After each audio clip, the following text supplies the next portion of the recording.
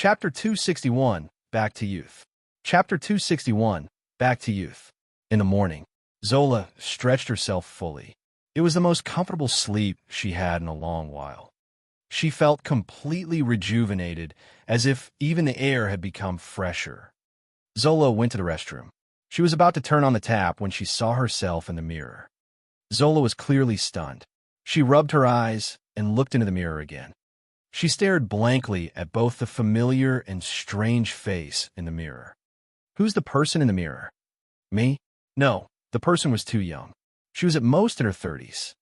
Zola pinched her own cheek. The person in the mirror did the same action. Am I dreaming? But then why would it hurt? Zola splashed some water on her face. She lifted her head again. It was still the same young face. Still in her pajamas, Zola charged out of her room. She saw Rasfa having breakfast in the living room. Dad. When Rasfa turned his head around, Zola was bewildered once again. Did I return to 10 years ago?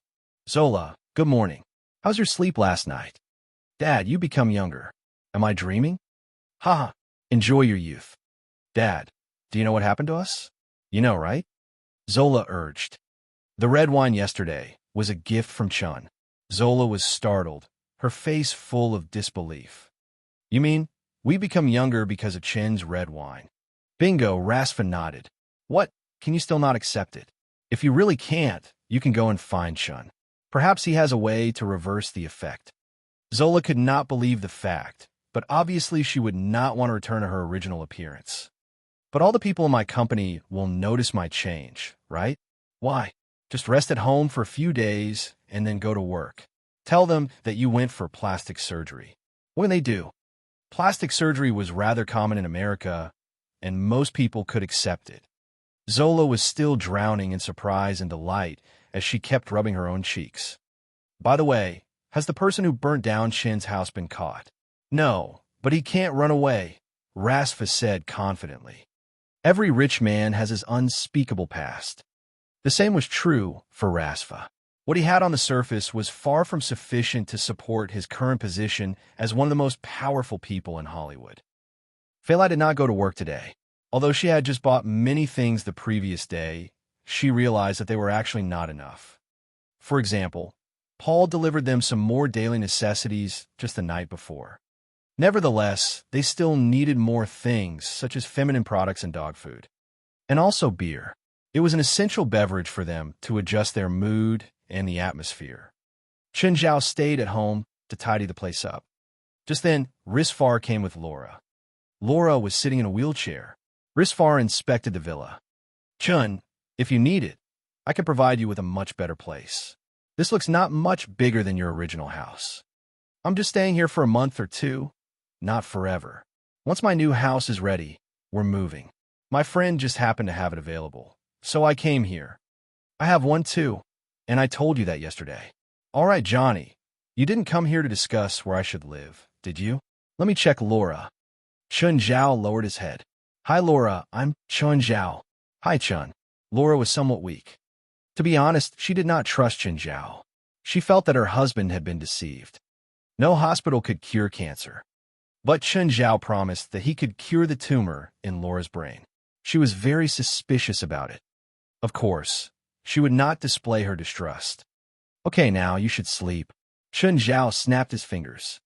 Faur realized that Laura actually fell asleep. Chun, how did you do that? Since Laura was sick, she has been suffering from insomnia. She could hardly sleep at all. It's just hypnosis, Chun Zhao said emotionlessly. With just a snap of your fingers? Chun Zhao ignored Faur and began to check Laura's condition. Actually, Faur had already given him Laura's medical history the day before.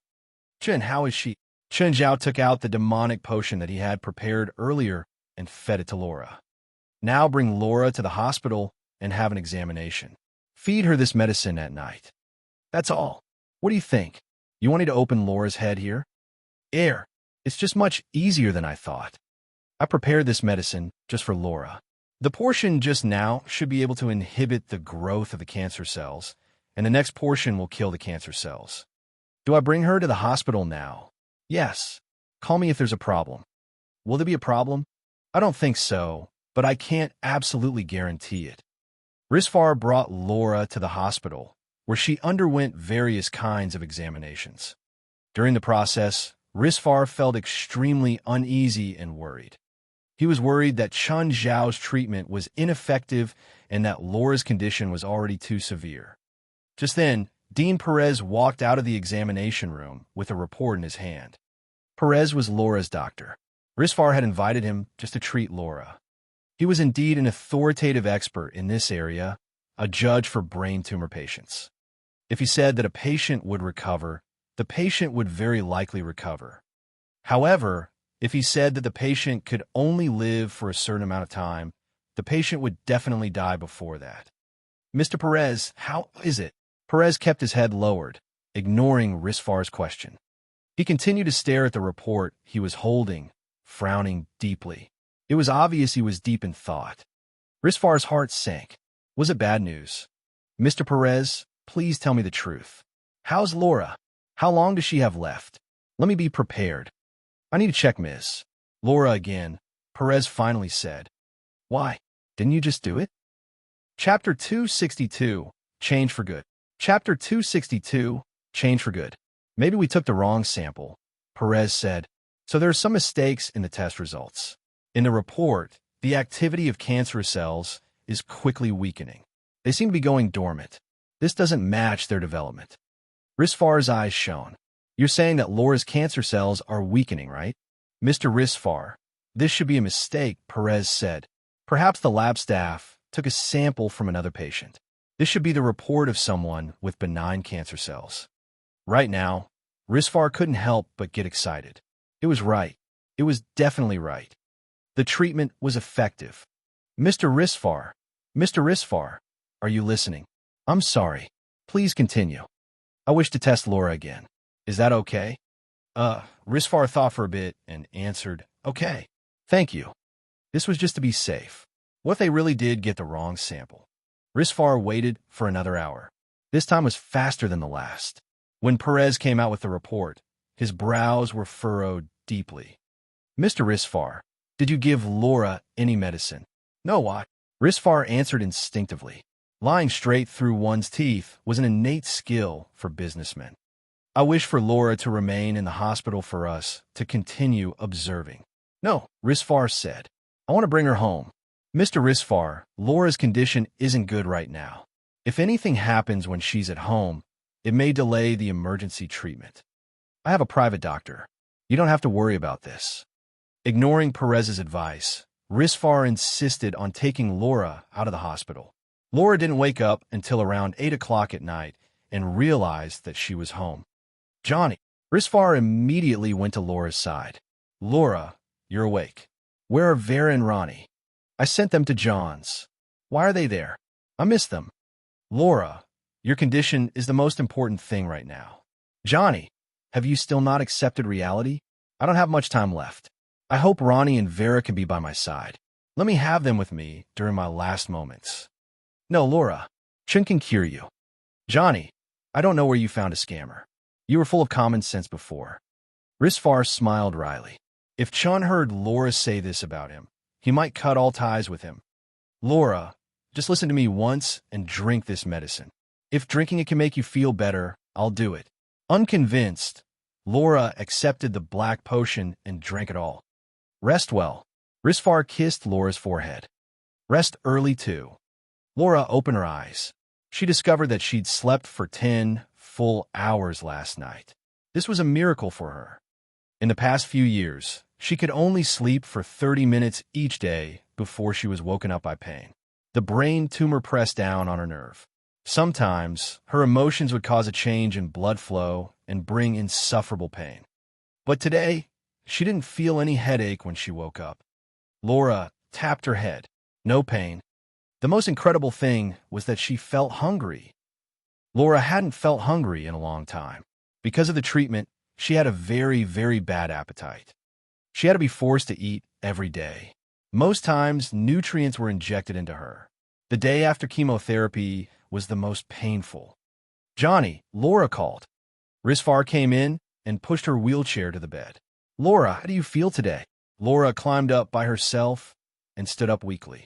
Risfar hurriedly went to support her, but Laura pushed his hands away. It's weird. I feel so much more energetic today. Johnny, I want to eat. I'm hungry. Are you sure? Yes, I'm hungry. I'm starving. Is there anything to eat? I'll go find you some food.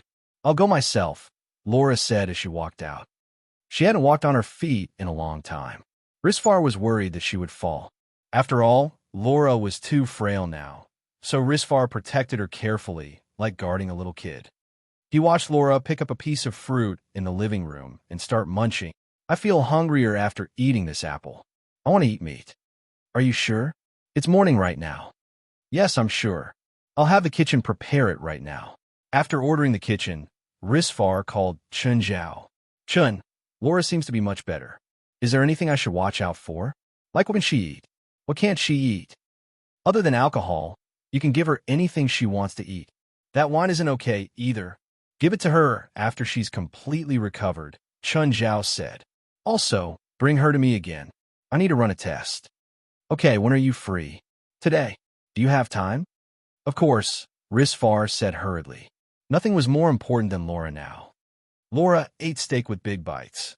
She hadn't eaten so freely in a long time. Now, she realized that her condition was different. Johnny, how's my sickness now? You can't feel it. I'm really better. Chun can only tell us the exact results after a test, but I told you. Chun can cure you. It's really him who cured me. Who else do you think can do it? You know, he cured Koi too. Koi recovered? Laura was shocked. It was her first time hearing this. Yes, Koi is luckier than you. He met Chun before you. Thank God. You should thank the man you called a scam. Okay, I'll apologize to him. He's really a miraculous Chinese man. Also, you can't tell anyone about this. Chun doesn't want other people to know. Why? Won't curing a cancer patient bring him fame and wealth? You think curing cancer is easy? Do you think he can treat every cancer patient in the world? Okay, you're right. When you recover fully, I'll give you an even bigger surprise. Chapter 263. What the Whole World Knows. Chapter 263. What the Whole World Knows. Laura looked at Chun Zhao. After examining Laura, Chun Zhao stood up. Your biggest problem now is that you're too weak, so you should try to eat as much as you can. Food high in protein can make you stronger. Also, do you need treatment for your hair loss? It's not free, though. Laura turned her head and looked at Risfar. Risfar immediately said, of course. Laura was actually bald because of chemotherapy. She was wearing a wig at the moment. Moreover, chemotherapy had destroyed her hair follicles, so her hair could not grow anymore. No woman, or person in general, liked being bald. Don't be afraid to become fat for now. Becoming fat is actually good for you because your body needs a lot of nutrients, Chun Zhao said. Would you like to stay for lunch? Failai won't be back, so I will be alone anyway. Sure, if you don't mind. Chun Zhao cooked quite a number of dishes, as well as a large pot of rice. Risfar and Laura looked at Chun Zhao. He had eaten more than the two of them combined. In fact, it was many times more. Chun, I didn't know that you have such a large appetite. Yup, I always eat a lot. Chun, I seem to be eating more than I usually do too. Laura got herself another bowl of rice. Chun Zhao's cooking skill was above average, but definitely not exceptional. The chefs in Risfar's house were Michelin star chefs. Despite so, Laura would not eat a lot. However, Laura could eat much more at Chun Zhao's place. Even she found it unbelievable. It's great that you can eat. It means your digestive system and taste buds are still normal. It'll really be troublesome if your digestive system is damaged. Chun, I heard you're looking for a water engineering team? Risfar had been investigating Chun Zhao in the last 2 days. He wanted to know what Chun Zhao needed. Yes, leave it to me. Air, don't reject it. You saved Laura, so I have to do something for you. All right. Chun Zhao nodded and did not reject the offer. After lunch, Risfar and Laura left. Chun Zhao planned to take a stroll outside to help with digestion. Chun Zhao went to Mr. Doman's manor, which was very close to the hillside villa. Indeed, they were only a few kilometers apart. Hi, Mr. Doman. Chun, what a surprise to see you. I heard that your house was burnt and I thought you would be busy. Huh? Why does the whole world know what happened to my house? Chen Zhao laughed bitterly. By the way, where is Norman's? In her room. I'll go and find her. Sure. When Chen Zhao opened Norman's door directly, he realized Norman's was sitting on the windowsill in her bra again. A ball flew toward Chen Zhao. He lifted his hand and caught it. Norman's, it's solid. You might just kill me. It's great to kill an asshole who doesn't even know how to knock. Norman's widened his eyes at Chen Zhao. What's the last time you exercised? Look at the extra meat on your belly. Lazy to move. That's not a good habit. Choose an activity. I'll train with you for the rest of the afternoon. Boxing. I want to beat the shit out of you. Sure, let's box then. You're not allowed to fight back. Chen Zhao shrugged his shoulders. He really did not think Norman's could hurt him. Norman's took 2 sets of protective gear, and the two put them on. At the start, Norman's was really enthusiastic, raining down her fists at Chen Zhao. However, after more than 10 minutes, she realized that she could not move Chen Zhao at all. She thought that she was strong enough, but Chen Zhao was even stronger. Moreover, she felt as if she was punching a piece of iron. She could even feel Chen Zhao's metal-like muscles through her gloves. I'm done. Norman's was covered in sweat. She removed her gloves and threw them onto the floor. Then, she jumped into the swimming pool and looked at Chen Zhao. Aren't you coming down to wash your sweat? Nah, I'll take a shower when I go back, Chen Zhao said. I'm leaving first. Blackie had been following Chen Zhao. Chen Zhao, help me to move my things. I need to put them in the new house first. Spike realized that the situation was far worse than he had imagined. He thought that Chen Zhao was merely a Chinese. What influence could a Chinese have in Los Angeles? However, it was not the reality. Spike discovered that all the gangs and police in Los Angeles were hunting him down. Even the TV station was broadcasting his information. He did not even dare to show up during the day. He felt as if he was against the whole world, haunted by the whole world. He was now hidden in the suburbs and only dared to buy food from the nearby supermarket at night. The pile of cash beside him was his only comfort. He had always been bringing it with him. In addition, he also had the pendant. Even time he held the pendant, he would temporarily forget about his current predicament. At the moment, he was in a shed built by tramps. It had long been abandoned. At night, Spike left his hide. He went to the 24-hour supermarket nearby. Spike took some items, ready to pay. Just then, the television near the counter broadcast his identity as a wanted criminal. The cashier looked at Spike, who subconsciously pointed his gun at the cashier. Give me your car key. The cashier could only do as told. Spike grabbed the key from the counter and left. Then, the alarms in the supermarket buzzed loudly. Spike escaped in the car in panic. The roads were dark and confusing. Spike did not know where to go. He drove the car blankly, stuffing fast food into his mouth. Unknowingly, he arrived at Beverly Hills. Spike somehow parked the car at a hillside villa. Many villas in Beverly Hills were actually vacant. The villa before him was in complete darkness. Perhaps it was empty and he could hide in it for a few days, enjoying himself in the meantime. Spike climbed up to the rooftop and then dropped down into the living room. Immediately, he had a terrifying feeling. Without any reason, Spike turned his head around and pointed his gun behind him at once. An enormous creature was right before him. Bang! Spike fired the gun. The giant in the darkness took a step back. Before Spike knew it, he was pushed by a great force from behind. His head landed hard onto the stairs. Chapter 264, Gaia is Bullied. Chapter 264, Gaia is Bullied. Chen Zhao and Fei Lai were woken up by a gunshot. They hurriedly turned on the lights. Fei Lai, don't come down. Chen Zhao was very awake. He stopped Fei Lai and rolled over to get the baseball bat on the side. When he went downstairs, he saw Spike lying on the stairs. Chen Zhao froze.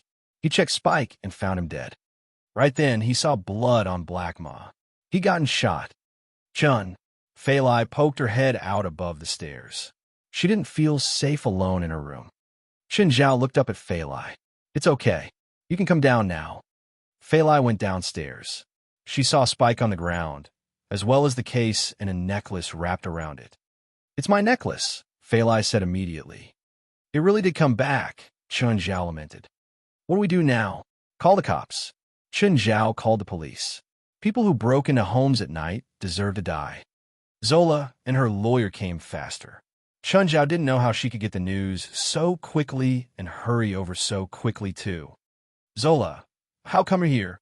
I have a friend in the Beverly Hills police station, Zola answered. He told me that there was a shooting at a house under my name. This is my lawyer, Ramon's. He'll help represent you. If there's anything uncomfortable for you to say, you can tell him. Hello, Mr. Ramon's. My girlfriend and I were sleeping and this man broke in. He ran into my pet. He shot my pet, but got pounced on and hit his head on the stairs. Is Black Ma okay? Zola saw that Black Ma had bandages on him. He's okay. I already treated him. Zola, Mr. Chun, Ramon said. You're not in the wrong for this, so it's okay even if I don't come. A short while later, the police arrived at the house. They asked for Chun Zhao and Fei Lai's testimonies and took away Spike's body and the case. They didn't give Chun Zhao and Fei Lai any trouble at all. This was a wealthy neighborhood. No one who lived here was simple. The police's responsibility was protecting them. These days, Chun Zhao was busy helping Blackie move. Blackie had to construct a space crevice in the new home. He couldn't transport many of the solid items. He could do it inside the space crevice, but not in the outside world. Thus, he needed Chun Zhao's help. Chun Zhao especially reminded Blackie to clear out his collection entirely. Otherwise, it would be like the space crevice's last owner, leaving a bunch of evil spirits that wreaked havoc in the house. The most troublesome was the three-headed hound. It was honestly too big. It was bigger than Black Ma, White Ma, Walter, and Obitos put together, basically the same size as Chun Zhao's Ford SUV. Even if they moved the dogs out, there was nowhere to hide them. He had to leave them in the crevice for now and move them over when Blackie's new home was done. Chun Zhao went to train Normans every day. She grew slimmer and slimmer. Normans also dared to wear anything in front of Chun Zhao. This was because her confidence recovered with her figure. Today, Chun Zhao came out of Norman's house and saw a familiar person on the road. Chun Zhao parked the car. Hey, Miller. Chun, how come you're here? Ola Miller blocked the sun with a newspaper. She wore stilettos and looked really tired. Get in. Where are you going? I'll give you a ride. Miller got into the car. The back seat was filled with pets. Chun Zhao often brought his pets to the gym, so Ola wasn't surprised at them. Take me to the gym. Oh, you haven't come a long time. Something happened at home, so I didn't have time. Right. How come you're walking under the sun in Beverly Hills? My car broke down. Chun Zhao drove Miller to the gym and went up with her. He hadn't come a long time, so he decided to visit Gaia. When they entered the gym, they realized it was a bit empty. Where did everyone go? Miller asked in confusion. Are they at the ring? They walked toward the ring. As expected, everyone was there. Gaia was competing with a black man at the moment. However, unlike what Chun Zhao usually saw, Gaia was the one getting beaten up. This wasn't a public competition, but there was still a referee. It was a boxing match. The man was taller than Gaia, around 2 meters tall. He had long limbs too. In the boxing world, the longer one's arms were, the longer his fighting range. Gaia was already on the defense. When she occasionally attacked, the man would be able to dodge easily. Chun Zhao had never seen Gaia in such a pathetic state. The referee finally ended the match.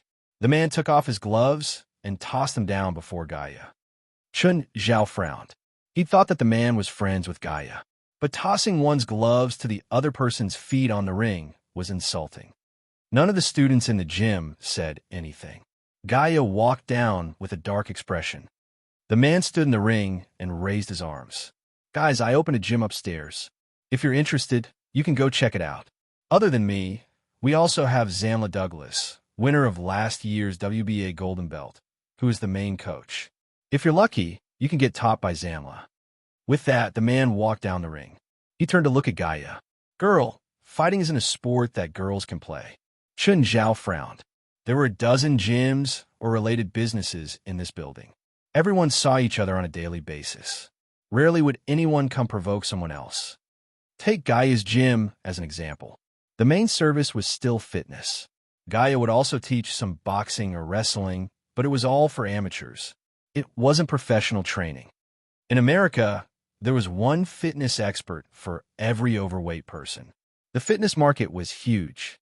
Everyone had their own skills. The man today had clearly come to cause trouble. Gaia, are you okay? Chun Zhao went over to ask. Gaia had some bruises on her face, but they weren't bad. Chun Zhao was worried that her self-esteem would be hurt. No matter what their conflict in the beginning was like, Gaia had shown her professionalism while Chun Zhao learned from her. She was also bold and loyal to her friends. She was the type that people would slowly start liking. I'm okay. How come you're here? Chapter 265, Two of a Trade Can Never Agree. Chapter 265, Two of a Trade Can Never Agree. I'm just here to say hi, Chun Zhao said. What's with that guy? Like what you've seen, here to snatch my customers. Why did you box with him? Chun Zhao really minded the fact that Gaia had lost. He felt that Gaia could have competed with the man in free sparring, in which case Gaia would surely have beaten the shit out of him. He pressured me with his words. I had to fight, Gaia sighed. Are you training today? Since I'm already here, let's do an hour, Chun Zhao said. Can you still train with me? I'm not injured. Gaia widened her eyes at Chun Zhao. Gaia seemed to be fine, but her mood was definitely affected. Chun Zhao and Gaia started to train against each other. Gaia was rather surprised. Chun, you've actually improved quite a bit despite not coming for a few days. Your boxing speed and power have increased again. Even with her protective gear on, Gaia had a hard time blocking Chun Zhao's attacks.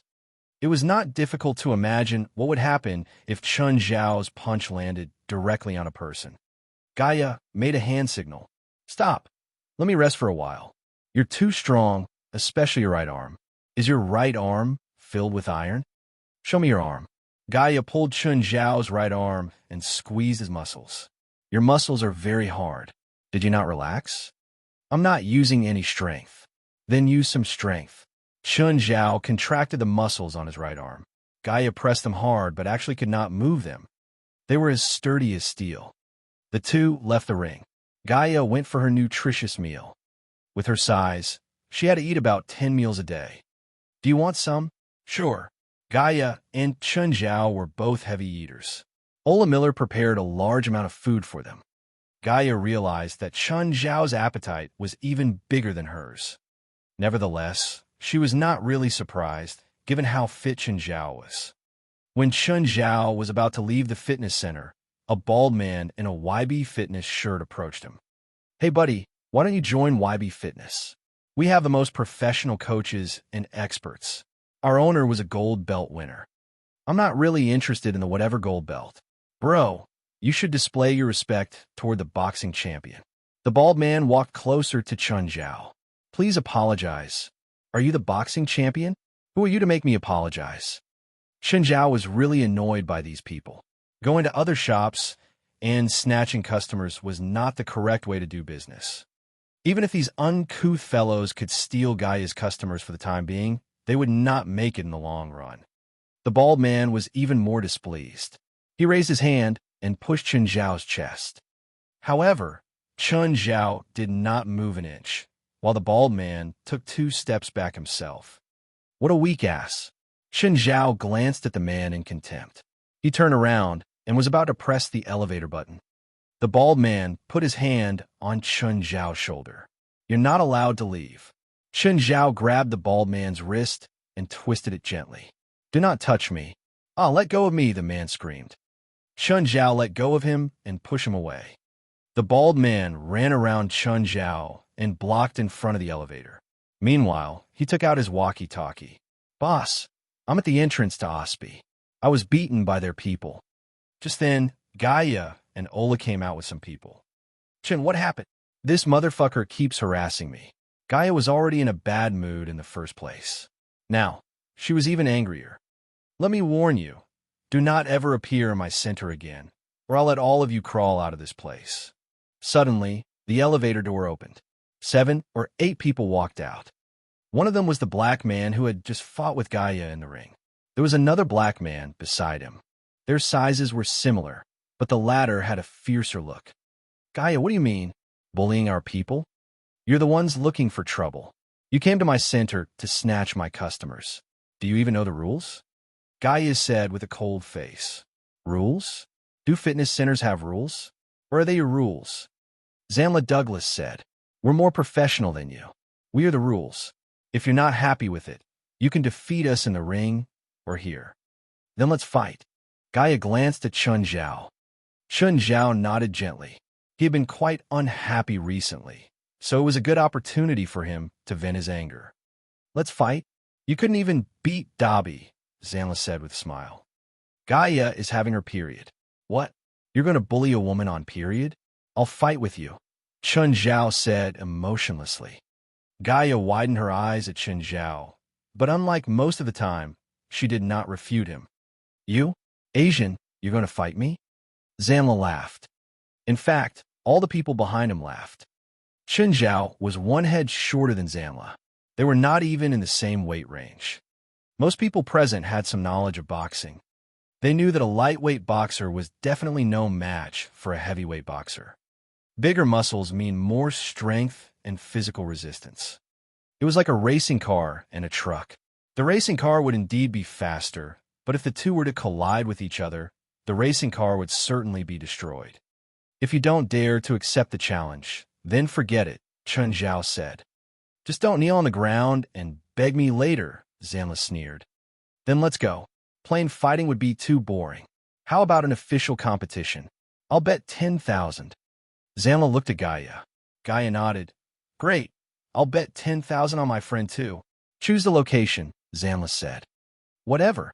Zamla faced Chun Zhao and made a cutthroat gesture.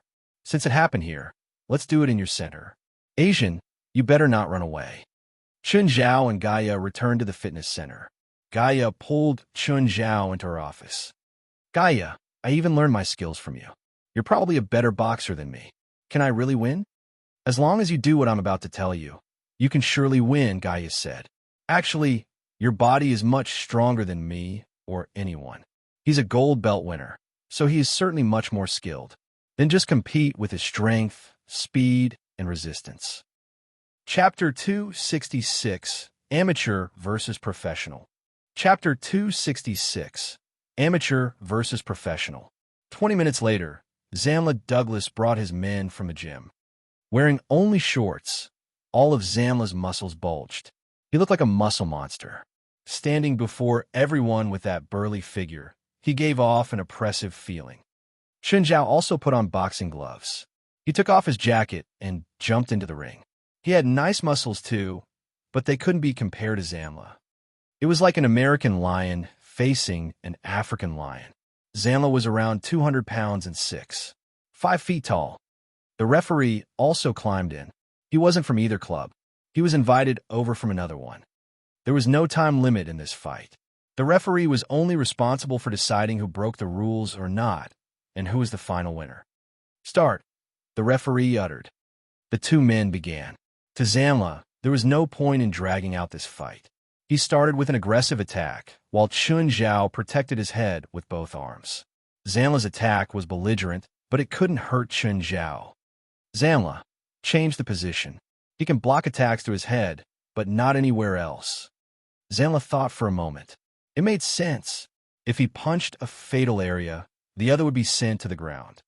He took 2 steps back. Building up momentum, he charged forward. Chun, he's coming, Gaia called out. Chun Zhao finally put his arms down.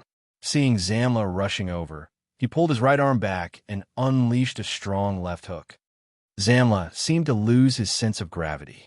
His feet left the ground and floated over to the barrier, bouncing back. Chun Zhao calculated the timing and performed another hook. Zamla fell to the ground, blood flowing out of his nose. He didn't stand up again. Everyone present was silent. Even the referee was shocked. Referee, countdown, Gaia yelled to the ring. The man immediately got down before Zamla. 10, 9, 8. We counted to 5. Zamla seemed to wake up. He wiped the blood at his nose. Are you still conscious? Zamla nodded slightly. What number is this? 3. This? 2. Okay, the fight continues. The people from YB Fitness Center were all relieved. However, they also realized that this Asian was pretty strong. Zamla had the golden belt form, the WBA. He'd never been KO'd in his entire career, but he'd almost gotten knocked out by this Asian in an unprofessional ring. "I'm gonna kill you." Zamla felt humiliated. Rolling his shoulders, he stared menacingly at Chun Zhao. Arms hanging down, Chun Zhao looked calmly at Zamla. Zamla pounced. His fist broke through the air, smashing into Chun Zhao's face. Chun Zhao didn't dodge or block the punch. "Okay, got it." Everyone from YB was overjoyed. Practically no one could stand up after taking a hit from Zamla squarely. Chun Zhao took a step back. "I overdid the act," he scolded himself. He'd thought that his endurance was strong enough, but Zamla's punch was scarier than he'd imagined. His left cheek was still in pain. "It'll probably bruise." Zamla blanked out after seeing that Chun Zhao wasn't on the ground. How come a man was still okay after his full-strength punch? Chun Zhao growled and punched. Zamla immediately raised his arm to block. Boom! Zamla was sent to the ground again. It felt like his neck was going to say goodbye to his head. He didn't wait for the referee's countdown this time and jumped up with vigor. But Chun Zhao's fist met his face. Zamla's facial muscles distorted and he flew out of the ring. OSPI Comprehensive Fitness Training Center, Chun victory. The referee quickly raised Chun Zhao's arm to announce the result. Zamla had been knocked down 3 times and even flew out of the protective barriers the last time. He landed outside the ring, so he couldn't continue fighting. Most fights were determined by a one-hit KO. The fighter would lose if he couldn't stand up within 10 seconds. The second type was a 3-hit fall. If there was a difference in strength, the referee could make the decision to protect the weaker party from continuing to get hurt. The other type was that one violated a rule and the other party would automatically win. But when the two had similar strengths, the winner was determined by points. Hitting above the waist was 1 point. "Zamla, are you okay?" The people from YB crowded over. Zamla was badly hurt, especially after falling out of the ring. No one had thought that the winner of the WBA Golden Belt would lose so tragically. On the other side, Gaia's group was ecstatic. They all ran to the ring to hug Chun Zhao. "Chun, that was amazing. Chun, you're awesome." Gaia also looked at Chun Zhao appreciatively. To be honest, other than the hit he took, everything was within Gaia's predictions. As for getting hit in the face, it was all because of Chun Zhao's own cockiness. He could have blocked it, but he didn't. If the other had been at his level, his life would have been in danger. They wore gloves, but their strength wasn't limited. Both Chun Zhao and Zamla's punches were more than 200 kilograms in weight. It was no different from getting smacked in the face by a boulder. In the boxing ring, countless athletes were killed or paralyzed during fights. Even Gaia didn't dare to take a punch to her head. The people from YB quietly took Zamla away. This fight had hit them too strongly. If they'd won, they would have been able to do anything they wished. However, they'd lost. They would never dare to cause trouble with Gaia again. Chun Zhao came down from the ring.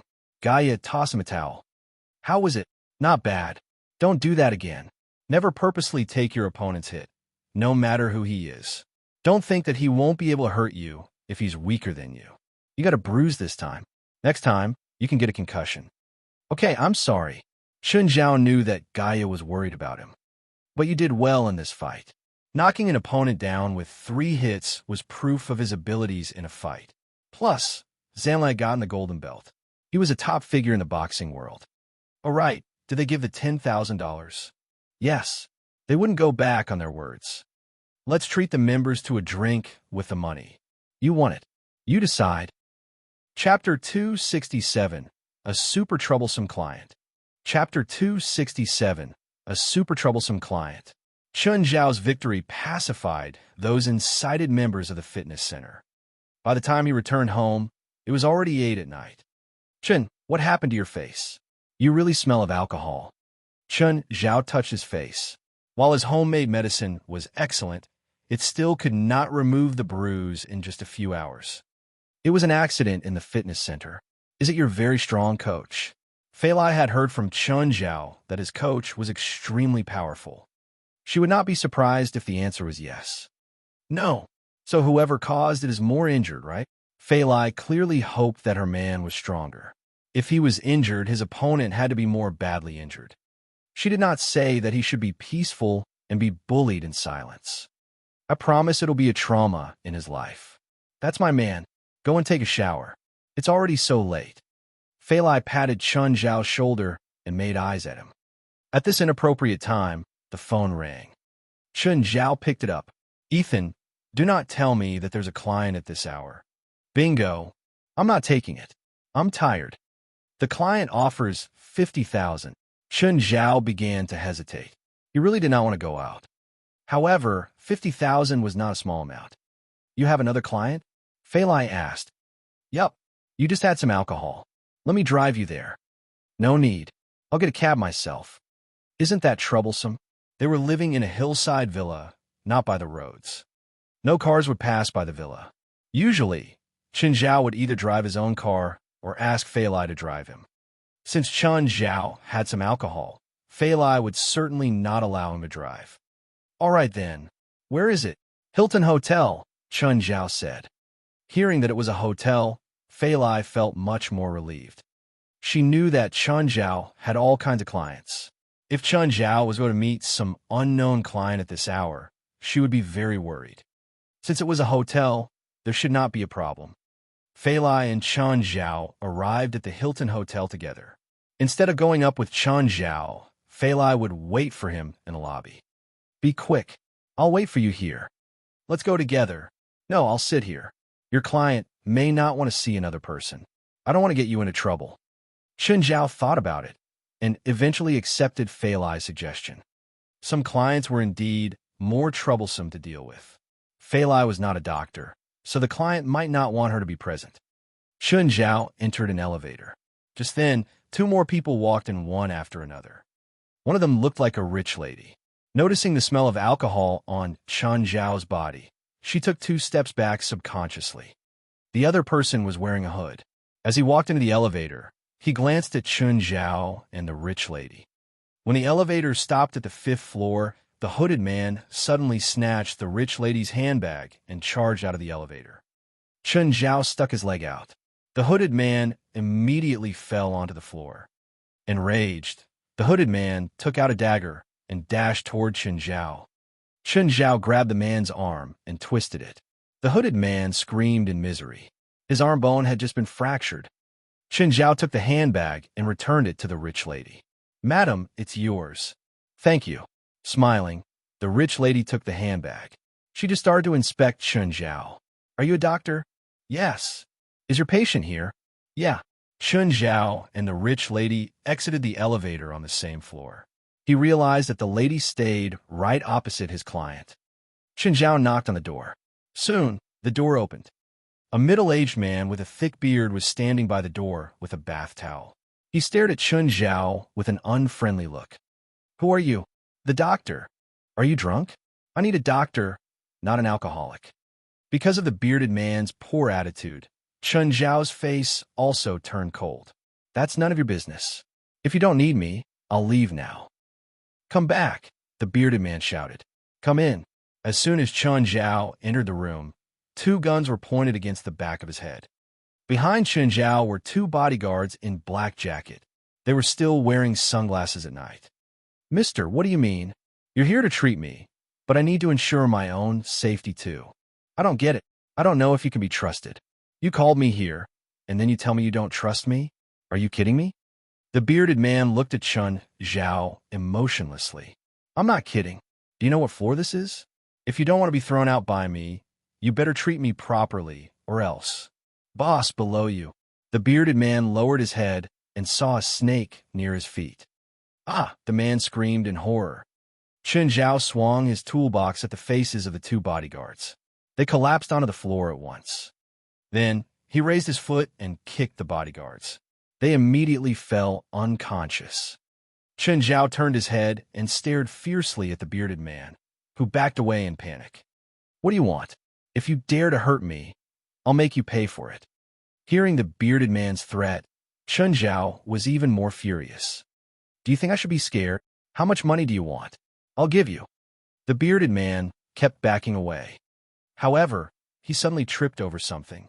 He fell backward and landed hard onto the floor. Then, he felt something climb onto him. It was that snake. The snake was before his face with its mouth wide open. Help! Help! The bearded man cried in fear. Take it away! Take it away from me! Why don't you keep threatening me? I was joking. Take it away from me. The bearded man was very scared of snakes. His whole body was tense, and he did not dare to move a bit. Chun Zhao was still slightly drunk at the moment. He had basically been acting before thinking. Do you know what floor this is? The bearded man swallowed his saliva. 21. Chun Zhao squatted down before the bearded man and patted his face. Do you know what would happen when a person falls down from the 21st floor? Die. Correct. What did you say just now again? If I don't treat you properly, and you will? The cheeks of the bearded man twitched slightly. Actually, I was joking. Just joking. Yes, the man nodded. Is pointing 2 guns at my head joking as well? I was really joking. The bearded man almost burst into tears. The cold sensation of the snake was about to make his heart stop. Raymond. Raymond suddenly opened his mouth and shot toward the man's face. Ah, the bearded man yelped. Chun Zhao noticed the smell of urine. The bearded man had peed himself. Chun Zhao had really been enraged by the bearded man. Only then did he leave happily. Right after Chun Zhao left, the rich lady who stayed opposite them walked into the room and saw the mess. Winip, I don't agree. I definitely won't allow our daughter to be with that kind of person. He is an alcoholic, a rogue, an asshole, and a robber. Do you know what he did to me? Look at Cain and Howard. Look at their faces. The bearded man cursed incessantly. Cain and Howard were both standing at the side, covering their face. They seemed to be in a bad shape. Enough. Who asked you to ask them to draw their guns? I don't care. I just don't allow my daughter to be with him. Chapter 268, Troublemaker Obitos. Chapter 268, Troublemaker Obitos. Chin, are you done? No. Chun Zhao's face darkened. I just beat up that client. He's an old bastard. What? Whatever. Let's stop talking about this and go. Chun Zhao held Fei Lai's wrist. Oh. Fei Lai didn't ask any questions. When they got home, Chun Zhao used the alcohol effect and did another round with Fei Lai. Next morning, Fei Lai woke up early while Chun Zhao was still lying in bed. Don't you have any clients today? Not in the morning, Chun Zhao replied sleepily, eyes still closed. Fine, then sleep more. I prepared breakfast for you. Get up and eat it. Okay, your bruise is gone. What ointment did you use? I made it myself. Do you want it? Give me some. I'll save it just in case. It's in my toolkit. It's black with words on it. After kissing him, Fei Lai went to work. Chun Zhao slept for another hour until a phone woke up him. Hello. Chun, what are you doing now? It was Daniel's voice on the other end. Sleeping. Can you help me? Do what? Can you come to the aquarium? Can I say no? Of course not. Give me the address. What aquarium? L.A. Blue Aquarium. Okay, I'll get there ASAP. Chun Zhao hung up. Checking the time, he saw that it was already 9 o'clock. It was time to get up anyway. After washing up, he felt much more awake. He arrived at the aquarium and saw Daniel in the staff uniform. Chun, you're here. Great. Daniel, you work here? No, I'm a volunteer, Daniel said. Hurry, come with me. What about them? Chun Zhao pointed at his followers. Black Ma, White Ma, Carrie, Beelzebub, Obitos. Daniel immediately called for his colleagues. Home, come help walk them. The worker named Home looked at Obitos, a bit afraid to get close. Obitos grew quickly. Right now, he looked like an adult Komodo dragon. He was 3 meters long and weighed more than 150 kilograms. Obitos hissed. Unless they were close to Chun Zhao, no one dared to approach Obitos. Don't worry, Daniel said nonchalantly. Obitos doesn't bite. Then Obitos suddenly jumped up and bumped into Daniel. Seeing how aggressive he was, Home was even more scared. Obitos' figure was like a Komodo dragon, but his color was completely different. He also had a flatter and shorter tongue. A Komodo dragon near Obitos' size could have a 1-meter-long tongue. Obitos, stop fooling around. Look how scared Home is. Home, Obitos really doesn't bite. Not making it easy for anyone, Obitos opened up his awning mouth. Home paled from fear. He'd rather die than take Obitos out for a walk. Chun, you should just leave Obitos at home, Daniel said, smiling wryly. He's scary like this. Hearing this, Obitos grew upset. He smacked Daniel's leg with his tail. Daniel jumped aside in pain. Oh, you're upset after I say that, Daniel said. If you're obedient and don't scare people, I wouldn't have said that. Whatever. Home, go walk the others. Chun, you better look after Obitos and don't let him bite the creatures. Chun Zhao kicked Obitos. If you dare bite any animal here, I'm only giving you water for the next month. He turned toward the other. Daniel, what did you call me here for? A seal here is sick. Can you help me check it? What, you think I'm a vet? Chun Zhao turned to leave. Daniel quickly grabbed him. Chun, you're a druid. Shouldn't you treat animals who are hurt? I'm not a druid and I'm not a vet. But you're such a good doctor. You can treat the seal. I've never done it before, and I don't know how to. Chun Zhao really didn't want to treat some seal. $10,000.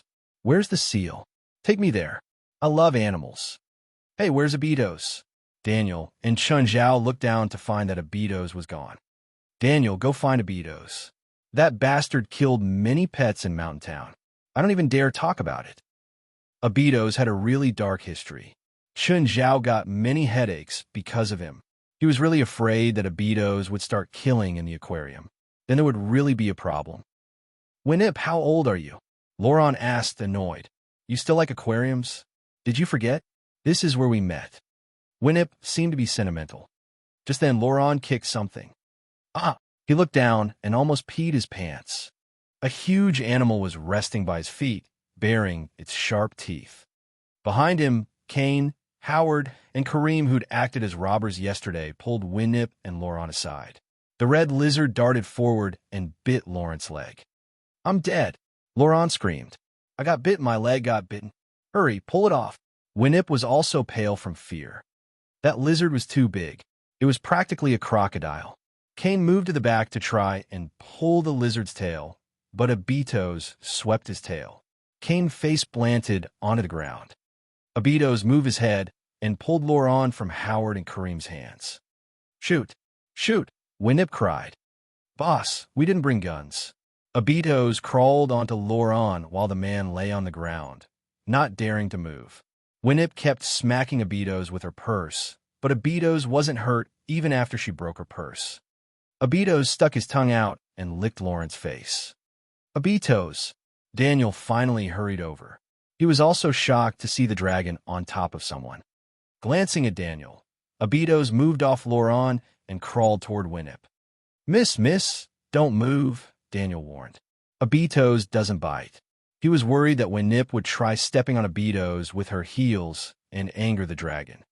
Winip was frozen from fear. Obitos licked Winip's feet and then walked away, shaking his head. Chapter 269, Never Appear Before Me Again. Chapter 269, Never Appear Before Me Again. What is it doing? Winip and Loran stared at Obitos, confused. Sorry, he's a bit naughty, Daniel sighed. He likes to scare people, but he doesn't bite. Mustering his courage, Loran ran behind Obitos and pulled his tail. Obitos turned his head and glanced at Loran. Then, he swung his tail and slapped Lawrence's face. Old man, are you not embarrassed enough? Winip patted Loran. Kid, how much does this lizard cost? Sorry, he's not mine. I'm taking care of him for my friend. Daniel shook his head. Obitos, just wait for Chin's scolding later. Just then, they heard someone shout in the distance. Stop! Stop! Home was frantically chasing a group of dogs. Led by Black Ma and White Ma, the group charged toward Loran and Winip. Black Ma and White Ma each approached a person and then started to lick their hands. Daniel was very puzzled. The silly twins did the same thing as Obitos. It seemed like they really liked the two people. Woof! Fools! They're not madam. Beelzebub barked at the silly twins. Stop embarrassing we demons, you idiots. But they really smell like madam. Loran gently touched Black Ma's head. It was furry and felt really good. Winip, they really like us. Let's buy them. Sorry, they're not for sale too, Daniel said. They have the same owner as Obitos. Bring us to their owner. I believe their owner will be happy at our price. That's impossible.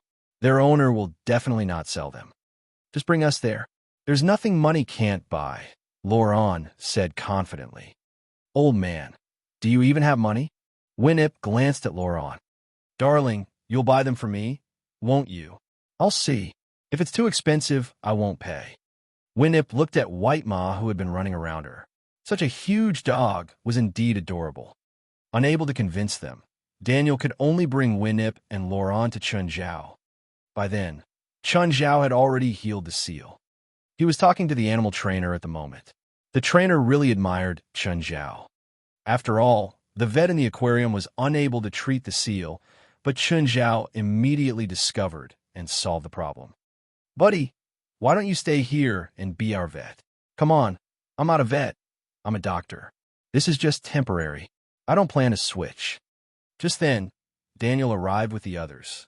Chun, they would like to buy Obitos and the other pets. You? It's you. Chun Zhao frowned. Kid, it's you. Laurent also stared at Chun Zhao in anger. Chun Zhao had really played him terribly the day before.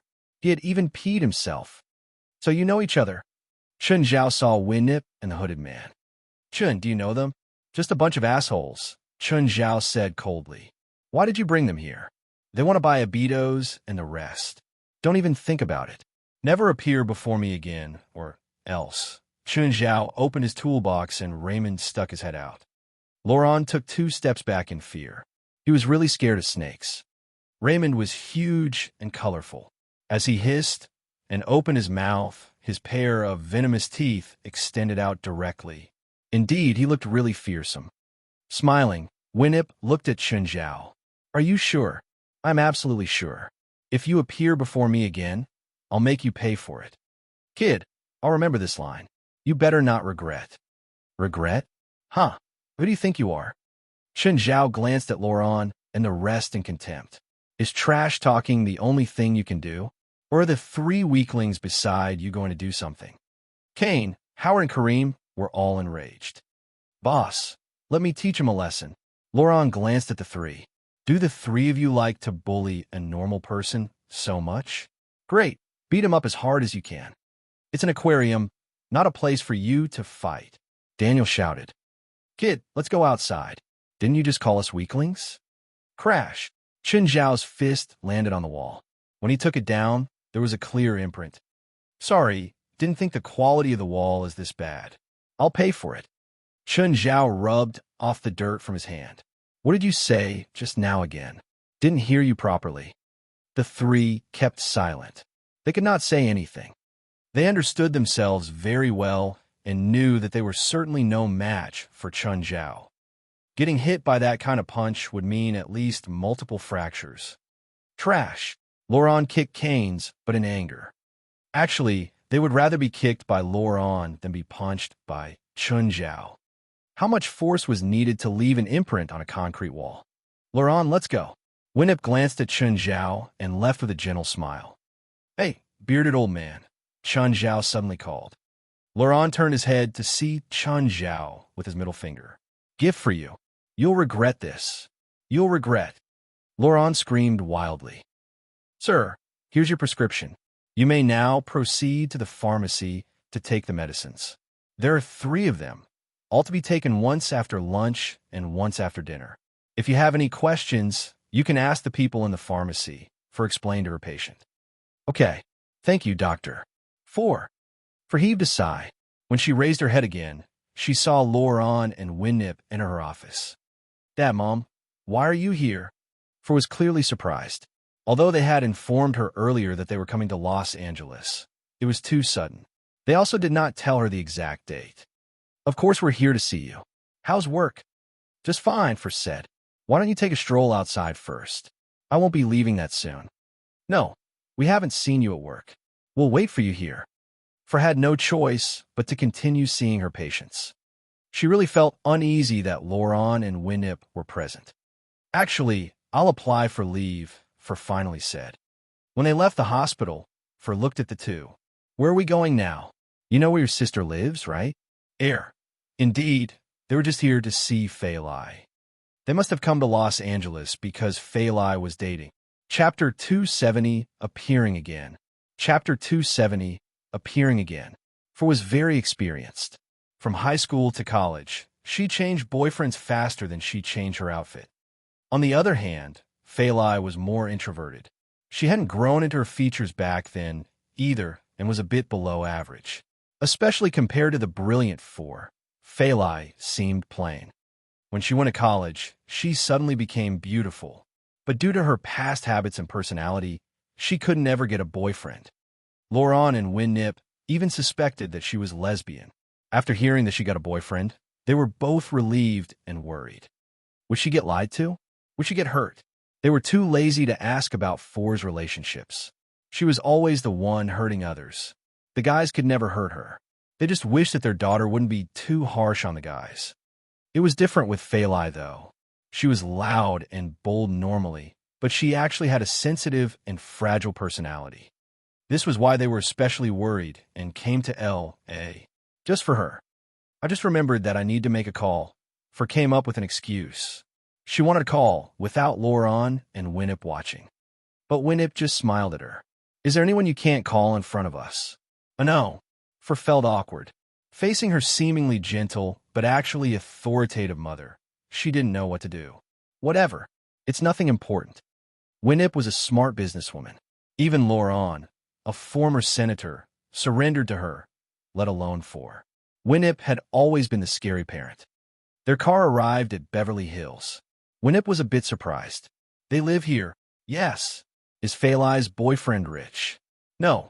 They're only living here temporarily. Their previous house had a fire, so they're borrowing their friend's house.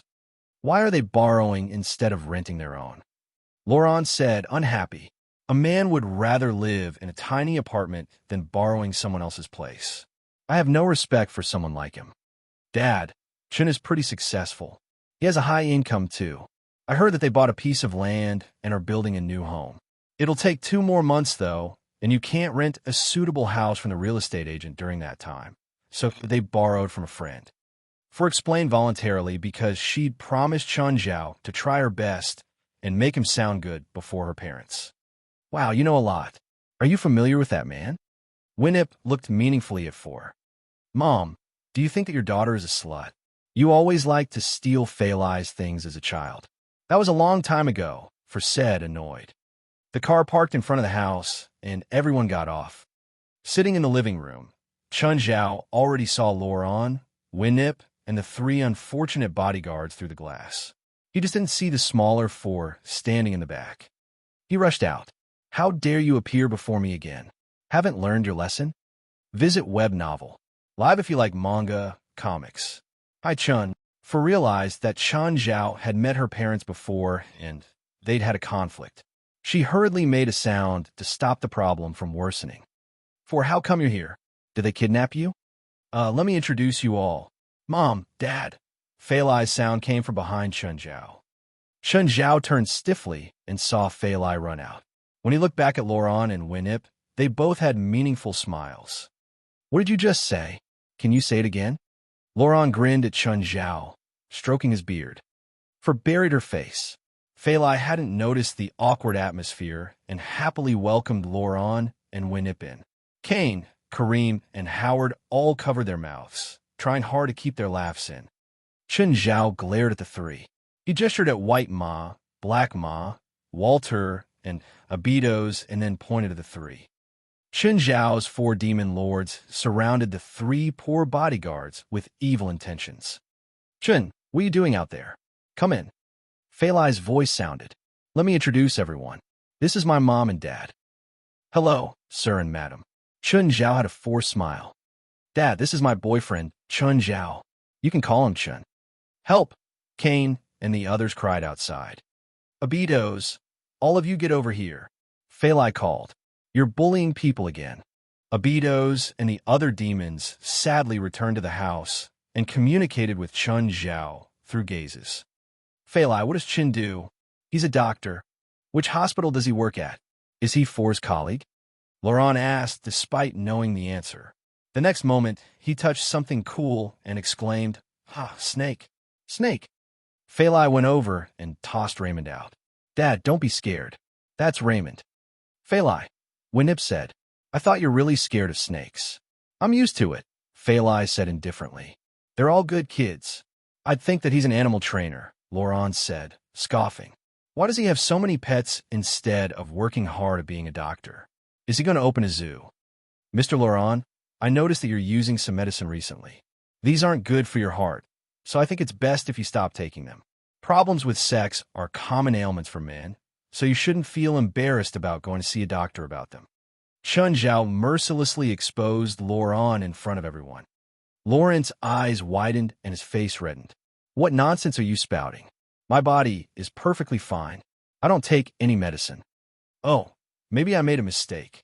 Chun Zhao pursed his lips. Dad said, if you really have any problems, Chun is a very good choice. His skills are top-notch. She felt like this could give Chun Zhao some brownie points. He could get on Laurent's good side by healing him. I'm not sick. I don't need a doctor. Laurent's face twisted in anger. Winip looked at him. Others might not know, but she obviously knew. Chapter 271, I'm just a bodyguard. Chapter 271, I am just a bodyguard. Laurent had to maintain his dignity as a husband and as a father before his wife and daughter. There was no way he was going to admit it. Failai could roughly tell that there had been a conflict between her father and Chun Zhao. Dad, Chun and I have prepared dinner. Let's eat first. Chun's really a good chef. Are you sure it's enough for all of us? Kane, Kareem, and Howard haven't eaten too. It's definitely enough. Chun's appetite is really big. Kane, Kareem, and Howard were called into the house. When they carried the steamer basket out from the kitchen, even Faur was astonished. Chun, do you eat this much every day? Aren't you afraid to get fat from eating so much carbs? Faur asked in surprise. Most athletes would eat meat, fish, and carbs. Carbs would eventually be turned into fats. A large amount of exercise would then turn the fats into muscles. However, if a person had too much carbs and too little exercise, it would become fat layers. Most Americans did not have the habit of eating rice. Nevertheless, Failai had been staying with Chun Zhao for a long time. When they were still friends, Failai had already been eating rice almost every day. Becoming fat was also impossible for Failai. As a coastal lifeguard, even if Failai did not eat rice, she still had to eat other kinds of carbs. Failai, don't you feel it's too crowded to live with him and so many pets? Laurent glanced at Chun Zhao. Why don't you give me 2 of your pets? Say those 2 huge dogs. Dad, they're not dogs. They're wolves. Cough, cough. Laurent almost spurted some rice out from his nose. They're wolves? Yeah, it's too dangerous. You should send them to the zoo immediately. I definitely don't allow my daughter to stay with wolves. Or, you break up with him now. Dad, I hope there's a valid reason before you interfere with our relationship.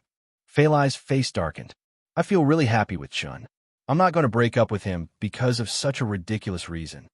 Chun Zhao glanced at Laurent with the corner of his eye with a smile of victory.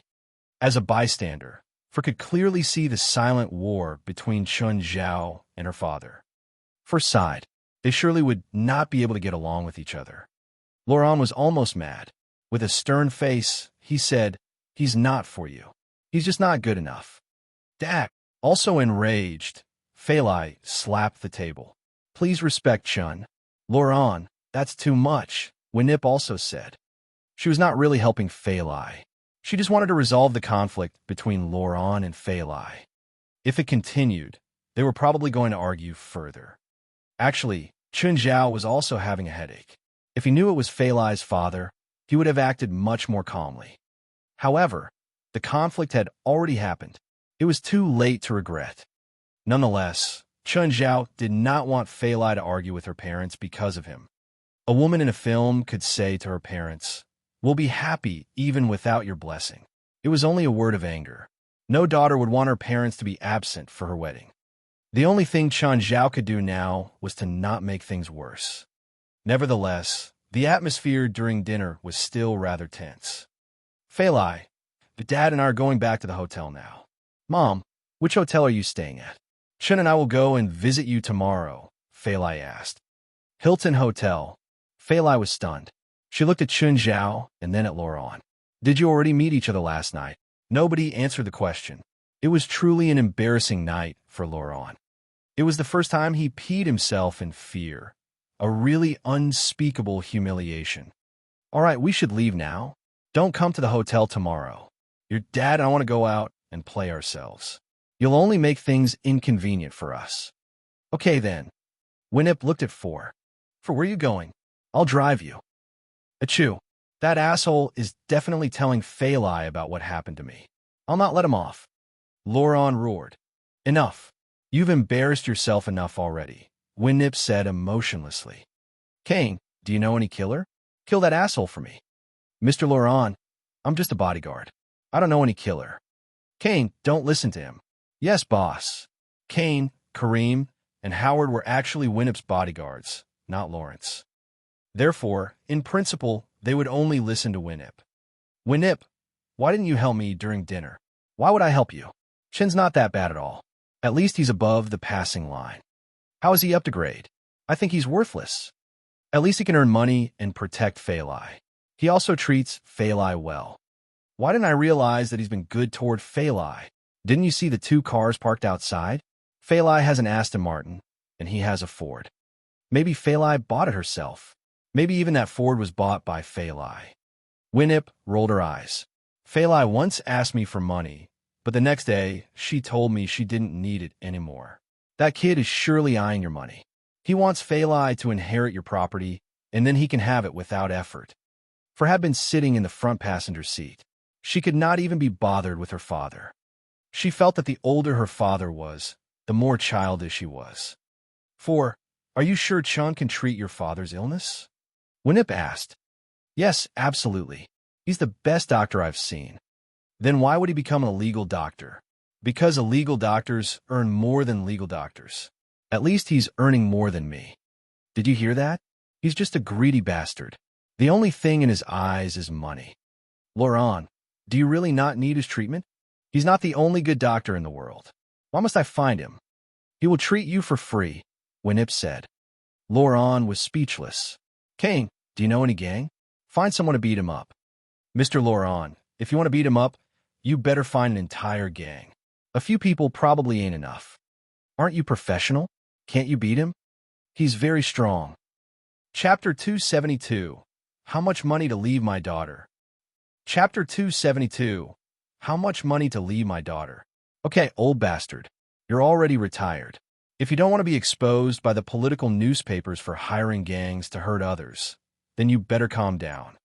Loran was just an old guy with no money or power, but he still had the temper from when he was a senator. He just didn't like Chun Zhao. It was the man's fault for fucking his daughter.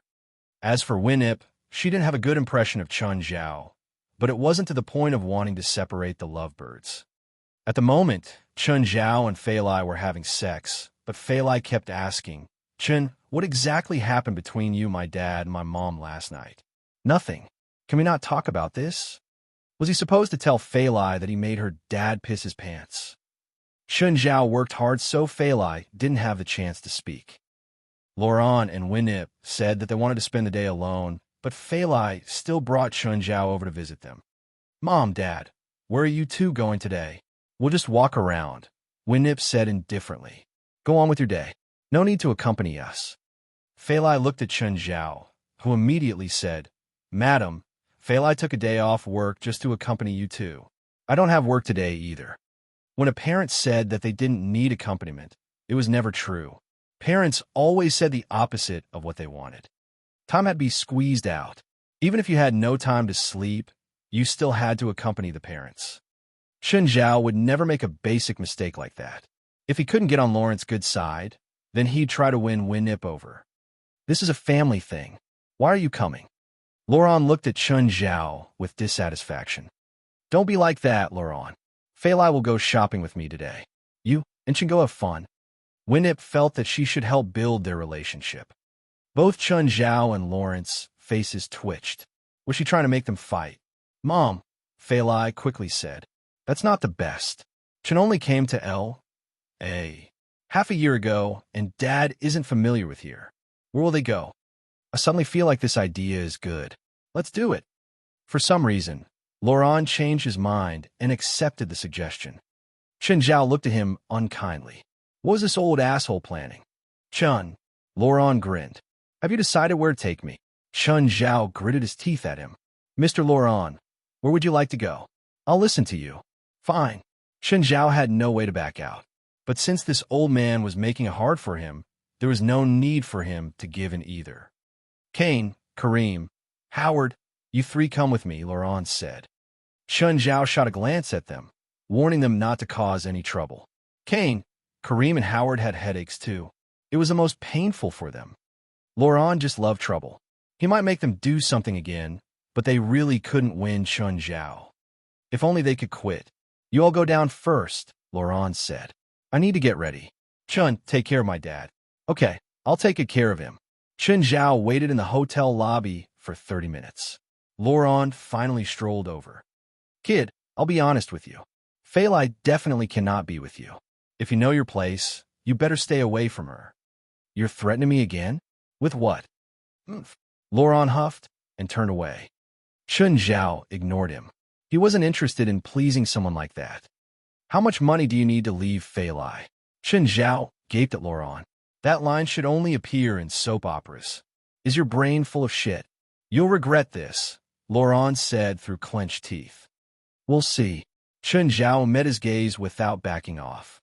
Are we going to just sit here? They're coming back soon. Then let's go. Chun Zhao, Laurent, and the 3 bodyguards left. Where are we going? Laurent and the bodyguards were in Chun Zhao's car. Just look around, Chun Zhao said noncommittally. You said you'll take me to have fun. How old are you? Chun Zhao said as he drove. Do you have the energy? Just enjoy the view. Who's old? I'm only 50. Mom, are you sure they won't get into a fight? Failai and Winip were in a store. The worker before Winip was helping her try on a shoe. No, if you and Chun get married, they can't have some lifetime conflict. I haven't decided to marry him, Failai said, blushing. We've only been together for less than a month. Your eyes are full of him. I know those eyes. Winip sounded very experienced. Chun is like that. He makes you feel reliant on him without realizing. As long as you like him, I'll support you. But Dad, he's not important. He's an old asshole. How can he judge someone else? Winip's reply was filled with authority. Achoo. Laurent, are you sure you don't have a cold? I have medicine in my kit. Do you want it? Laurent felt that he'd gotten a cold from getting driven out of bed last night. He opened the toolkit beside his seat. Crying out, Laurent almost pissed his pants again. Raymond slithered out of the case, and Laurent yelled, Kane, give me my gun, my gun. I'm going to shoot this asshole. Mr. Laurent, we didn't bring out guns. Boss didn't let us. Laurent, how did you pursue Failai's mother when you're such a coward?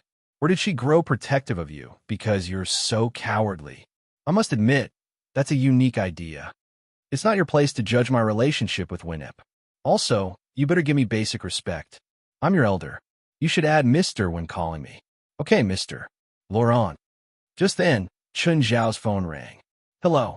Chun, I have a client. I'm busy. I have an old guy with a horrible temper. I don't have time today. Wait, Laurent said. I'd like to see who your clients are. Take it. Chapter 273, Being Plotted. Chapter 273, Being Plotted. Unable to stop Laurent's persistent pestering, Chun Zhao could only accept the client. Chun Zhao, Laurent, and his 3 bodyguards came to an old street. Chun Zhao turned his head and glanced at Laurent. Laurent, are you sure you're coming with me? Call me Mr. Laurent said with his eyes wide. Chun Zhao ignored Laurent. Although there was no one around, the place looked like those gang assembly points in movies. If something were to happen to Laurent, Chun Zhao really did not know how to explain to Failai. You 3 better protect this old man properly, Chun Zhao said with a dark look. Mr. Laurent, I think we should leave now. Kane seemed to be worried too. Why did I hire you? To protect me. Laurent shouted. Mr. Laurent, the person who hired us is Ms. Winip, not you. What's the difference? Chun Zhao had a headache. He parked at the roadside. After they alighted from the car, they walked into a small alley with Chun Zhao in front. There were tall grasses growing at the side of the alley. The place seemed to have been abandoned long ago. Chun Zhao wondered what kind of people were in there. Finally, they came to a building that looked like a factory. The door was filled with rust, and the windows had also been sealed off. Chen Zhao was unsure if his client was really inside. Nevertheless, he still knocked on the metal door. Hollow echoes could even be heard from the inside. Just then, the door opened slightly, and a person stuck his head out. He looked at Chen Zhao and then at the people behind him. "Who are you?" "I'm a doctor. I heard that someone here needs treatment." "What about them?" "They're new and going to learn from me." The person hesitated for a while, after which he threw Chen Zhao a black mask.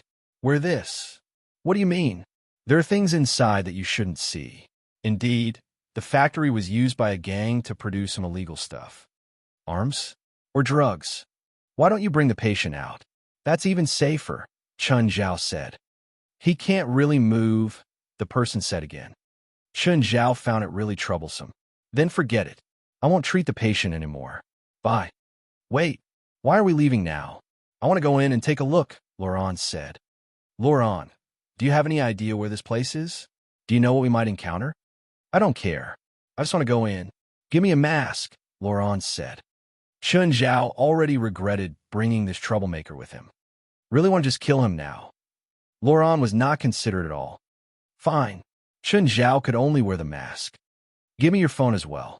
Chen Zhao sighed and gave his phone to the person. With his mask on, he was led into the factory. There was complete silence. It felt very uncomfortable. After 3 or 4 minutes, Chen Zhao felt that he was brought into a room. It seemed to be an ice storage room. Then, Chen Zhao heard the door close with a bang. He waited for quite a while. "Have we reached already? Can I take off the mask?" "Hello." Chen Zhao thought about it and took off the mask. He realized that he was really in an ice room. Behind him was a thick iron door. Then, he saw Laurent's face through the insulating glass on the door. Chen Zhao tried to turn the handle on the door. It was probably locked from the outside. Chen Zhao knocked on the door. "Open it." Laurent waved his hand from the outside. "Kid, how do you feel inside? It's all arranged by you." Chen Zhao's face darkened. "Of course. Aren't you surprised?" Laurent stared at Chen Zhao with a complacent look. Bang! Chen Zhao punched the door, causing it to rumble, but his hand also felt very painful. The iron door was thicker than he thought. The glass was also a piece of 10 centimeters tempered glass. Moreover, it had clearly just been installed, probably on the same day. The whole place was but a trap for Chen Zhao. "Kid, if you promise me that you'll leave Failai, I'll let you out." "Laurent, stop playing such a childish game. It's not funny." "Call me Mr. Laurent," Laurent said with a serious voice. "You can't keep me here forever. Open the door and I'll pretend that nothing has happened. I indeed can't keep you here forever, but I can make you suffer for now." Laurent looked at Chen Zhao happily. "But after I go out, I'll make you suffer too." Chen Zhao stared at Laurent, gritting his teeth. "Then we shall see who can smile till the end." Laurent left the window. The temperature kept dropping. Chen Zhao's long-sleeve shirt and jacket could not provide him with enough warmth. However, Chen Zhao could eat food to maintain his body temperature. He still had a lot of roasted wyvern meat. Indeed, he would not starve for a long while, not to mention just a day. "Kane, are you sure he'll surrender?" "Mr. Laurent, I can't promise you anything. How long can we keep him in there?" "No more than 3 hours, or his life will be in danger," Kane answered. "All right, look at the time. I don't plan to kill him." "Mr. Laurent, if he dies, it's your problem, not ours." The 3 bodyguards clearly did not want to be responsible for it. "Don't worry. You said that he'll be fine as long as it doesn't exceed 3 hours." "I didn't say he'll be fine.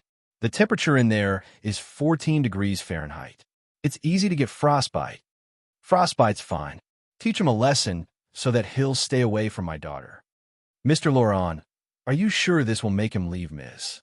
Failai?" "Yes." Laurent was actually unsure himself. It was more like revenge for what Chen Zhao had done to him.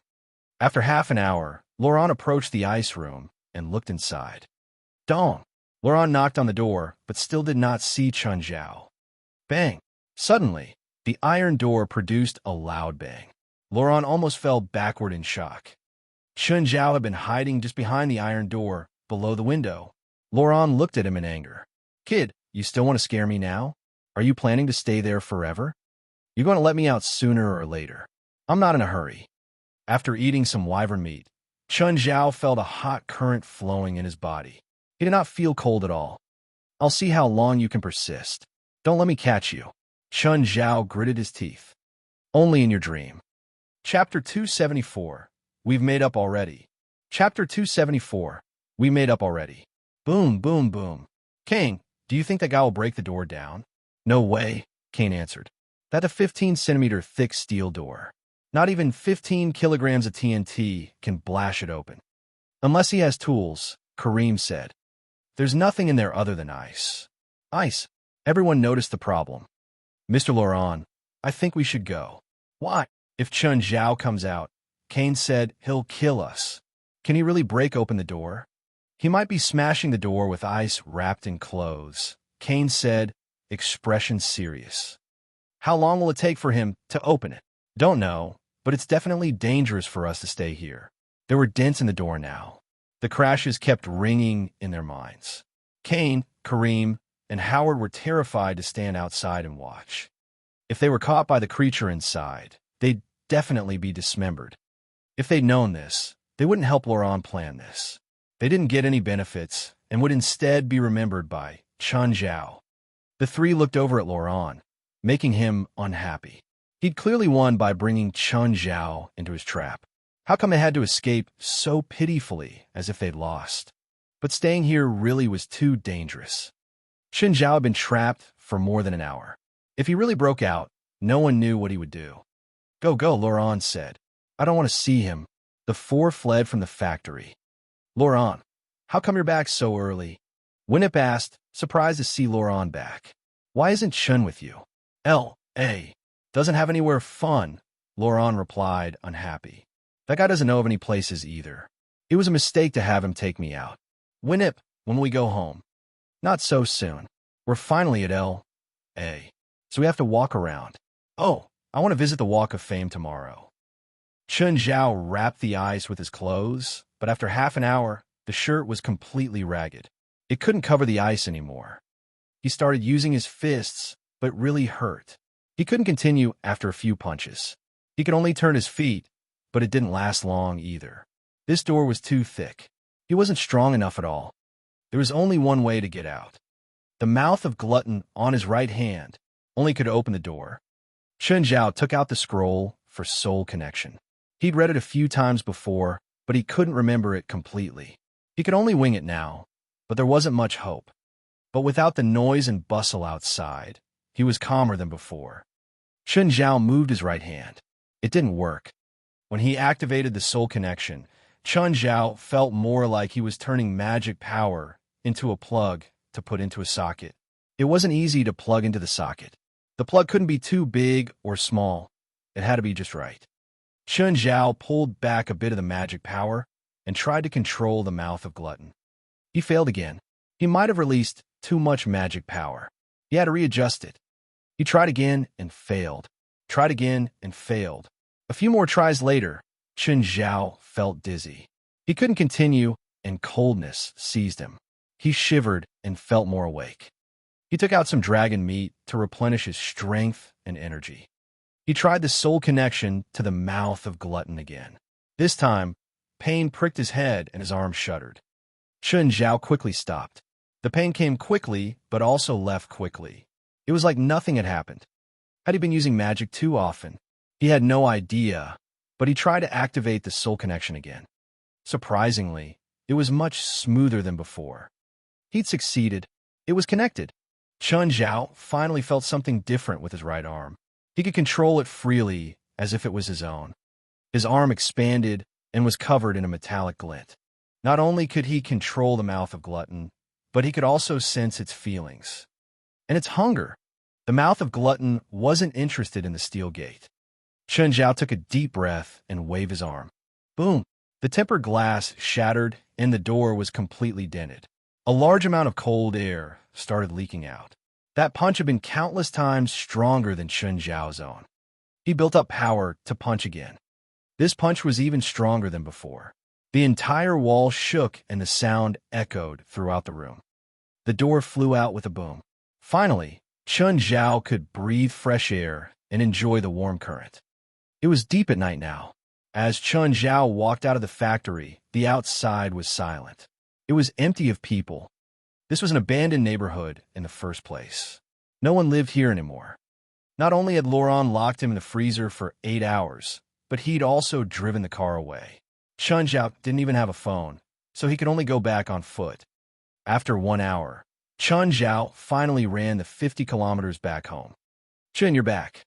Fei Lai saw that Chun Zhao was back, but he was completely drenched in sweat. How was it with Dad today? Did you have fun? Yes, very happy. Chun Zhao smiled brightly. How did things go? I think we've made up already, Chun Zhao said, smiling. We decided to go out again tomorrow. Really? That's great. I finally don't have to worry anymore. Fei Lai hugged Chun Zhao, feeling the concern in her dissolving. Oh, did your phone die?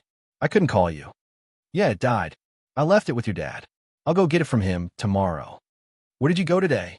It's men's secret. Don't ask. Fine. I'm happy to see you two interact nicely. I'm happy too. I think I can become good friends with your dad. Did you eat dinner yet? I want to eat you first. Chun Zhao hugged Fei Lai from behind, starting to get scandalous. You're so dirty. Go shower first. No, we'll shower together later.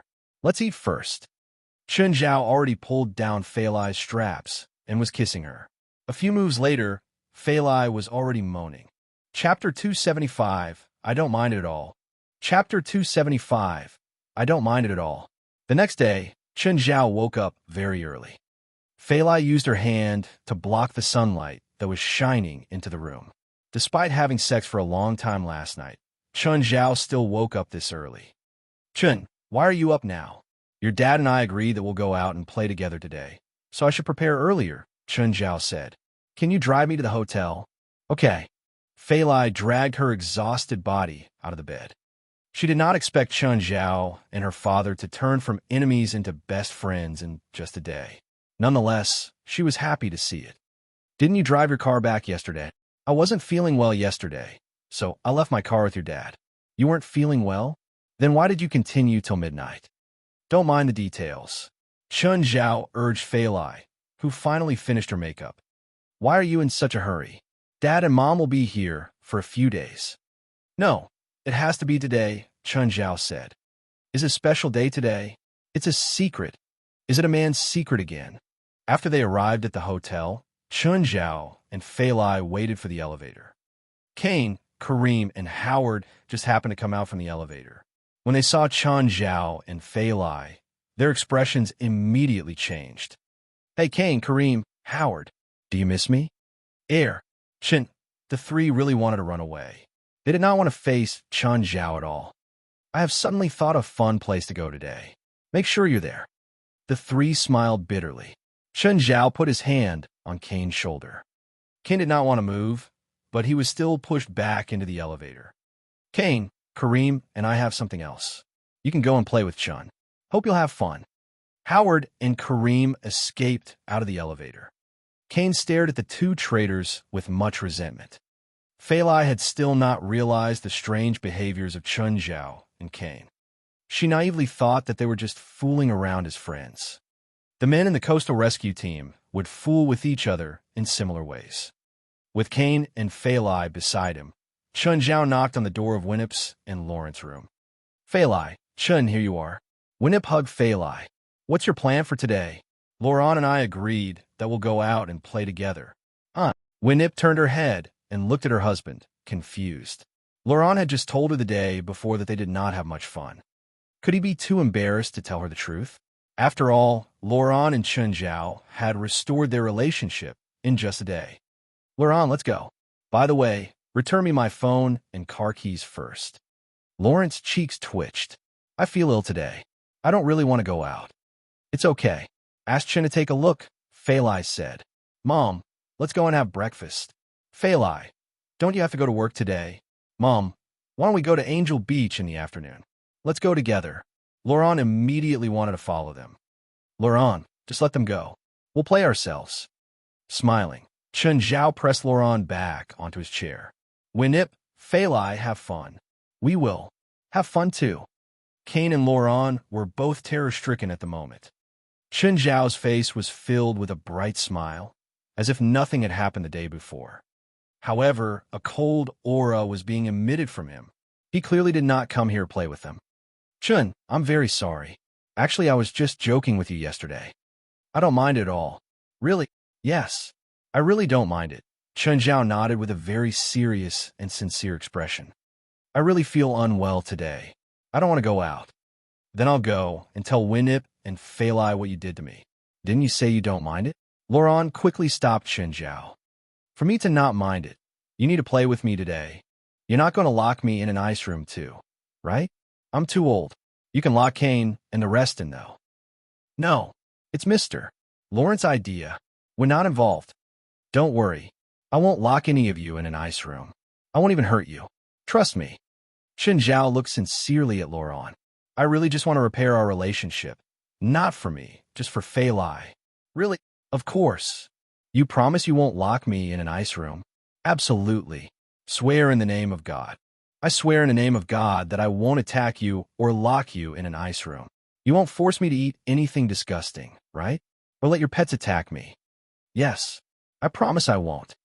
Despite Chen Zhao's promises, Laurent was still worried. Kane was even more worried. However, Laurent really did not want Winip and Failai to know what he had done to Chen Zhao in an attempt to force Chen Zhao and Failai to break up. If Failai found this out, she would certainly break off all relations with Laurent. Chen Zhao brought Laurent and Kane out of the hotel. A business car was already parked before them. Let's board the car, Chen Zhao said. The two got onto the car and realized that Kareem and Howard were there too. However, there were also a few muscular men and a female T-Rex beside them. Hi, Kareem, Howard. How are you? Chen Zhao greeted. Their faces were completely pale. Laurent and Kane wanted to leave the car at once, but the doors were already locked. Chen, you said you won't hurt me. I'm Failai's father. You can't hurt me. Why would I hurt you? You're so old, after all. Chen Zhao said to the driver, go to the dock. The car arrived at the dock. Chen Zhao and Laurent left the car first. Chen, where are we going? Out to the sea. Wait, I watched the news yesterday. There will be a storm 100 nautical miles to the west of the coast, Laurent reminded. Chen Zhao did not reply. Instead, he brought Laurent into the ship rental company. We need a small yacht. Laurent, lend me your credit card. Soon, they successfully rented a 7-meter yacht. Its original price was probably only tens of thousands, and it had just one cockpit. With the help of Gaia and the rest, Kane, Kareem, and Howard were all brought onto the yacht. Then they set sail. Chen, you're going to sink us into the sea? You know it's illegal to kill someone here, right? Please. Of course I know that. Why would I kill someone? Chen Zhao controlled the rudder. Chen, the sky ahead is dark. There's a storm. We can't go further. Chapter 276, Steering into the Storm. Chapter 276, Steering into the Storm. Chen, please stop the boat. Kane and the others pleaded with Chen Zhao. The small boat was now a dozen nautical miles from the storm. The waves had grown larger, and the ship was starting to shake. Chen Zhao used a fixing rod to fix the steering wheel. Then he turned toward everyone and chased them out of the cockpit. Don't you think that facing the storm is exciting? You're crazy, you know? This boat is so small. We're going to die. It is indeed dangerous, Chen Zhao said. Please put on your life vests. Chen, I'm sorry. Let's go back. I promise I won't stop you and Failai from being together. I'll give my blessings. Laurent and the others were terrified. They'd never seen someone so crazy. It was one thing to make the others drown at sea, but there was no need to drown yourself. You're not a true man until you've experienced a storm. Chen Zhao stood on the deck, gazing at the approaching storm with a tragic yet heroic expression. I lived 50 years like this, and it's great. I don't want to be a true man. Laurent was crying. We're already here, so there's no reason to go back, Chen Zhao said nonchalantly. There's a Chinese saying, since we are here, then let us settle. Kane, Kareem, Howard, Laurent yelled. If you don't want to die, we must stop him. Chen Zhao picked up the baseball bat beside him. He'd prepared this beforehand. Laurent and the others were frightened by the bat. It was used just to scare them. However, Chun Zhao wasn't going to scare them by holding it. He wrenched and snapped the solid wooden bat. Does anyone want to experience getting his arm broken? Chun, I know you're angry at us. You can take revenge however you'd like once we get back to land. But we'll really die like this. Kane's face was filled with pleading. Yeah. You can't joke about this. Is locking me inside the freezer a joke then? You said you don't mind. Yeah, I didn't lock you in a freezer or hit you, right? At least for now. You know that you'll die too, right? Do you think I'm afraid? Just then, a huge wave crashed down. The entire boat was lifted 4 or 5 meters. It fell back onto the surface of the sea, and everyone toppled to the ground. Chun Zhao held the railing with one hand, admiring how pathetic the others looked. The sky suddenly darkened. The wind and waves grew angrier too. It was too late to go back now. They'd already entered the storm zone. A terrible wave slammed down. The boat was overturned instantly. Everyone fell into the water. The waves kept crashing down on them. Chun Zhao reached out and pulled Loran out of the water. He didn't have to care about Kane, Kareem, or Howard. They were fit since they were bodyguards. They could totally survive being in the water. At least, they won't die for the time being. You asshole. You asshole. Loran cursed at Chun Zhao wildly. Psycho. Idiot. You're gonna kill us all. Cough, cough. A wave came and Loran choked on some mouthfuls of water. Chun Zhao kept his eyes on Kane and the others so they won't be washed away by the waves. They all wore life vests, so their lives weren't in danger for now. To be honest, facing the storm in the sea was safer than being on the boat. Plus, sea storms came and passed quickly. Within 10 minutes, the sky brightened again. But now came the true test. The hot sun baked the people on the surface of the sea. Chun, I know you brought the SOS instrument. Hurry and call people to save us. Please, you think I have something like that? Chun Zhao didn't even wear a life vest. When they reached the storm zone, he'd also taken off his clothes and was only left with swim trunks. You really didn't bring it? Of course. We're at least 100 nautical miles from land. You psycho, how are we going back now?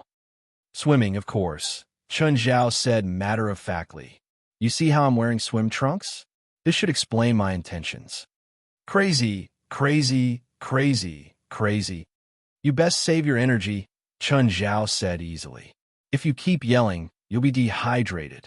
He turned to Kane, Kareem, and Howard. Hey, you guys good? Not good at all. Kane said with gritted teeth. I really regret angering you, madman. Swimming a bit is just exercise. This is 100 nautical miles. No matter how fit we are, we can't swim all that under the sun. It depends on the person. Believe in yourself. Believe your ass, Kane said without energy. Even a marathon athlete can't do 100 nautical miles. Some professional swimmers could swim dozens of kilometers across a strait, but that was under conditions where they could receive food and fresh water. Even Chun Zhao couldn't swim 200 kilometers. However, he acted very calm, as if there was nothing to worry about. An hour later, the others had no more energy left. They could only float on the surface. Chun Zhao was still spirited. He swam around them all. Come on, we haven't even swum 2 kilometers. How come you all stopped? We still have a long way to go. Crazy, crazy. Fuck you, Loran swore. They all thought that they would die on the sea. They didn't know if Chun Zhao would die, but they were sure that they would die. After floating for 2 more hours, it was already noon. Loran didn't even have the energy to speak anymore. Everyone was dehydrated, and the sun was even brighter now. Chun Zhao was still very lively. This bastard is too fit, everyone thought. He clearly moved more than them, but he still wasn't tired. Everyone had surrendered to their fate. They were too small. Compared to the vast sea, they were nothing. They couldn't see land, couldn't see hope. Look, what's that? Chun Zhao suddenly called out, pointing into the distance. Everyone saw a black 2-meter-tall fin on the water surface. They were all shocked. A killer whale. Kane yelled, It's a killer whale. We're dead. We're dead. We're gonna get eaten. Chapter 277. Use your credit card? Chapter 277. Use your credit card? Swim faster. Chun Zhao shouted. Indeed, humans have potential. The originally dying group was greatly motivated once again. They swam wildly. Even Laurent kept moving his arms tirelessly. However, such a burst of energy was meant to be short-lived. Very soon, everyone was exhausted and could no longer swim. Faster, faster. Don't stop. The killer whale's right behind us. I can't.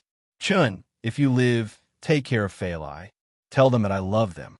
Laurent's face was wet with tears. It's not the time for desperation yet. We still have hope. Come on. I really can't. Bastard, stop talking to me. Just let the whale eat me. Can you really not swim anymore? Yes. Really? Yes. Really? Asshole, what are you doing? Just swim. Chun Zhao approached Kane, Kareem, and Howard. Can you not swim anymore too? You demon. Asshole, why are you not tired? Just then, Chun Zhao started to rise higher and higher. With their eyes widened, Laurent, Kane, Kareem, and Howard all stared at Chun Zhao, who was standing on the sea. Suddenly, Chun Zhao's body shot up into the air. An enormous creature jumped out of the sea and then landed hard into the water again. Chun Zhao was standing on the killer whale. Chun Zhao held onto the fin and stared at the rest. Air, do you want to come up here and rest for a while? What? Isn't the killer whale going to eat us? You swam too fast just now. I forgot to introduce you. This is Amon, my pet. Asshole. Bastard. Prick. Jerk. Laurent had somehow regained his strength. He was almost floating on the sea in exhaustion just now. But now he had the energy to curse Chun Zhao again. Chun Zhao pulled the rest onto Amon's back, after which he patted Amon's back. All right, send us to the shore. So you planned it all? Asshole, I thought I was really going to die. Laurent leaped at Chun Zhao, attempting to choke him to death. Laurent, do you want to be submerged in the sea again? Chun Zhao stopped Laurent. With his face filled with indignation, Laurent gritted his teeth and stared at Chun Zhao. He's huge. Kane looked at the shadow in the sea. He estimated the killer whale to be about 15 meters long. Most killer whales could only reach 10 meters. Amon was really a super beast. Now we're even. Who's even with you? Laurent looked at Chun Zhao in anger. You almost killed me. You locked me in an ice room for 8 hours yesterday. You stayed for 8 hours? What do you think? I only got back at 8 at night with my feet. Chun Zhao also stared at the others in fury. You should thank me for not letting you spend the whole night on the sea. Wait, you used my credit card to rent the yacht. Laurent suddenly recalled something. Yes, you knew that the yacht will be overturned. Return me my money. How could you do this? Laurent wanted to cry, but had no tears. It cost tens of thousands. Chun Zhao ignored Laurent's screams. Letting him lose tens of thousands was already a light punishment. Amon's speed in water was extremely fast, almost 3 times as fast as an ordinary killer whale. In just over an hour, they were already close to the shore. At Angel Beach, a lifeguard was looking through a pair of binoculars on the stand. Just then, he saw something on the sea. A few people seemed to be standing on the sea in the distance. The lifeguard immediately charged back into the HQ. Come out. I think there are people in trouble. Many lifeguards ran out from the HQ and looked at the sea with their binoculars. Chun? It looks like Chun. Let me take a look. Failai snatched the binoculars. Apart from Chun Zhao, she also saw her father. Did Chun Zhao and her father play on the sea today? Wait, they're not on a ship. Amon? They were sitting on Amon's back. By then, the tourists at the beach had also discovered them. The part of Amon's back exposed above the surface was very large. It looked like a black ship. Look, is that Amon? That's the Amon from the videos? Who are those people? They look like they've just lost their ship. Did Amon save people again? By then, Amon had already reached the shallow water zone. Killer whales could leave the sea temporarily without dying. This was even more true for Amon. When he charged to the shore, the tourists around him all ran back in shock. Chun Zhao and the rest jumped down from Amon's back. Chun Zhao also patted Amon's head. Amon moved his body and slowly returned to the sea. Just then, Winip walked out from the crowd and approached Laurent. Laurent, Chun, why were you on Amon's back? Winip, why are you here? How did you know Amon? Amon's the legendary whale. Who doesn't know him? Failai also walked out and pulled everyone back into the HQ. Chin, what happened? Why were you on the sea? Loran wanted to see Amon, so I brought him there, Chun Zhao said, looking at Loran. Why didn't you bring me? Winip was clearly unhappy.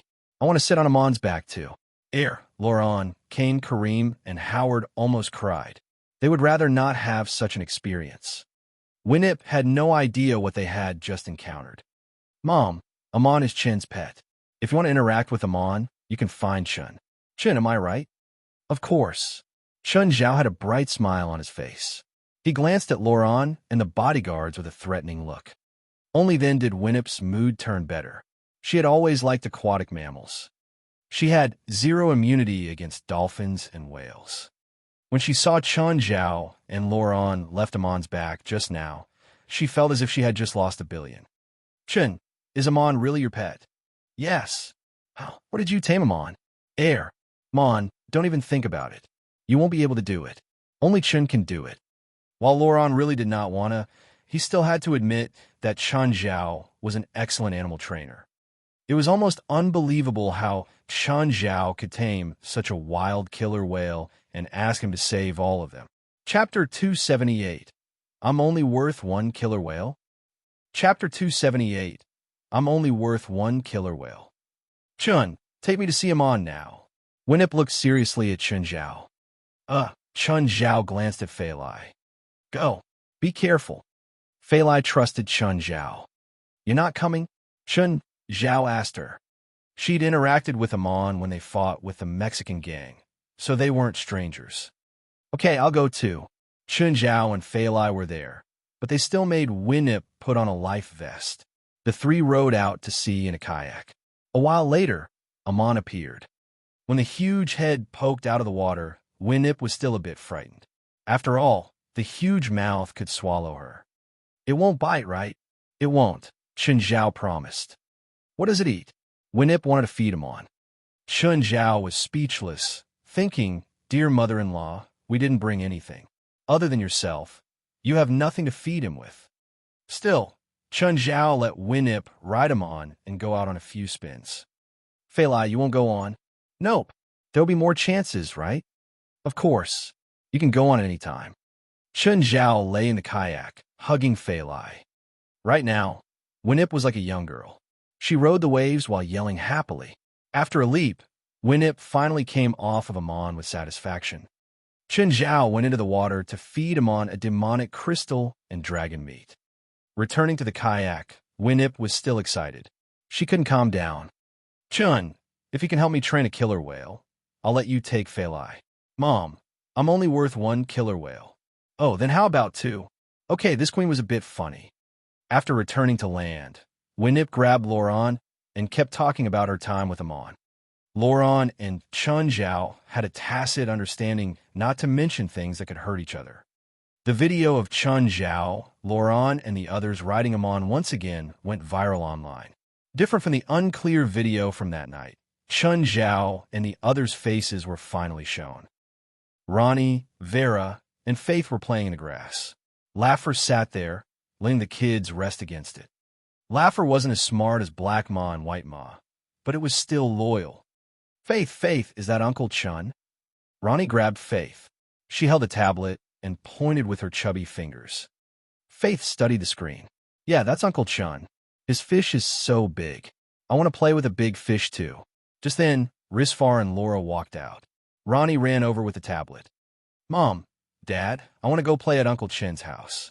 He has a big fish. What big fish? Look at the big fish. Risfar and Laura accepted the tablet with suspicion. This can't be Chin's pet too, right? Don't know. Maybe it's a wild, killer whale? Mom, Dad, can we get a big fish too? Risfar had a headache.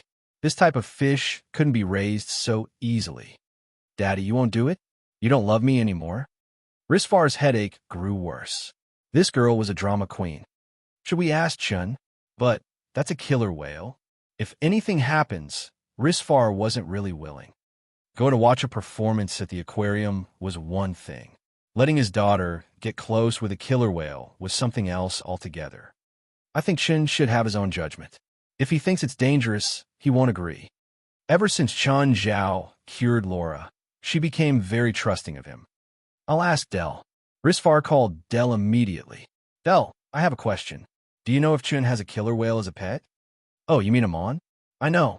I asked him so many times for me to see Amon, but he won't let me. That killer whale is called Amon. You haven't seen the video?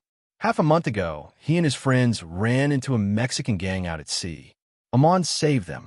Apparently, this is the biggest killer whale known to humanity now.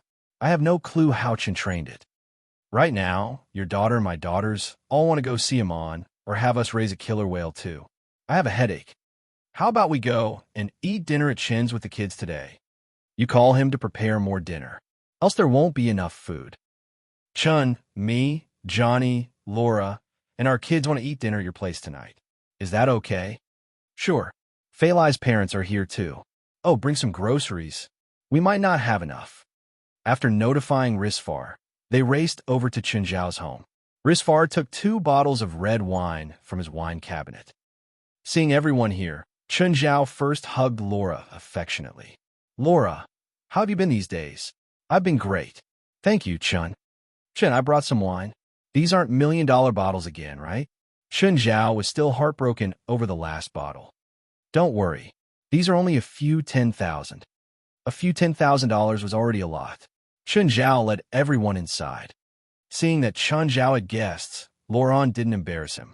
He didn't like Chun Zhao, but he wouldn't cause trouble in front of outsiders. The 3 kids went straight for Black Ma, White Ma, and Obitos. I'm a dragon knight.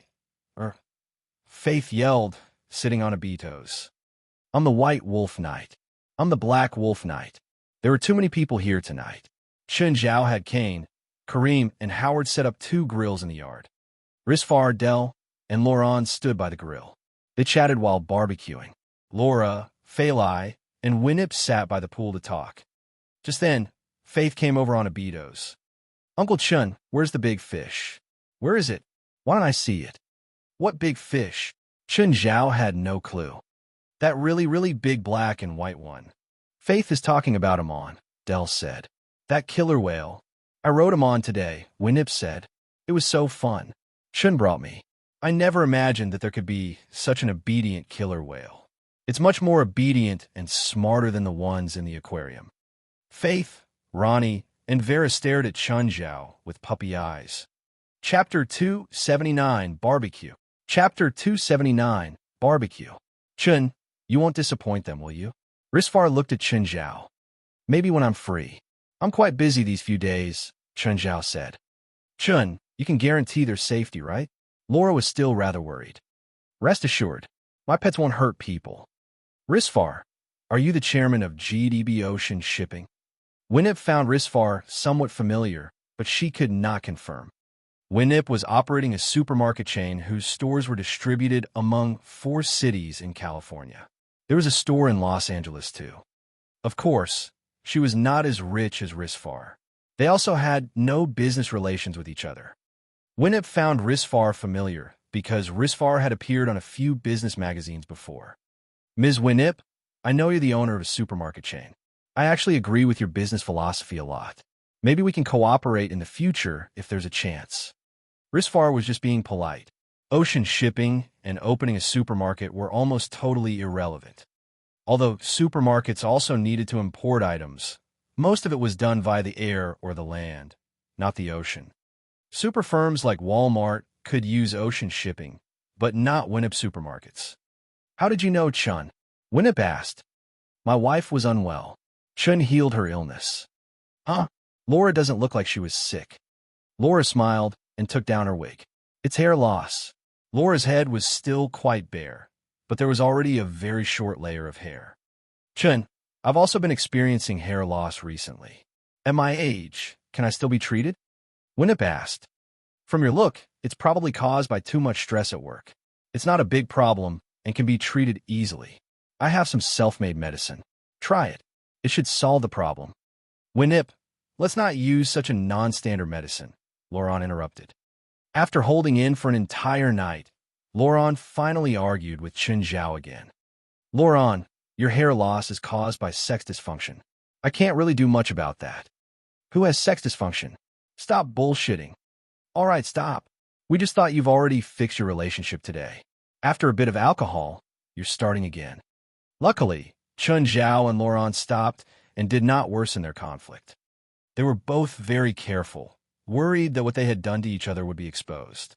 During the barbecue, everyone ate and drank together. The kids played freely at the place. Everyone had fun. Kane, Kareem, and Howard did not drink. While they seemed to be very timid before Chun Zhao, they were actually professional bodyguards. When the party ended, they drove Dell and Faur home.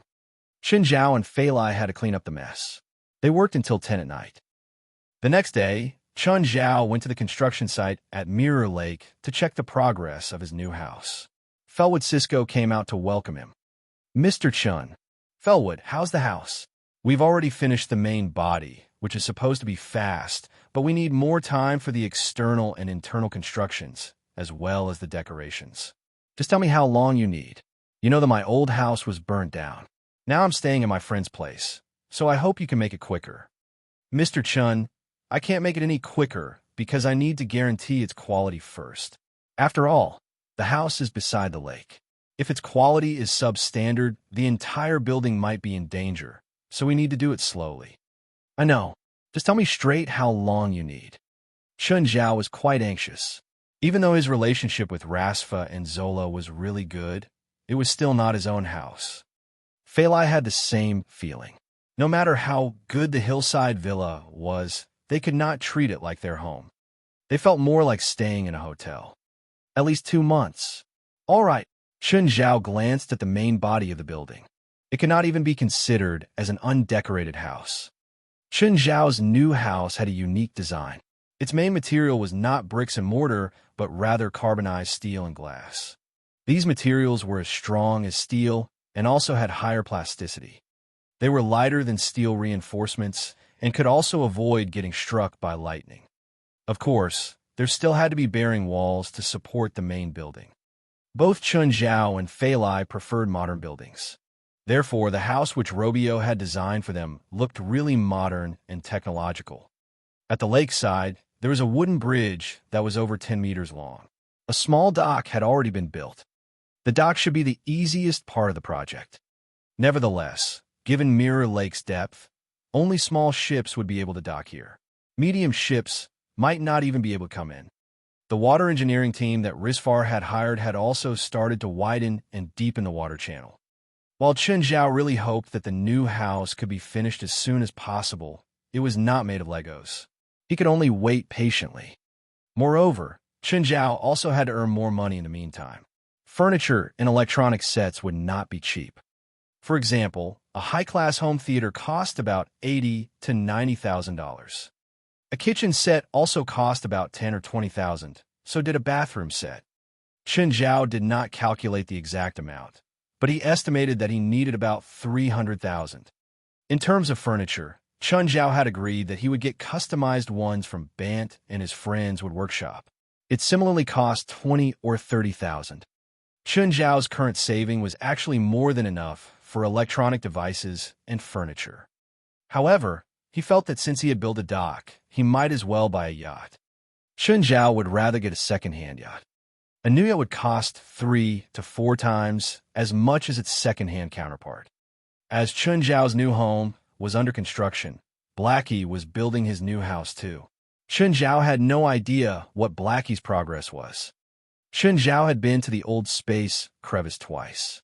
Hellhound was somewhat depressed because Blackie was not around, and Chun Zhao had also not brought their playmates with him.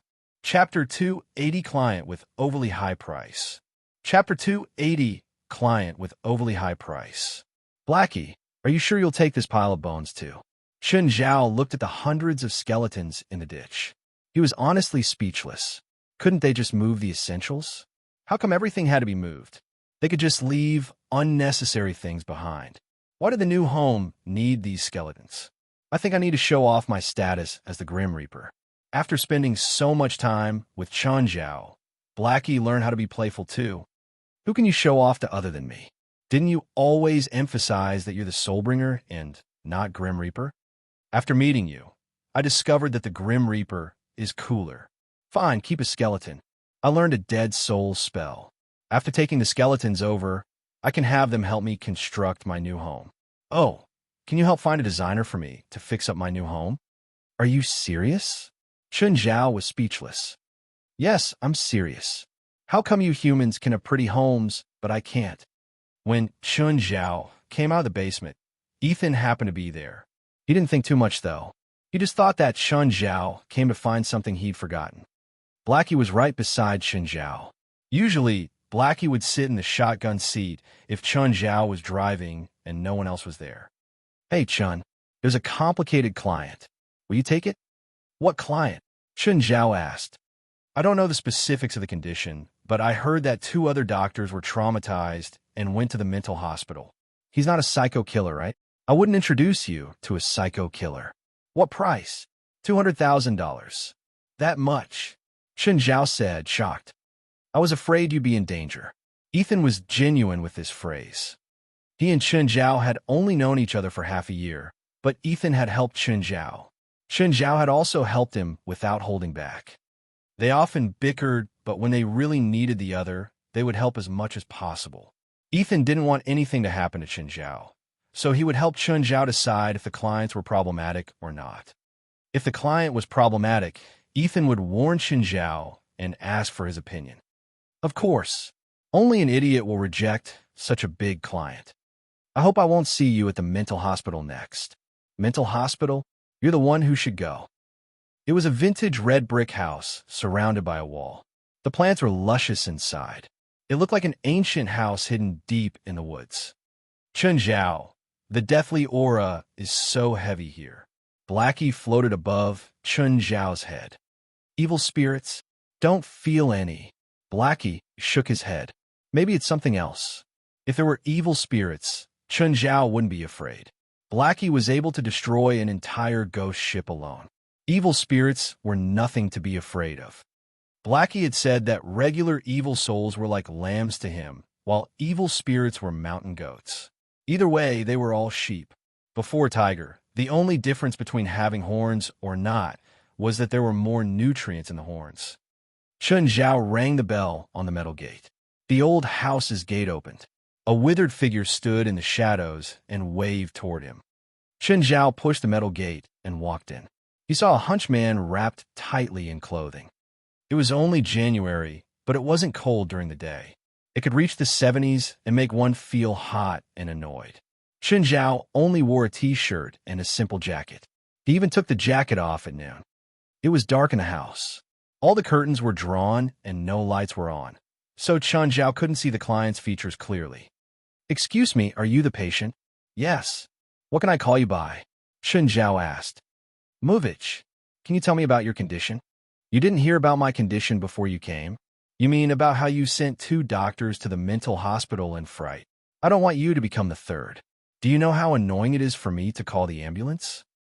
I'm not ignorant, Chun Zhao said. I've seen all types of patients. Are you sure? Yes. Chun Zhao nodded. The man turned on the lights. Chun Zhao realized that he wasn't old, at most 30 years old. Judging from his face, he didn't seem sickly either.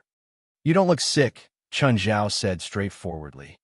Prepare yourself, the man said solemnly, looking at Chun Zhao. Are you ready? What are you taking your clothes off for? So you can see my body? I'm not gay. The client's expression turned colder. Okay, I just want to lighten things up. The client started taking his clothes off, layer by layer. The jacket came off. The moment he took off his last shirt, a piercing scream came. The client had 3 twisted faces on his chest and stomach. They let out shrill screams. Chun Zhao felt like his head was about to explode. He covered his ears, but couldn't block the sound. Read more chapter at VIP Novel. Go to sleep, Chun Zhao cried. All he wanted was for these 3 faces to shut up. The 3 faces instantly closed their eyes and mouths and went to sleep. Chun Zhao touched his ears. He was bleeding. If the 3 things kept screaming, his head might actually explode. Thankfully, he used the Banshee's charm out of desperation. Otherwise, he might be sent to the mental hospital too. The client looked at him in surprise. You stopped them? You could stop them? What are those things? Are you a mutant? Chen Zhao's ears were still ringing. It was too painful. Who the hell knows? It happened last month during Christmas. I just got these 3 faces on me. Get rid of them for me. It's too painful. Wait, let me calm down. Don't talk. I can't hear half of what you're saying. My ears are ringing. And please put your clothes on. It took half an hour for Chen Zhao to recover. I'm Ubitos. I'm Chen Zhao. You can call me Chen. Okay, tell me about your problem now. Movich recounted everything that had happened, but his words were disorganized and didn't provide any information. He didn't know where the 3 demons came from either. Before Chen Zhao came, he'd already sent 2 guys into the mental hospital. Chen Zhao almost became the 3rd. Just then, Chen Zhao's phone rang. It was Ethan. Chen, how are you? Did you see the patient? Ethan still cared for Chen Zhao. He called just to confirm his safety. I'm okay. I saw him. His condition is a bit complicated. Gotta go. Great. With $200,000, I can get $40,000. You don't care about me? You only care about your money. We're over. Chapter 281, Hiring Amon as an Actor. Chapter 281, Hiring Amon as an Actor. Chen Zhao. Someone used the spell Bloodline Blend to forcibly attach his relatives' souls to his body. Can you pull these 3 souls out? They're definitely his close relatives. If I pull their souls out, I'll be killing them. Are you sure you want that? Blackie asked. Ubitos looked at Chen Zhao anxiously. Chen, you have a solution, right?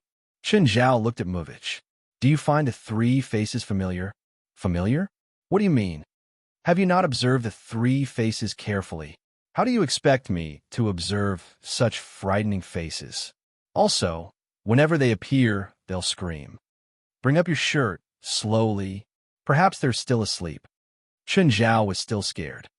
Movich slowly lifted his shirt, exposing the 3 fearsome faces. Chen Zhao extended his hand and rubbed Movich's chest. A woman's face gradually appeared. Movich shouted in surprise, Mom? She's your mom? I don't know. Little had Movich expected the strange face to be his mother's. How about this one? He's my dad. And this, my grandmother. She raised me during my childhood. Here's the situation. Someone has placed them in your body. I can remove them, but it'll kill them. But they're already dead, right? Yes, they'll die again. Then how? Stop asking me. What do you want to do? Is there no other way? Dunno. It's also the first time I've encountered such a situation. I need to think about it. Please, you must think of a solution. I'll try my best. Here's your pay. Please take it. Movich gave Chen Zhao a 200,000 check. Chen Zhao pushed the check away. I won't take the money until your problem is solved. Please take it. It's the deposit. Movich had been in desperation. Now, he could finally see some hope. He was afraid that Chen Zhao would never return after leaving. He would only be relieved if Chen Zhao took the money. Are you very rich? In Chen Zhao's opinion, Movich's house was very ordinary. However, he did not hesitate to give Chen Zhao the $200,000 check. He even took it to be the deposit only. This is my maternal grandmother's house. I hid here to avoid my servants. I still won't take the money. Wait for me to think of a solution first. Then give me your number, Movich said, uneasy. After giving Movich his number, Chen Zhao left.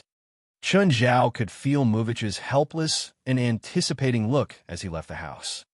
Then, he went to Ethan's place for free lunch. Chen, how is it? The client's condition is rather complicated. I can't heal him for now, Chen Zhao sighed. Ethan also sighed in disappointment. But there's still a chance. I need to think about it. It seems that he's only taking the 200,000 as the deposit. Hearing Chen Zhao's words, Ethan's face was filled with delight. Really? Anyway, it won't be less than 200,000 provided I can heal him. Then what are you waiting for? Quickly think of a solution. I'm hungry. Give me some food first. So you're just here for the free food. Displeased, Ethan threw Chen Zhao a packed sandwich. Chen Zhao took a can of Coke himself.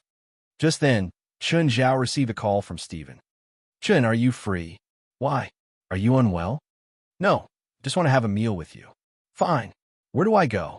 Silver building, 23rd floor. I'll be right there. When Chun Zhao exited from the elevator, he turned left and saw a restaurant before him. There were two men in black jackets at the door. The restaurant was very empty. Chun Zhao called Steven. Steven, I'm at the door. One of the men seemed to have received a message through his earphones. He walked up and asked, Sir, are you Mr. Chun? Yes. Please come in. Mr. Steven is waiting for you inside. When Chun Zhao walked into the restaurant, he realized that Steven was the only customer. He was sitting by the window. Chun Zhao approached him. Steven called the waiter. You can start serving the dishes now. Chun, I accepted the PLM film about you and your friends. Huh? Why? Do you want me to act? Chun Zhao did not even believe this himself. After all, Chun Zhao was an Asian. In most American movies, the main characters were not Asians. As far as he knew, there was already a preliminary script for the movie he had sold, and he was only a secondary character. Of course, Chun Zhao did not really mind it. PLM had bought the copyright to earn money in the first place. If he insisted that the protagonist had to be an Asian, the box office might collapse. It would be bad for both him and PLM. If you really want to act, I won't mind, Steven said, smiling. Forget it. Just tell me what you want. I want to borrow Amon for filming. Chun Zhao did not know if the lazy Amon would be able to tolerate it. Would it be too difficult a task for him? I'm paying him at the highest rate for Hollywood animal actors. Hollywood CG can be very realistic, right? Do you know how much 1 minute of CG costs? For most Hollywood films, as long as the time and money needed do not cost more than CG, CG will not be used. No matter how realistic CG is, it cannot be compared with filming the actual thing, Steven said. Chun Zhao thought about it. How much are you paying exactly? I need to know how well Amon can cooperate. You can ask him to do anything that he can physically do, provided I'm around. If you want him to fly, you probably need to find a helicopter first. So as long as you're present, you can ask him to do anything, right? Kind of. Then I'll pay you 15,000 per hour. How long do you need him for? About 3 to 4 days. We'll be filming for about 30 hours, Steven said. The exact time depends on the actual effects. Can you make the pay higher? Chun, I'm just the director, not the investor. Steven gave a dry laugh. Chapter 282, Female Lead. Chapter 282, Female Lead. Chun Zhao could manage to accept this price. When does shooting start, he asked. I'll let you know. The cast is still preparing. Oh, Vincent has a role in this too. Oh, what's his role? One of the robbers, the getaway driver in a bank robbery case. He gets killed by the Mexicans. Chun Zhao didn't know if he should laugh or cry. Oh, my character won't die, right? He asked. Of course not. I promise, Steven replied, half joking. Right, did you hire those 2 bodyguards recently? Steven nodded. A few days ago, I attended an event and a stranger tried to approach me, but the event's guard stopped him. He took out a gun and injured one of the guards. I hired these 2 that same day. Did you get hurt? I'm fine, just had a fright. Steven shook his head. He had everything at this age, making him fear death even more. This was normal. Even Chun Zhao feared death, let alone Steven. Steven already prepared the contract, so Chun Zhao signed it. Oh, Steven asked, do you still have contact with Yaf and Lavanna? Chun Zhao thought for a moment. Hollywood was a realistic place. The main reason that she'd gotten that role before was because of him. She didn't have a foundation in Hollywood. Otherwise, she wouldn't have asked for his help after acting in Steven's movie. If this path was blocked, all her past efforts might go to waste. If possible, give her a chance. I think she'll be a good actress. Yafin didn't have a representative work in Hollywood yet. Without that, no one would remember her. If no one remembered her, she would fail. There were too many actresses like her in Hollywood. It was a homogeneous group. Yafin wasn't the most extraordinary. If she didn't have a representative work, a memorable role, she would be lost in the sea of people. You still have feelings for her. She's a good actress, Chun Zhao said vaguely. She works hard too. Feelings? Chun Zhao didn't think that he had any special feelings for Yafin. They'd had something before, though, and had ended things without problems. Yafin had even given her blessings when Chun Zhao told her he had a girlfriend. Whether she was genuine or not, Chun Zhao still hoped that she could succeed in Hollywood. At least, she wouldn't be as miserable as right now, laboring for the tiniest roles. Do you think she can take the female lead? Stephen asked. The role of Kate, the reporter? In the script, David became the main character. The female lead was Kate, who was brave enough to expose the truth. If you think she can, I won't object, Chun Zhao said. But could Stephen decide on the female lead? Chun Zhao wasn't part of Hollywood, but he knew that the casting wasn't only the director's decision. He might be able to decide the second and third leads, but there were too many considerations for the female lead. It's my movie, Stephen said nonchalantly. I'm in charge. Chun Zhao glanced at Stephen. He'd almost forgotten that this man was a renowned director in Hollywood. Stephen's box office totaled to a few billion. He didn't rely on the accumulation from sequels either. He never filmed sequels. Even if the 6 major film companies wanted him to direct a movie, they wouldn't get involved in the cast. This was Hollywood. This was reality. As long as you proved your talent and was able to attract box office numbers, then you could do whatever you wanted. As one of Hollywood and the world's most successful directors, Stephen was able to ask for even more authority, even to the editing of the film. Many times, the movie filmed by the director and the final product were completely different. This was a problem in editing. This was also the difference between major and ordinary directors. Chun Zhao didn't even pay attention to the entertainment industry, but even he'd heard of Stephen back in China. If she can have this chance, I'll thank you for her. If you really want to thank me, cut down Amon's cost by half. In your dreams. Just then a guard in black walked in. Sir, a woman wants to see you. Name? Lucy. Oh, her? Tell her I'm busy. Stephen waved his hand. I should go, Stephen. Okay. Stephen rose to embrace Chun Zhao. Can I take this lobster to go? You asshole, Stephen said, laughing. You scammed me out of tens of thousands of dollars just then. This lobster costs $8,000. Bye. Exiting the restaurant, Chun Zhao took out his phone. Hi, Yafen. Chun, how come you have the time to call me today? Did you break up with your girlfriend? If you need comfort, I'm just a call away. I just talked to Stephen. You might have a chance at being the female lead in his new movie. Prepare a bit for it. I can't make promises, but you have a big chance. Really? Chun, are you serious? Female lead? Can I really? Please, it's not confirmed now, Chun Zhao said nonchalantly. Don't get so excited. The female lead is a reporter. She's the type to act on her own. I can't reveal too much, but I hope you can get this chance. Chun, thank you. If you have any needs, I can satisfy you. Any position. Yafen teased Chun Zhao without holding back. Thinking of her sexy figure, Chun Zhao grew heated. However, he kept calm. He thought for a moment and gave up on it. Having sex for exchange was too much. Chun Zhao might not be an extremely dedicated person, but he would never be the first to betray his significant other. A polyamorous relationship was great, but not many women were willing to share her man and feelings with someone else. At least, Chun Zhao felt like he wasn't that lucky. Just then, a pair of long legs appeared before him. Chun Zhao looked up those long legs to see a gorgeous woman. Chun Zhao recognized her. He'd treated her before. You're Lucy, did you forget? You saw my body before. 1. Chun Zhao remembered Lucy, albeit only remembering that she'd suspected she had STDs. As for seeing her body, it was only for a checkup. Chun Zhao had seen Norman's body a handful times now. Looking with the eyes of a doctor and a man were completely different feelings. Chapter 283, Fate's Complaint. Chapter 283, Fate's Complaint. Hi, Lucy, what a surprise. Chun, are you very close to Mr. Stephen? No, I'm just his personal doctor, Chun Zhao said. I would like to ask you some questions. Are you free? If you want to ask about Mr. Stephen, I'm afraid I can't tell you much. I'm busy. Bye.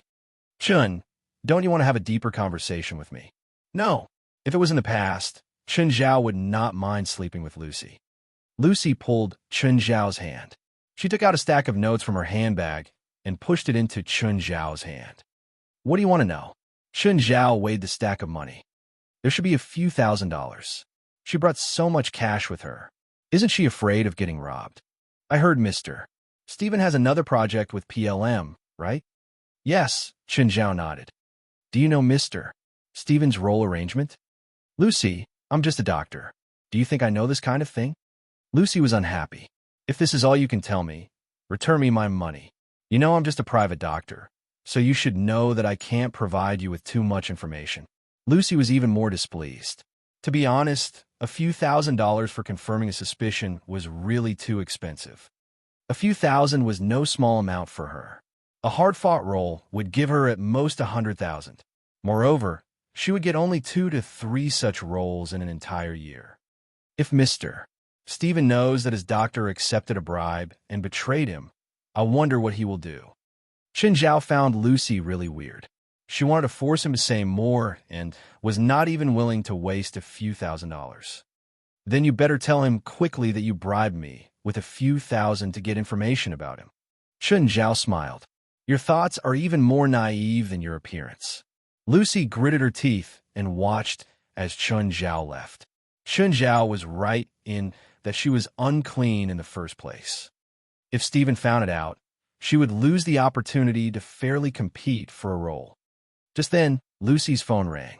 Lucy, there's a personal job. Do you want it? It was Lucy's agent, who had a really wide social circle. However, Lucy knew that her agent would always arrange improper work for the actors, against the company's will. When Lucy heard her agent's words, she began to hesitate. Her current position in Hollywood was really awkward. It was neither high enough or too low.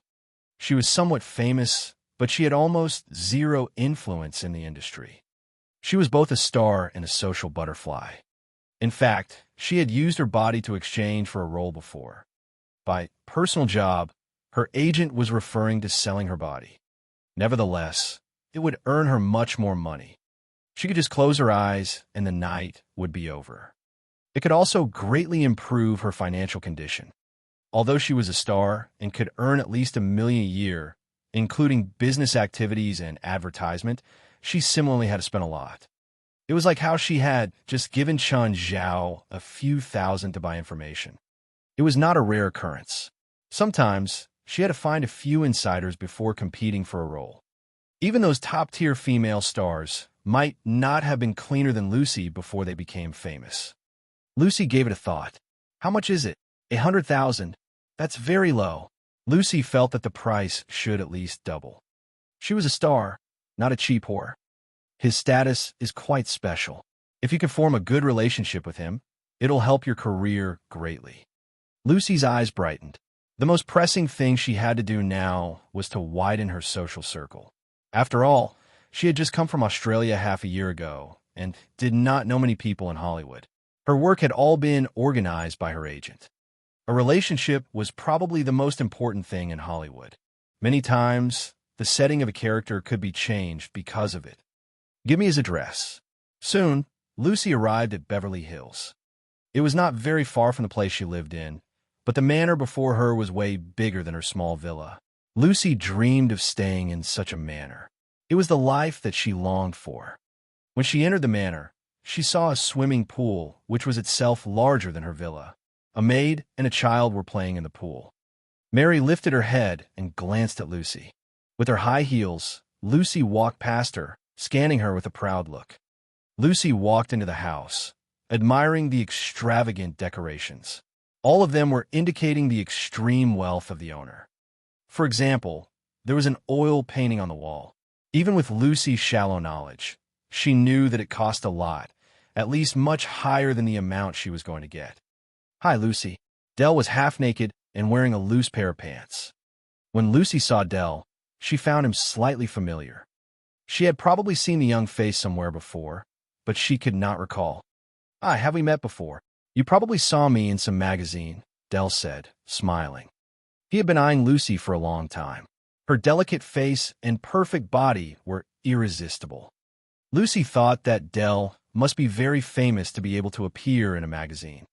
Judging from the size of the manor, Dell was definitely no ordinary man. How should I address you? You can call me Dell. That's how all my friends call me. Dell, your house is beautiful. Lucy gently touched her rosy lips and crooked her finger. What are you waiting for? Let's go to my room. It's even nicer, Dell said. Don't you feel it's more exciting here? Lucy pulled her low-cut shirt even lower. Del could not move his eyes away from the deep cleavage. Del sees Lucy's slim waist, and the two kissed each other wildly. Ah! Suddenly, Faith's scream interrupted the two. Mr. Del, this is too much. Mary walked in and stared at Del in anger. Del's expression froze, and he quickly explained, we were just kissing. Lucy, go to my room. I'm calling Uncle. I don't want to be here anymore. I don't want Daddy anymore. Faith pouted to display her dissatisfaction. Meanwhile, she took out her phone. Uncle, come and fetch me. I don't want to stay here anymore. I don't want Daddy. Wait. Faith, don't tell your uncle about it. It's Daddy's fault. I'm sorry. Del immediately snatched the phone from Faith. Hey, Del, what did you do again? Chun Zhao said. Listen, it's a misunderstanding.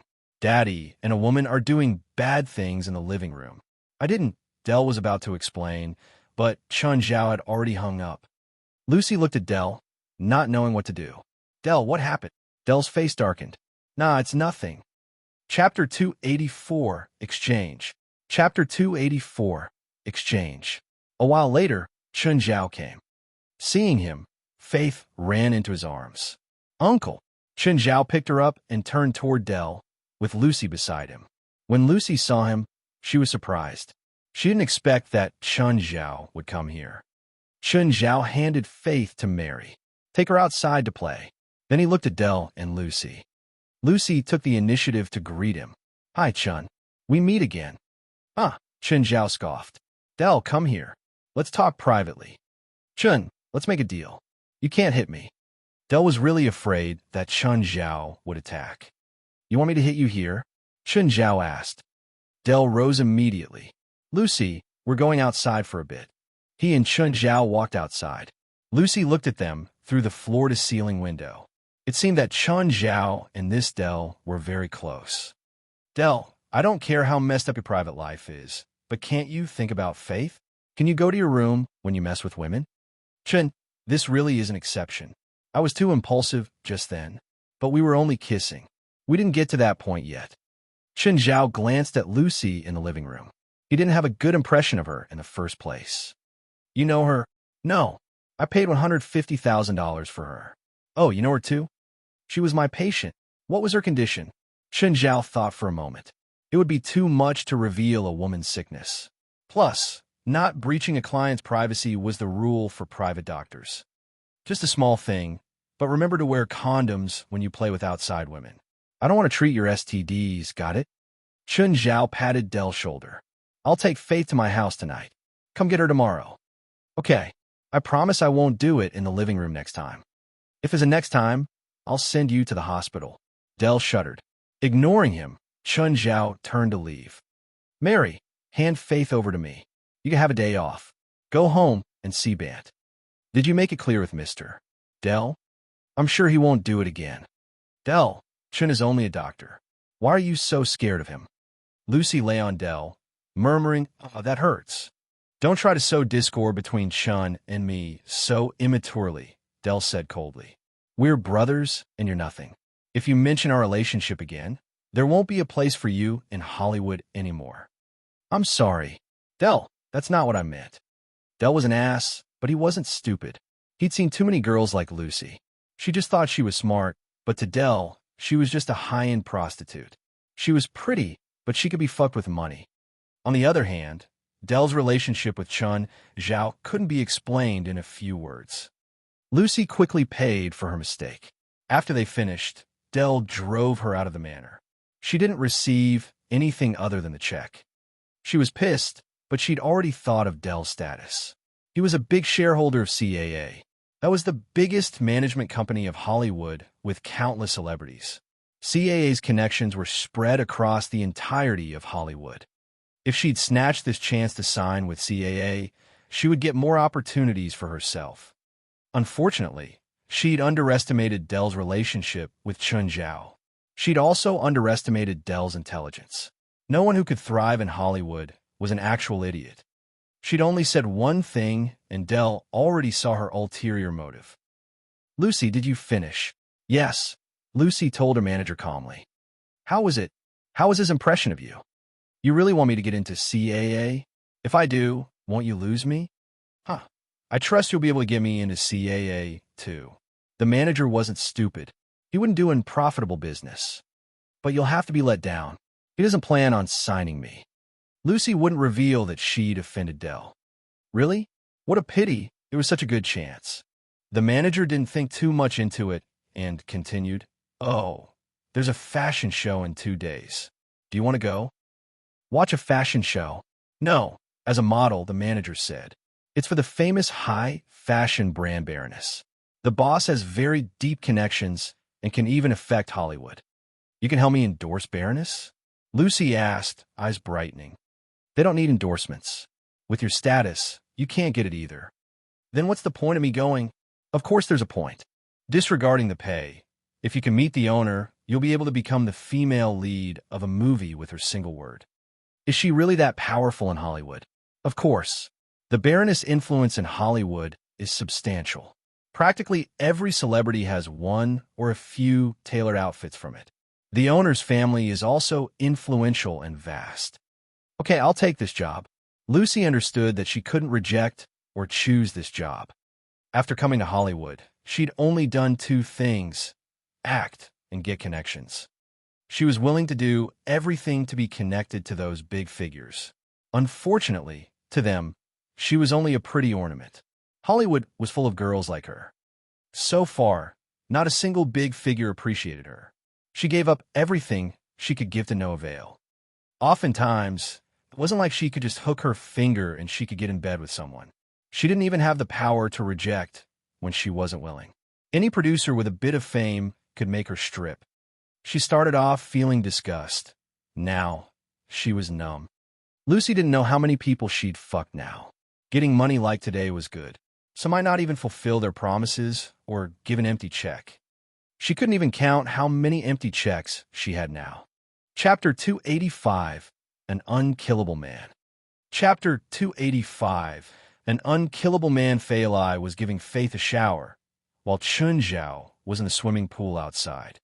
At the moment, Chun Zhao was surrounded by all his demons, including Blackie. Still the same problem. It's not difficult to eliminate the 3 attached spirits, but how can I separate them from the host without harming them? "Kill the host," Obitos said proudly. He was the first to come out with a solution. Yes, a very unique and refined solution, which we shall leave for further discussion later. Does anyone have any other solutions? Chun Zhao asked. Blackie was the expert here, but even he could not think of a solution, not to mention the other demons. Blackie, what do you think? First, I can confirm that Movich was hit with bloodline blend. The 3 evil spirits are his closest family members, and they were forcibly attached to his body. Feature-wise, they have actually already become part of the host. It's like you have 5 fingers, and you feel that 5 is too many, so you cut off a few fingers and still want them to move. It's impossible. There's an old saying in Chinese which has the same meaning as where there's a will, there's a way. Nothing is absolutely impossible. Chun Zhao did not want to give up. After all, it would affect Movich's entire life and Chun Zhao's payment. Human, can't think of anything. The more I think, the hungrier I get. Beelzebub had already lain on the ground and stopped thinking. The other demons were also dawdling. No demon wanted to waste their time and brain power on such a matter. I'll give the one who can think of a solution 1 year worth of demonic crystals. All the demons were energized at once. However, they only suggested ridiculous solutions, which were even worse than Obitos. Don't you have a more reliable solution? Chun Zhao slapped his forehead and looked at the demons. Just then, Failai also walked out, carrying Faith, who was wrapped up in a towel. Failai asked, "What are you talking about?" "I have a troublesome patient." "Ow!" Failai knew that Chun Zhao's medical skills were excellent. Hence, she wanted to know what illness Chun Zhao would describe as being troublesome. To be accurate, the person's not ill.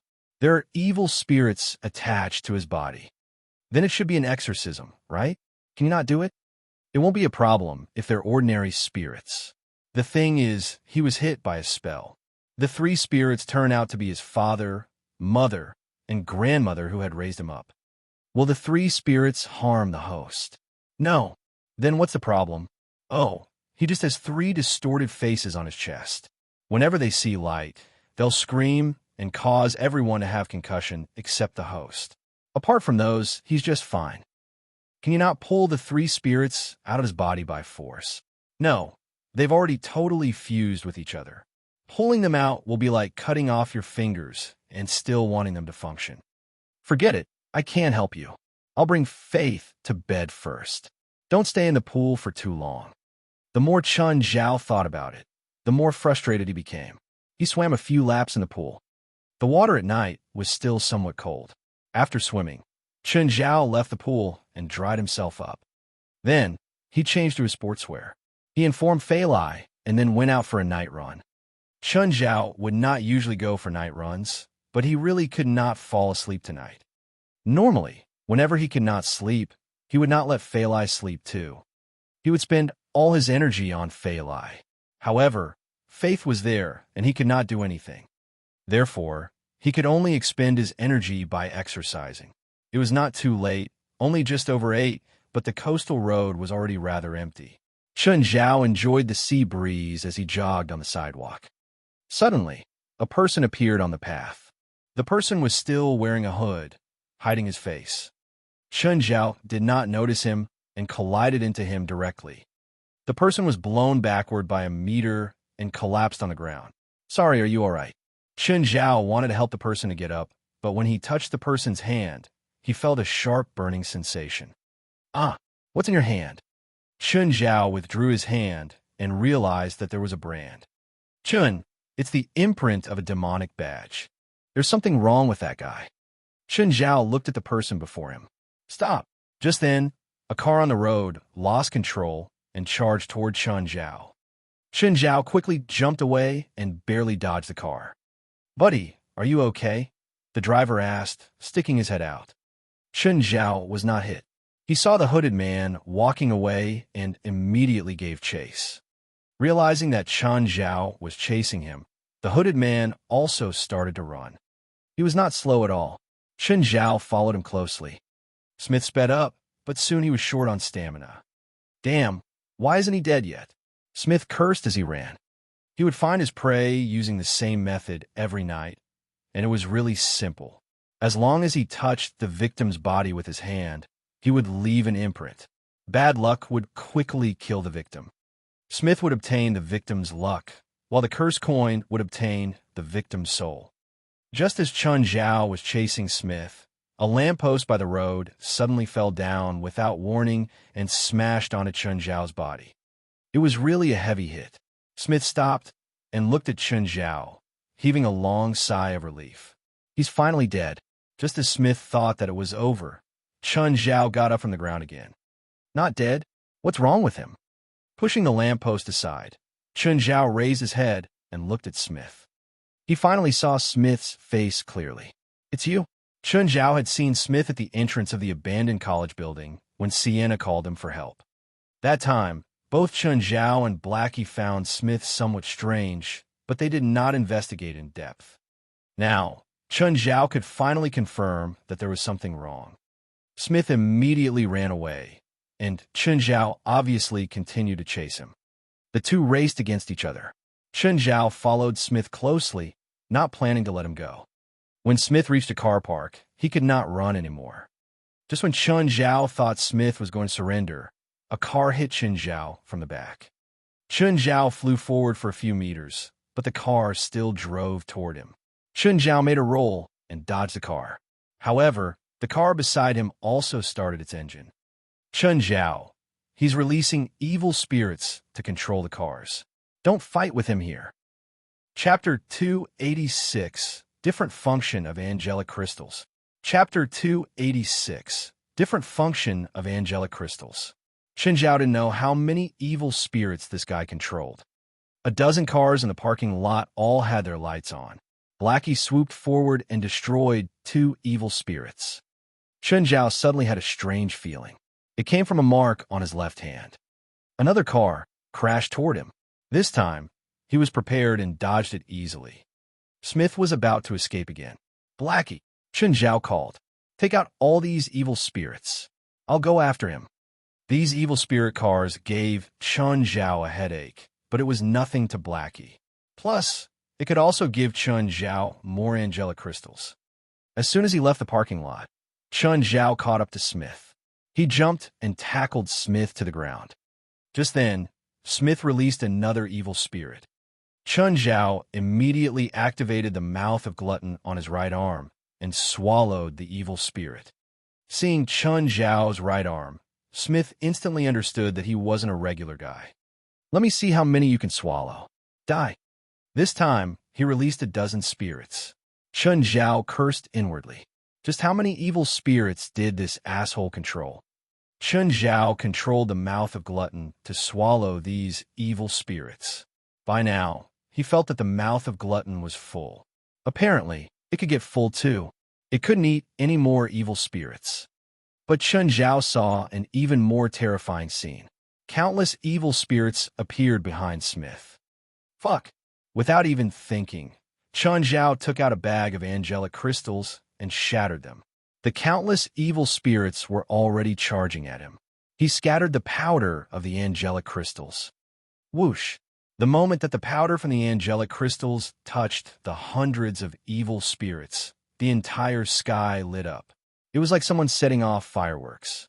Like peeling silk from silkworms, threads of light flew out of the ignited evil spirits and went toward the mark on Chun Zhao's left palm. The feeling was weird. It wasn't painful or comfortable. At the same time, Smith's face was ashen. What else can you do? Do it all. Chun Zhao sneered at Smith. Smith wanted to escape again, but he suddenly heard a crack. Then Chun Zhao saw Smith's leg snap. He fell forward, hitting his head on the ground. Blood flowed out. Chun Zhao froze. No way. He couldn't just die like that, right? That was too easy, wasn't it? Chun Zhao still wanted to fight hundreds of more rounds. The cursed coin that had been embedded into Smith's palm fell off and rolled to Chun Zhao's feet. Chun Zhao was about to pick it up when he sensed desire from the mouth of Glutton. Weren't you full earlier? Why do you want to eat again? Chun Zhao controlled the mouth of Glutton. The desire to eat became more obvious when it appeared. The coin didn't seem like a good thing, so he had the mouth of Glutton bite it. A few chomps later, the coin was completely digested. Blackie floated over. Looking at him, Chun Zhao said, "Blackie, you were kind of slow this time. These evil spirits are unique. They're well-preserved and very useful, so I imprisoned them." He looked at the soul fragments scattered on the ground. "It's a pity that you exploded the angelic crystals. If only you could have delayed him more until I came over. By the time he got here, I would have been ripped apart." Chun Zhao didn't think he could have survived before so many evil spirits. Blackie was still looking around, picking up the fragments. These pieces would evaporate with time, so he couldn't find many. However, Chun Zhao noticed that the surrounding grass was growing crazily at a speed visible to the naked eye. "Blackie, do soul fragments help plants grow?" "It probably isn't the soul fragments. I never heard that they could help plants grow." "Then what's going on?" "It could be the angelic crystals," Blackie said. "Demonic crystals are effective toward demons, animals, and humans. Basically everything that has blood and flesh. Perhaps angelic crystals are effective toward plants." "You skipped yourself. Demonic crystals are useful for you too. Let's find time to experiment, and we'll know." Before this, Chun Zhao had angelic crystals, but had very limited research. He only knew that it could counter demons. Now, it seemed that angelic crystals weren't so useless. Plus, they destroyed so many evil spirits this time. It should have produced some angelic crystals. "Blackie, do you know what's with that guy? This should be a demonic badge left by ancient demons." "What's the effect?" "It should be the cursed coin," Blackie said. "The cursed coin has two sides, luck and bad luck. Luck is always for itself, and bad luck is for the others. After touching the coin, it'll absorb the other's luck or fortune and have the victim get attacked by bad luck. Your car accident earlier and getting hit by the streetlight were all examples. If the cursed coin can suck away other people's luck, how come he fell to his death himself? I guess the general idea. The cursed coin will preserve the souls of the victims. No matter if it's luck or bad luck, it's all related to the victim. Even if they become spirits, their luck will still be preserved. You purified so many souls, which also took away his luck. When his luck disappeared, it brought to him his worst fate. What about this mark? Will it be stuck on my hand forever? No, nothing is forever. Even luck and bad luck will disappear one day. It's the same for this mark. Plus, the cursed coin has disappeared completely. It won't affect you at all. When I destroyed the evil spirits earlier, I think some light threads went into the mark. Do you know what that was? No. Chun Zhao squeezed his shoulders. It seemed like he'd taken Smith out easily today. However, it wasn't easy at all. He was injured. Of course, it was due to the bad luck and not the enemy's attacks. Chun Zhao didn't dare to imagine what troubles he'd face in the coming days if he didn't catch up to Smith. It's even possible that he could choke on alcohol and die. Suddenly, he heard a woman crying for help. Chapter 287, Permanently Disabled. Chapter 287, Permanently Disabled. Chun Zhao knew the lady. It was Lucy. At the moment, she was being pressed onto the ground by a few men, the upper part of her dress already torn apart. Chun Zhao did not know why Lucy was alone here at this hour. Nevertheless, he did what a man should do. Chun Zhao charged forward and kicked away the man who was about to leap at Lucy. "Fuck! Kill this fucking Asian!" one of the gangsters shouted. However, he immediately received a punch in the face which knocked him out. In just over 10 seconds, the 4 gangsters were all half unconscious. Chun Zhao helped Lucy to get up. Should we call the police? There were still tear marks on Lucy's face. She quietly tidied her dress. "I'm a star. If this gets exposed, I would have to leave Hollywood," Lucy said in a very calm tone as she stared at Chun Zhao. Nonetheless, she looked somewhat fragile. Her face was filled with tear marks and her hair was rather messy. Her left cheek was red, probably caused by a slap. Her dress was already torn, with one of the slings broken. Even the hemline was damaged. There were also bruises on her body due to contact with the ground. Chun Zhao looked at the 4 people on the ground and approached them. Chun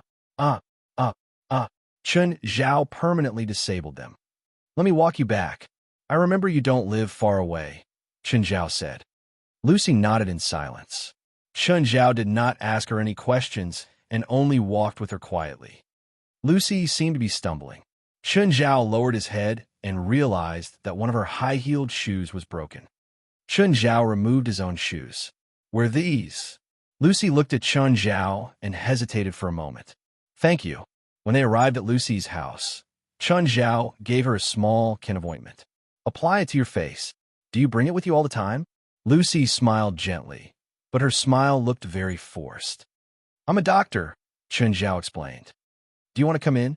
"No, I should leave now." Lucy looked at Chun Zhao's back. "Chun, thank you. Don't walk alone at night again." Chun Zhao did not turn around. He only sympathized with Lucy's predicament. Indeed, he would have shown up regardless of who the lady was. When Chun Zhao returned home, it was already over 10. Faur had just gotten out of bed to get some water when she saw Chun Zhao. "Chun, why are you all dirty?" Chun Zhao walked to the bedroom door and looked inside. "Is Faith asleep?" "Yes." Chun Zhao closed the door. "Faur, let's take a bath in the swimming pool. You can't even hold it for one night?" Faur stared at Chun Zhao, speechless. Ignoring Faur's objection, Chun Zhao carried her and walked toward the pool. "Wait, I'm still in my pajamas." Splash. Chun Zhao had already jumped into the pool with Faur, who was still resisting. "Asshole, my pajamas are wet." The phone rang. Chun Zhao looked at the time. It had only just passed 7 in the morning. He had been sleeping on the sofa, while Faur and Faith slept in the bedroom. "Hello. Chun, it's me, Movich." "Mr. Movich, do you know what time it is now? I know I must have woken you up. I'm very sorry." "What is it?" "Chun, have you thought a way to heal me?" "Not yet." Chun Zhao also had a headache. "Please, you must help me. I don't want to stay here forever." As Movich spoke, he started to cry. Chun Zhao did not know how to comfort Movich. Without thinking, he said, "Don't worry. I'll definitely solve your problem in 10 days. Movich immediately stopped crying and asked in delight, "Really?" Chun Zhao regretted his words. It was too firm a promise. However, it was too late now. If Chun Zhao broke his promise, Movich would be even more desperate. Just then, Chun Zhao saw Winip and Laurent standing outside, waving at him. I'll call you when I have a solution. Bye. Chun Zhao hung up and went to open the door. Winip, Laurent, why are you here so early? Why did you sleep on the sofa? Were you chased out of the room by Faur yesterday? Winip asked curiously. Did you argue with each other? And now you're going to break up? Laurent asked excitedly. Dell's daughter slept here, so I could only sleep on the sofa. Chun Zhao sighed. You're more caring than I thought. Winip nodded in satisfaction. Chun Zhao felt that sleeping on the sofa last night was totally worth it, now that he had received Winip's recognition. Anyway, he had done everything last night. Winip, your standard for caring is too low, Laurent said, displeased. At least he's better than you. When Faur and Faur were only 3 months, you were still sleeping like a dead pig. Laurent did not deny it. Chun Zhao was used to ignoring Laurent long ago. No matter what Chun Zhao did, Laurent would not be happy. Chun Zhao might as well please Winip. After all, Winip was the real decision-maker. Is Faur still sleeping? Chun Zhao looked at the time. Faur should be waking up soon. Indeed, after a short while, Faur also woke up. Dad, Mom, morning. Faur, we're leaving, Winip said. You're going home already? Why don't you stay here for a bit longer? It's all Winip. She said that there are a lot of things waiting for her to settle. Laurent loved his daughters, and he was also retired. Clearly, he wanted to play in Los Angeles for a few more days. Unfortunately, Winip still had work to settle. They had to leave. Chun Zhao and Faur sent Winip and Laurent to the airport. Laurent pulled Chun Zhao to the side and threatened fiercely. Kid, I suggest you quickly break up with Faur. If I see you again next time, I'll throw you into the sea and feed the sharks, Chun Zhao answered. Although I'm retired now, I still know many political figures. I'll get you in jail. I'll throw you into the sea and feed the sharks. I'm not joking with you. I'll find a gang to kill you. I'll throw you into the sea and feed the sharks. Is that the only sentence you know? Then I'll throw you in a desert. Winip, Laurent, and bodyguards A, B, and C left. Faur glanced at Chun Zhao. What did you say to my dad? He was almost mad. Nothing. I only told him that I'll bring him out to play again next time, but he doesn't like the places I suggested. Chapter 288. Hardy Life Depends on Peace Not. Chapter 288. Hardy Life Depends on Peace Not. I'll take you to Angel Beach, Chun Zhao said. Faur didn't drive, so Chun Zhao brought her from the airport to the Coastal Rescue Team's office. Along the way, he got a call. It was Zola. Chun, there's a show on my company tomorrow night. Do you want to come? What show? The fashion show for my company's new products. You can come with your girlfriend. Chun Zhao thought for a bit. He wasn't interested in fashion shows. After all, he didn't understand that kind of fashion. He'd rather watch Victoria's Secret. However, he didn't know if Faur was interested. Turning, he asked, Faur, my friend has a fashion show tomorrow. She invited us. Do you want to go? Sure. Women would always be women. They couldn't resist things about clothes. Faur answered without hesitation and asked, but we have to dress formally for that kind of event, right? Should I go dress shopping with you tonight? Sure. Chun, Odutra is in prison here, Caprice called Chun Zhao. When do you want to visit him? Chun Zhao remembered Odutra. Originally, he thought it would take half a year for Odutra to be put through trial and be imprisoned. He didn't expect it to take less than a month. He's imprisoned so soon? Chun Zhao asked doubtfully. He's a top criminal. The court doesn't feel confident if he's only detained. Plus, his crime and evidence are all clear, so the L.A. court quickly gave him a sentence. How long is it?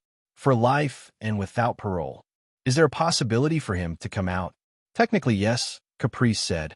But if you're worried that he'll come out in 30 or 40 years and take revenge on you, there's no need. He won't live that long.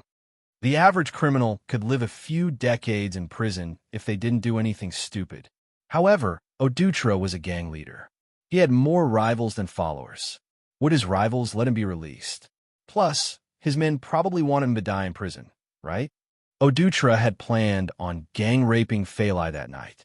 Chun Zhao would never let him go so easily. After all, he disabled 4 rapists just last night.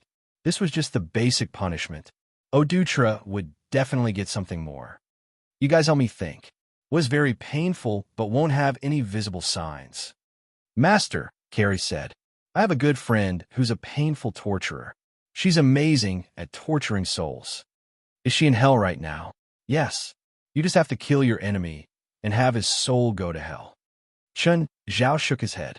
Killing his enemy felt nice, but it was too costly. It could affect Caprice too. Human, Raymond said. I thought of an idea. What idea? Let me give him great sexual desire. Raymond said while snickering. He had a good idea, but this couldn't satisfy Chun Zhao. Not enough. This is just appetizer at most. Make him never be able to feel full, Beelzebub added. Make him feel starved forever. Still a bit lacking. Keep thinking. Why are you making it complicated? Blackie asked. Why can't you just use what you did to Philiquin? No, that's too obvious. Chun Zhao declined the suggestion. Philiquin's case was too unique. If another case came up, it would be easily connected to him. Then, I'll learn a spell. Oh, what about the age spell? Chun Zhao's eyes brightened. Which of you know age? No. Chun Zhao was speechless. None of you.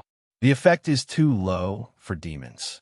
There's no point in learning it, so no demon would go learn it. Is the effect that weak? Humans have no resistance against magic, so age can make them die from old age within 30 days. Beelzebub, who in your territory knows the spell. Chun Zhao had the demonic ritual implements of many inferior demons of Beelzebub's territory. He thought that if he was lucky, one of them would know age. I don't know. I don't care about those lowly bastards. Chun Zhao wanted to kick Beelzebub. He only knew how to say useless words, but couldn't do anything he was asked to. I have an idea, Blackie said. Feel free to speak up. We're not very familiar with curses, but I know necromancer spells. And then, in necromancing, there's a type of marrow-eating insect. The host loses as much vitality as the insect sucks away. Are they easy to discover? There's a possibility they'll be discovered with X-ray, because they're visible to the naked eye, but they can be taken out. Chun Zhao had to learn how to summon the marrow-eating insects, though. Blackie couldn't hurt living creatures directly, not even a horribly sinful criminal. Chun Zhao thought, and then called Caprice. Caprice, I'm not ready yet. I need a few days to prepare. What are you planning? Obviously something that can take revenge without hurting you or me, Chun Zhao said matter-of-factly. There's more than enough time, Caprice said. No hurries. After hanging up, Chun Zhao drove to Ethan's motel. Ethan's clients for Chun Zhao had decreased dramatically, but they were all big cases. Ethan must have chosen them specifically because he knew Chun Zhao needed money. Of course, he would also earn much more. Auntie Lee, where's Ethan? When Chun Zhao entered, he saw Li Qing standing behind the front desk. Li Qing looked at him, and her brows furrowed. Mr. Chun, where's your peace knot? Huh, it's in my wallet. Chun Zhao took out his wallet, but discovered that the peace knot was untied. Hey, what happened? It was still fine yesterday. Mr. Chun, did you run into danger yesterday? Chapter 289, Disease That Can Defeat Wright. Chapter 289, Disease That Can Defeat Wright. It was the first time Chun Zhao observed Li Qing so carefully. Li Qing bit her lower lip and looked rather reluctant to speak. Auntie Li, is the piece not special? Chun Zhao stared at Li Qing. After thinking, Li Qing said, Mr. Chun, I'll make another one for you later. Is the piece not very difficult to make? Not really. It just takes some time. Li Qing smiled. By the way, Ethan went out to play. I don't think he'll be back today. Did he say where he was going? No. All right, Chun Zhao sighed. Auntie Li, I'm leaving. Be careful out there. If you run into trouble again, tell me. I can't do much, but I can at least try to think of a solution with you. Sure. Auntie Li, thank you. Chun Zhao nodded. Chun Zhao drove his car, deep in thought. Just then his phone rang again. Hi, Chun, it's Wright. Yes. Are you free now? Yep. Are you unwell? Yes. I'm not sure. I just feel weak, Wright said. I'm worried that I might have gotten ALS. Chen Zhao frowned. ALS stands for amyotrophic lateral sclerosis and is also known as Lou Gehrig's disease. It is a very troublesome illness. At the moment, it cannot be cured. Even cancer has a small chance of full recovery. Sometimes it can be removed physically. However, ALS is really incurable. Chen Zhao could only pray that it was not ALS. Right. Have you gotten a checkup? No, I don't dare to go. There were not many things that could scare Wright. Even when she had cancer, she continued to stay by herself. She was not scared of death, or rather she was not beaten by cancer. However, the thought of having ALS really frightened her. Chen Zhao had seen ALS patients before. It is really a terrifying disease.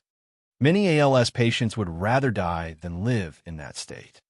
Nonetheless, it was good news that Wright had not done a checkup. She merely suspected the disease.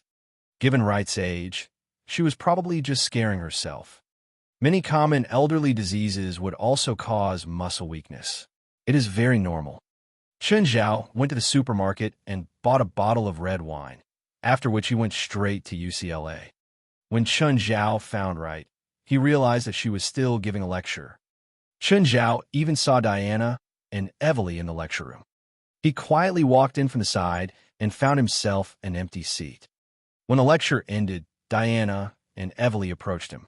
Diana was delighted to see Chen Zhao. Chen, are you here to find me? And you have red wine too. Great. We can have a candle dinner. Sorry, I'm not here for you, Diana. Chen Zhao said, speechless. I'm waiting for Wright. The wine is for her as well. Just then, Wright had also finished packing her lecture materials.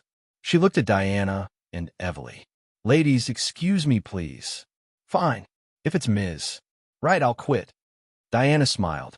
Chen, come and find me next time. Diana waved her hand and left with Evelyn. Let's go to my office, Wright said. Wright brought Chen Zhao to her office and then locked the door. Chen, can you do a checkup for me? Chen Zhao nodded and started the examination. Where are you experiencing the weakness? Left arm. Chen Zhao held Wright's arm. Contract your muscles. Chen Zhao pressed Wright's arm again. Wright cooperated with the checkup very well. What have you been eating recently? Today, a sandwich for breakfast and a medium steak for lunch. Have you been contacting Ethan? I'm not contacting that asshole. Chen Zhao smiled. Right. I can guarantee you that it's not ALS. Really? Wright was relaxed at once. Yes. You probably just have muscle fatigue due to too much stress. If you're still worried, you can go to a hospital, but you should get the same conclusion. Chen Zhao found out what Wright had been eating recently. The early symptoms of ALS normally include difficulty chewing and swallowing and slurred speech. However, Wright's meals and words were all very normal. She showed no symptoms of ALS, so she was probably just scaring herself. Wright, bring this bottle of wine back and finish it all at once. Wright looked at Chen Zhao, confused. Please, I have mild high blood sugar. I can't drink a bottle of wine all at once. Are you trying to kill me? If you can't finish it, remember to pour the rest away, Chen Zhao said with a serious tone. Can you promise me that? Wright looked at the red wine. It was a very ordinary one bought from a supermarket. However, Chen Zhao seemed to have opened it already. Wright looked at Chen Zhao. Is there something special with the wine? It can make you healthier. If you trust me, do what I told you, all right? Why must I pour it away if I can't finish it? So that we won't get into trouble. Don't let anyone else drink it. All right. Wright rubbed her forehead. I'm indeed quite stressed now that I'm the principal. This could be an opportunity for me to rest. You're the principal? Chen Zhao asked in surprise. Yeah. Brewster fell to death due to an elevator accident, and then I was chosen to be the principal. I should congratulate you. It's a tough job. Just 2 days ago, 2 ladies tricksters came here. They said Brewster had hired them as special safety consultants and demanded that we pay them their salary of $10,000, Wright said. And then, of course, I chased them away, Wright said. They also said that they would curse me to lie on a bed forever. Chen Zhao did not know whether to cry or laugh. I think I know the 2 tricksters you're talking about. Huh? Are they your friends? Yes, and they're not tricksters. In fact, I was present when Brewster hired them. Brewster also did promise them a monthly salary of $10,000. Special safety consultant? What exactly does it mean? You may not believe it, but they're supernatural event experts, Chun Zhao said, rubbing his nose. Wright stared at Chun Zhao, as if she had just seen a ghost. Are you serious? I know it's hard to believe, but it's the fact. Remember how the abandoned college building used to have many accidents? Yes, Wright nodded. They were hired by Brewster to solve the problem in that building. Chun, are you sure Brewster promised it himself? I can promise you that. It's real. So, they're not tricksters? No. Chapter 290. Work at university? Chapter 290. Work at university? Okay, I'll call them over and have a good chat with them, Wright said. Oh, do you have her numbers? Yes, wait a minute. Sienna, Chris, come to UCLA. I'm in the principal's office. A while later, Sienna and Chris arrived. When they saw Wright, their eyes burned with anger. I think there's been a misunderstanding between you all.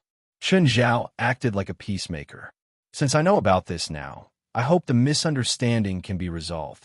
Mrs., I apologize for my brashness earlier. I prepared this just for you two.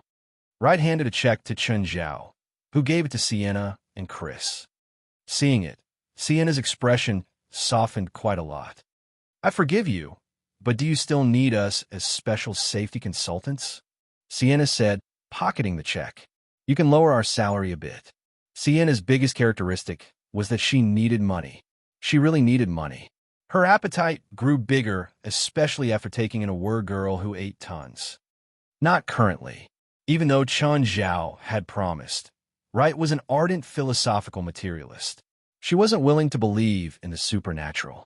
She gave this check only because of Bruce's promise. All right. I hope you save my card, though. You can call us whenever you need us. Wright accepted the card. Sienna and Chris didn't plan on dallying here. They'd gotten such a large amount of money and wanted to celebrate. Sienna, wait. I need to talk to you. Chun Zhao turned toward Wright. Excuse me. Chun Zhao and Sienna walked outside. He looked at Sienna. Did you curse, Wright? Just a weak curse. It'll disappear in a few days. Don't do it again. I don't care if you curse other people, but Wright is already so old. Plus, she's my friend. I didn't know she's your friend, Sienna refuted. To be honest, they both had their own perspectives. Neither was right or wrong. However, Sienna's curse really scared Chun Zhao. Chun Zhao returned to the office. Wright looked at him with a slight smile. What's their relationship with you? Didn't I tell you? They're my friends. Nothing more. No, I have a girlfriend. What about Diana and Evely? Please, I have even less of a relationship with them. Chun Zhao rolled his eyes. Really? Why would I hide from you? Fine, I'll trust you for now. Wright wasn't an old-fashioned person. Her mindset was quite open.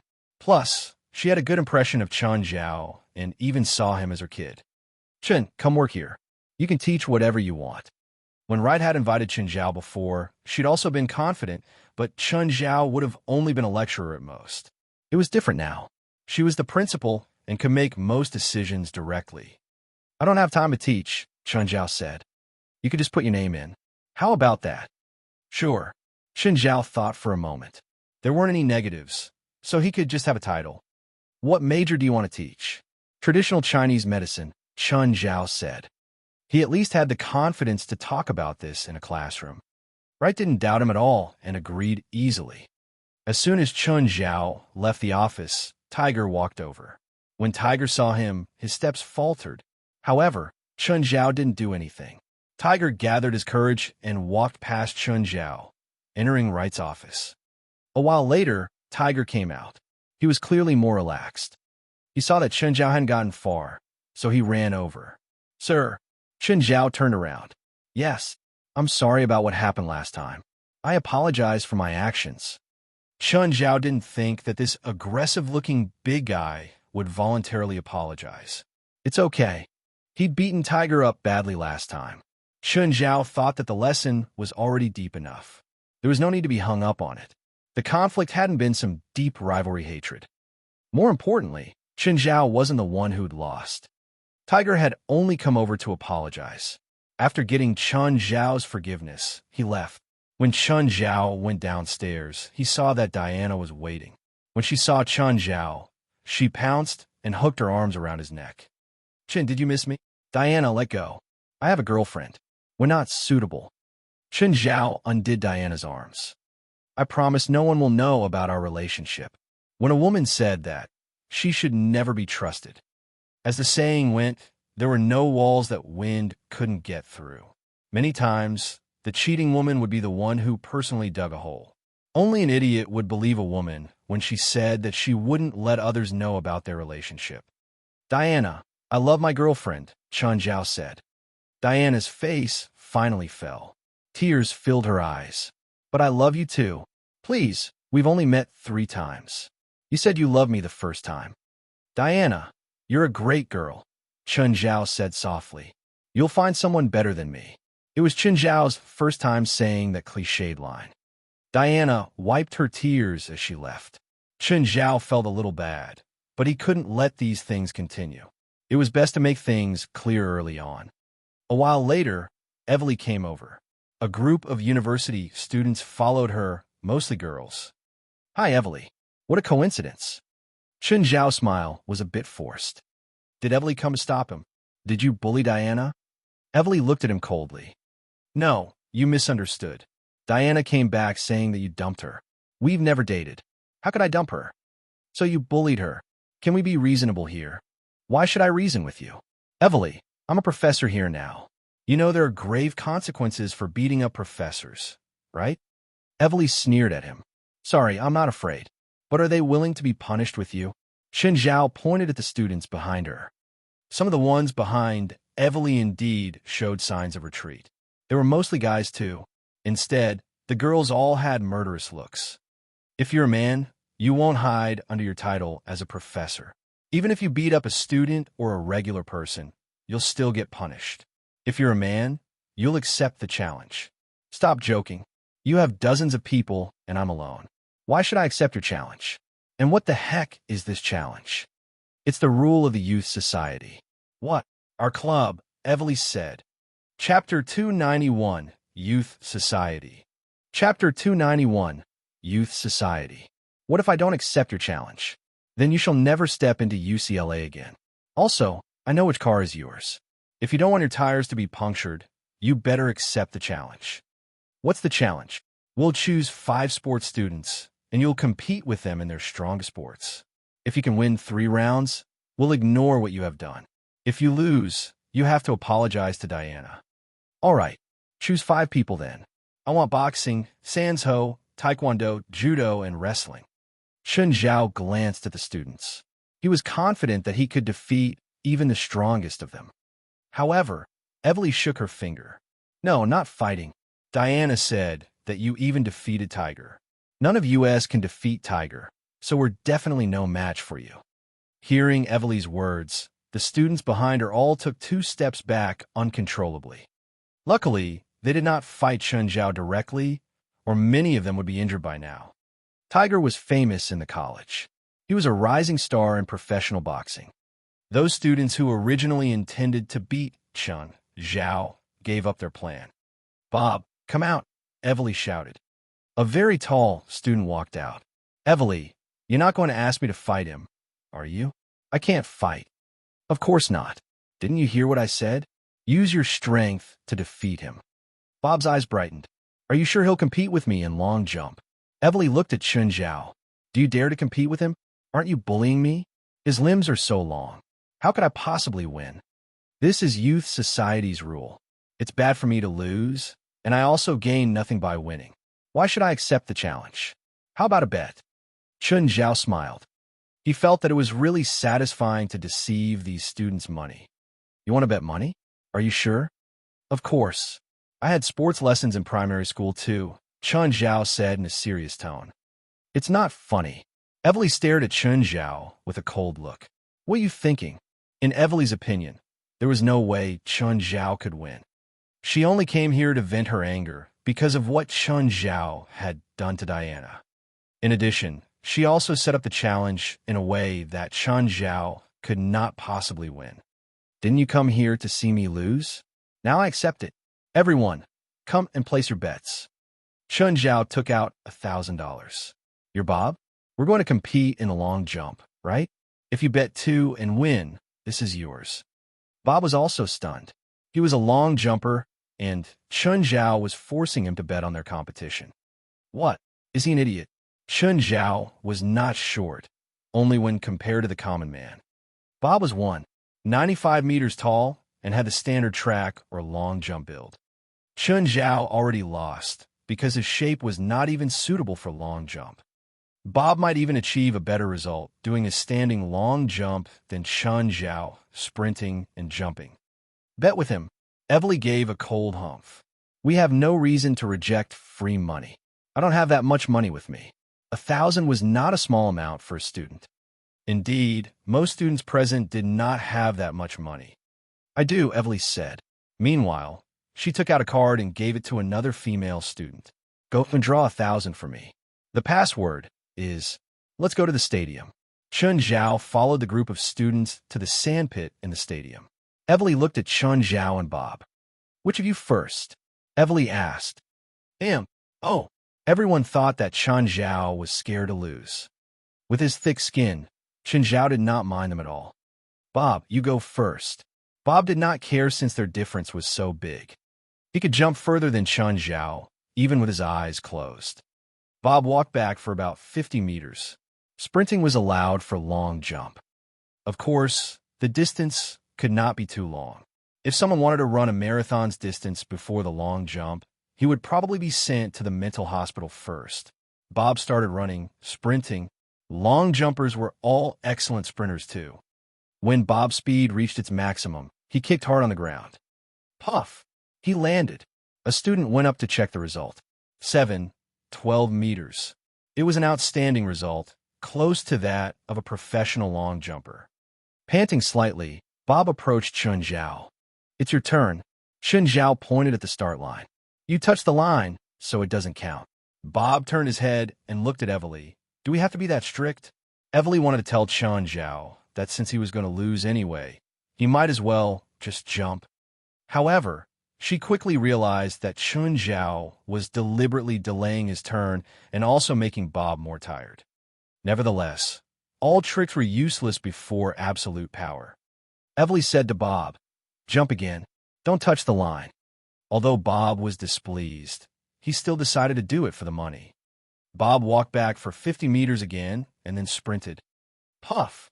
He made a smoother arc in the air. 35 meters. Everyone exclaimed. The result was even better. It's valid this time, right? Bob said with a provoking tone. Of course. Chun Zhao put down his toolbox. All right, your turn, Evely said impatiently. In her opinion, Chun Zhao was going to lose for sure. There was no need for him to waste any time. Chun Zhao's original plan clearly failed. He surely did not expect Bob to achieve a better result the second time. If he had known it earlier, perhaps he would have admitted defeat.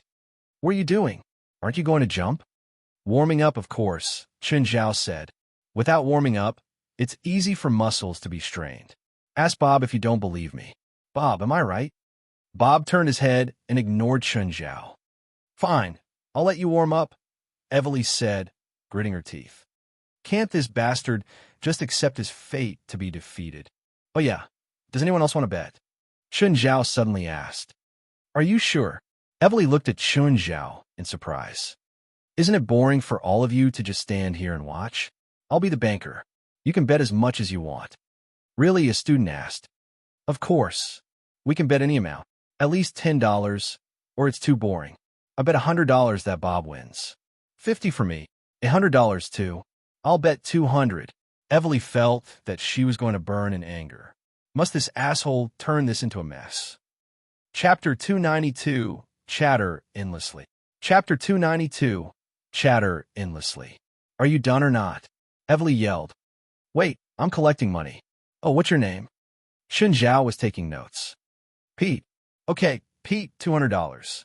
If you lose, you'll pay us all, right? Of course. You have so many people.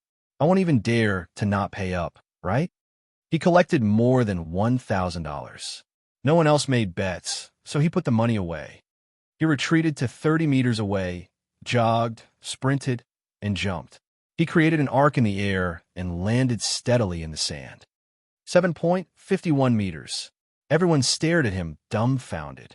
No one moved. No way. You're cheating. Evely couldn't figure this out, so she reflexively thought that Chun Zhao was cheating. It wasn't possible under everyone's scrutiny, though. Did you step on a line? Go look. The line was drawn in white paint. It was easy to see if he stepped on the line or not. It's also possible that you crossed the line, Evely insisted, unwilling to accept reality. Okay, cheating like this is boring. I won, right? Bob's expression was down. He lost. He really lost. He'd lost to an average Asian man who was 15 centimeters shorter than himself. Wait, I don't accept defeat. Bob suddenly yelled. Since we're going with the official rules, I have another chance. Chun shrugged and made an inviting gesture. As you wish. He sat on the side and started counting the wad of cash. Seeing how annoying he was, everyone wanted to beat him up. Bob jumped again and got 7.42 meters, still not surpassing Chun Zhao's record. He sat in the sand, unwilling to get up. He was too hurt. The other students had no time to comfort him either. They were all provoked by Chun Zhao. After counting the money, Chun Zhao was satisfied. Not bad. $2,120. Thanks, Evely. Evely clenched her jaw and looked at him. Her eyes were filled with a dangerous red light. The next challenge is a 10K meter run. Do you dare? Anyone take bets? Chun Zhao asked. Hearing this, Evely felt angry for some reason. Grint, you're up. Grint was a slim African-American, but when he took his jacket off, everyone saw his lean muscles. He was the type that looked skinny with clothes on and muscular without. Grint, Evely called. Don't lose to him. Evely, don't worry. I won't lose to an amateur. As he spoke, he also glanced at Bob. It seemed that they had conflicts too. How about 5K? Chun Zhao asked with a worried expression. 10,000 meters is too much. I don't even know if I can do it. No choice. You either stand at the starting line or surrender. No one's going to bet. There's no commotion. Listless, Chun Zhao continued, plus I just finished jumping. I feel so tired. I need to rest. Wait for half an hour. Rest for half an hour? No way. Get up and run right now. No, I'm tired. I bet $2,000, Evely said through clenched teeth. Chun Zhao stood up immediately. Anyone else want to bet? Pete, who'd lost $200 earlier, walked over hesitantly. You'll lose this time, right? Please.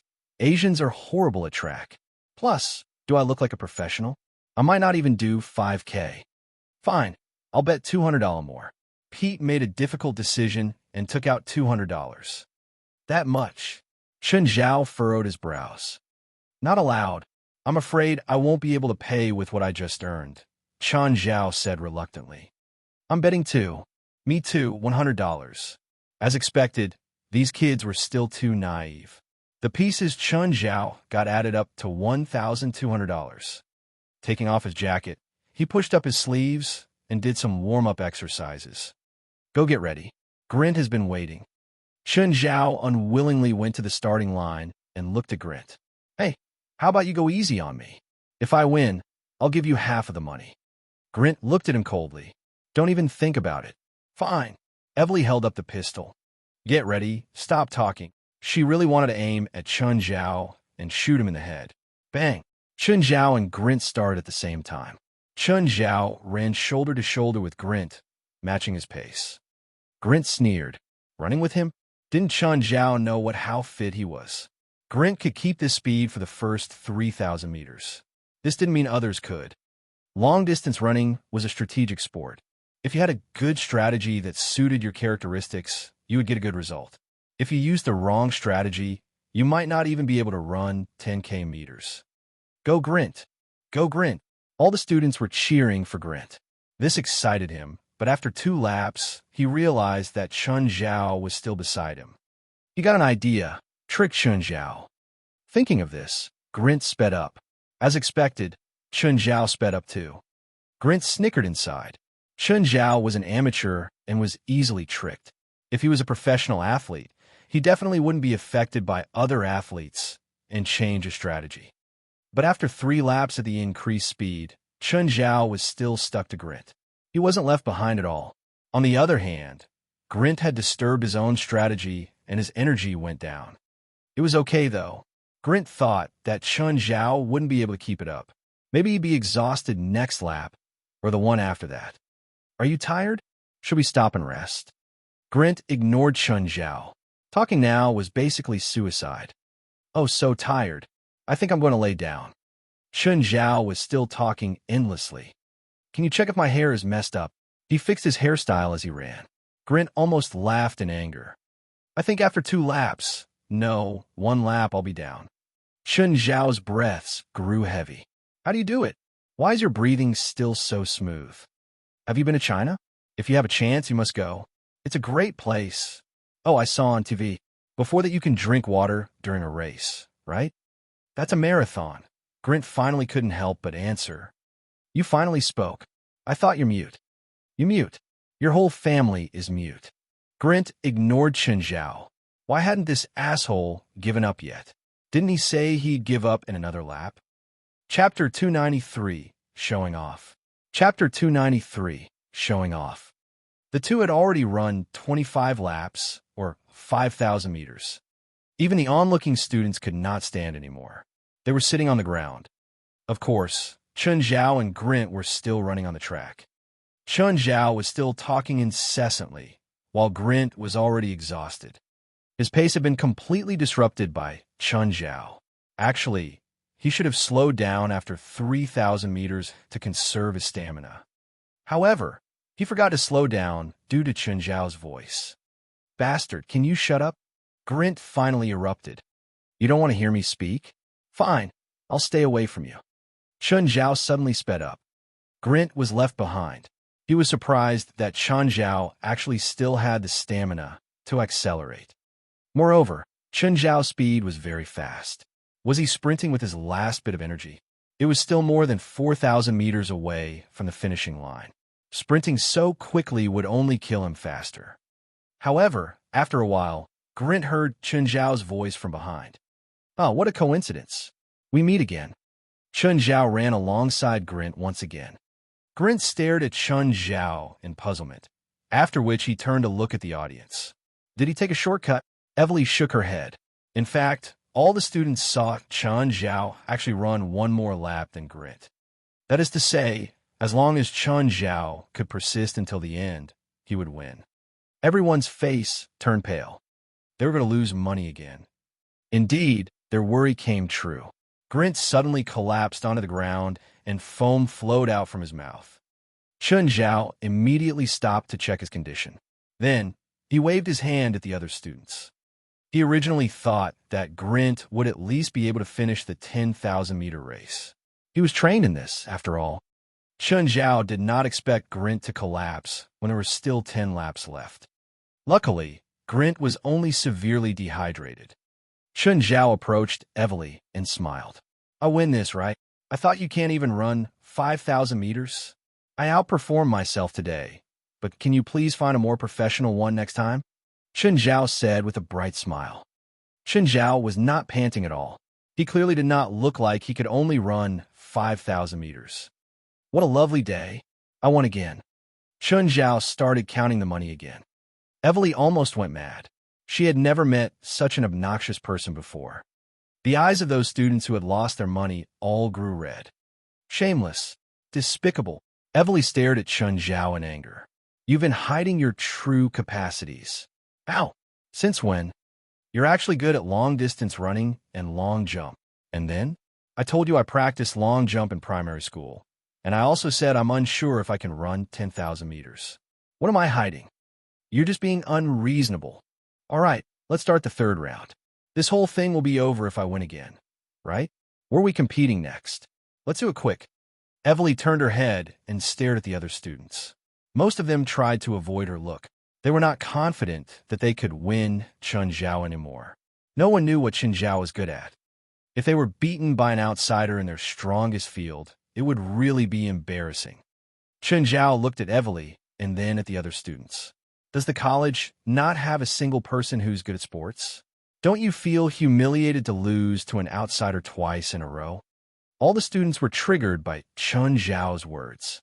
They clenched their fists, their eyes burning with fury. "I'll play basketball with you." "Street basketball," another tall student shouted. Chun Zhao glanced at him. "Buddy, you know that some forms of physical contact are allowed in basketball, right? You better stop challenging me, unless you want to visit the hospital." Even though Chun Zhao was significantly shorter than the student, he still threatened bluntly. Tarek, forget it. Evely did not plan to get anyone injured. She knew that Chun Zhao had beaten Tiger up. Tiger was taller and stronger than Tarek, but he was still injured. If Tarek and Chun Zhao really played basketball, Chun Zhao might not win in terms of basketball skills. But he would definitely win the matchup, given his shamelessness. Therefore, they had to choose a sport that did not involve physical contact between players. Just then, another student walked out. He was not as big as Tiger. In fact, he was even shorter than Chun Zhao, but he was very, very muscular. "I'll do it." Evely's eyes brightened. This is going to work. Harrison was the strongest man in the entire college. He was the champion of a national college weightlifting competition. Weighing 94 kilograms, he was the record holder of the competition for his weight category. His snatch record was 145 kilograms, and his clean and jerk record was 210 kilograms, which was already an Olympic standard. His snatch was slightly weaker. In fact, he had been practicing the snatch and was planning to sign up for the next Olympics. "What is it? Wrestling?" It was Chun Zhao's first impression of Harrison. "Weightlifting," Harrison said. "That's too much. How heavy is he, and how heavy am I? We're not even in the same weight category. You said yourself that all of us are even weaker than an outsider. What, are you scared now? Are you going to retreat? But we can't ignore the rules. I don't care. Unless you admit defeat and we go on to the next round." Admit defeat is not in my dictionary. Then you better add it now. Evely could finally heave a sigh of relief. At least Chun Zhao would lose once. She would enjoy mocking him afterward. "Does anyone want to bet? I'm definitely going to lose." Immediately, Evely felt something was wrong. Given Chun Zhao's greedy nature, why would he continue to bet if he was not confident? But he can't possibly win. Chun Zhao was certainly not as muscular as Harrison. It was different from Bob and Grint. While they were much stronger than normal people, they were still weaker than professional athletes. Harrison was different. He had the standards of a professional athlete, or even an Olympic athlete. "Harrison, are you confident of winning?" "Of course, there's no way such a small guy can beat me." Harrison was very confident in his strength. "You must win," Evely said. "Of course. Leave it to me." Chapter 294, Surrender? Chapter 294, Surrender. "Come on, consider it. Come bet again." Chun Zhao exclaimed. "Pete, trust me. I'll definitely lose this round. Look at the difference in size. I'll definitely lose. Come on, place a bet." "Motherfucker, you already won my pocket money for this month." "Then Miss Sunderland, come bet." "Michelle, place a bet." Chun Zhao went through them all, but no one was willing to bet. "Trust me one more time, all right?" Everyone ignored him. Even if they thought that Chun Zhao couldn't win, they still weren't willing to place another bet. "Oh, I don't have energy," Chun Zhao said weakly. "I need a break." "You're doing this again." Evely glared at him. No motivation." Chun Zhao sat down without spirit. "I don't care. You're going up anyway." The bars were ready. A few students started putting on the weights. Harrison started testing. "Okay, we can start," he said. First snatch, 140 kilograms. He picked up the weight without using much effort. 3 seconds later, it landed on the ground. Thud, thud, thud. The heavy sounds showed the weight of the bar. "Want to try a heavier weight?" Evely asked. Harrison loosened his shoulders. He hadn't used much power, so he felt like he was in a good state. "Add 10 more kilograms. I'll do a snatch again." Second snatch, 150 kilograms. Harrison let out a roar and lifted the bar, pushing it above his head. 3, 2, 1. Success again. "Take a break and try the clean and jerk," Evely said. She turned to Chun Zhao. "Your turn. How much weight do you want?" 200 kilograms. Chun Zhao grinned, face full of confidence. "Are you sure?" "Of course." Snatch. Yes. Do you know the world record for your weight class? No. The world record for snatches in the 77-kilogram weight class is 173.5 kilograms, Harrison answered. I want to challenge the world record, Chun Zhao said matter-of-factly. Is there a problem? No. Go on. Chun Zhao went forward and stuck his butt up. Huh. The bar moved. Everyone got goosebumps at that moment. He was so strong. The bar was 10 millimeters off the ground. Evely widened her eyes. Could he really lift it? Could he break the world record? The next moment, the bar returned to the ground. He couldn't lift it. I surrender.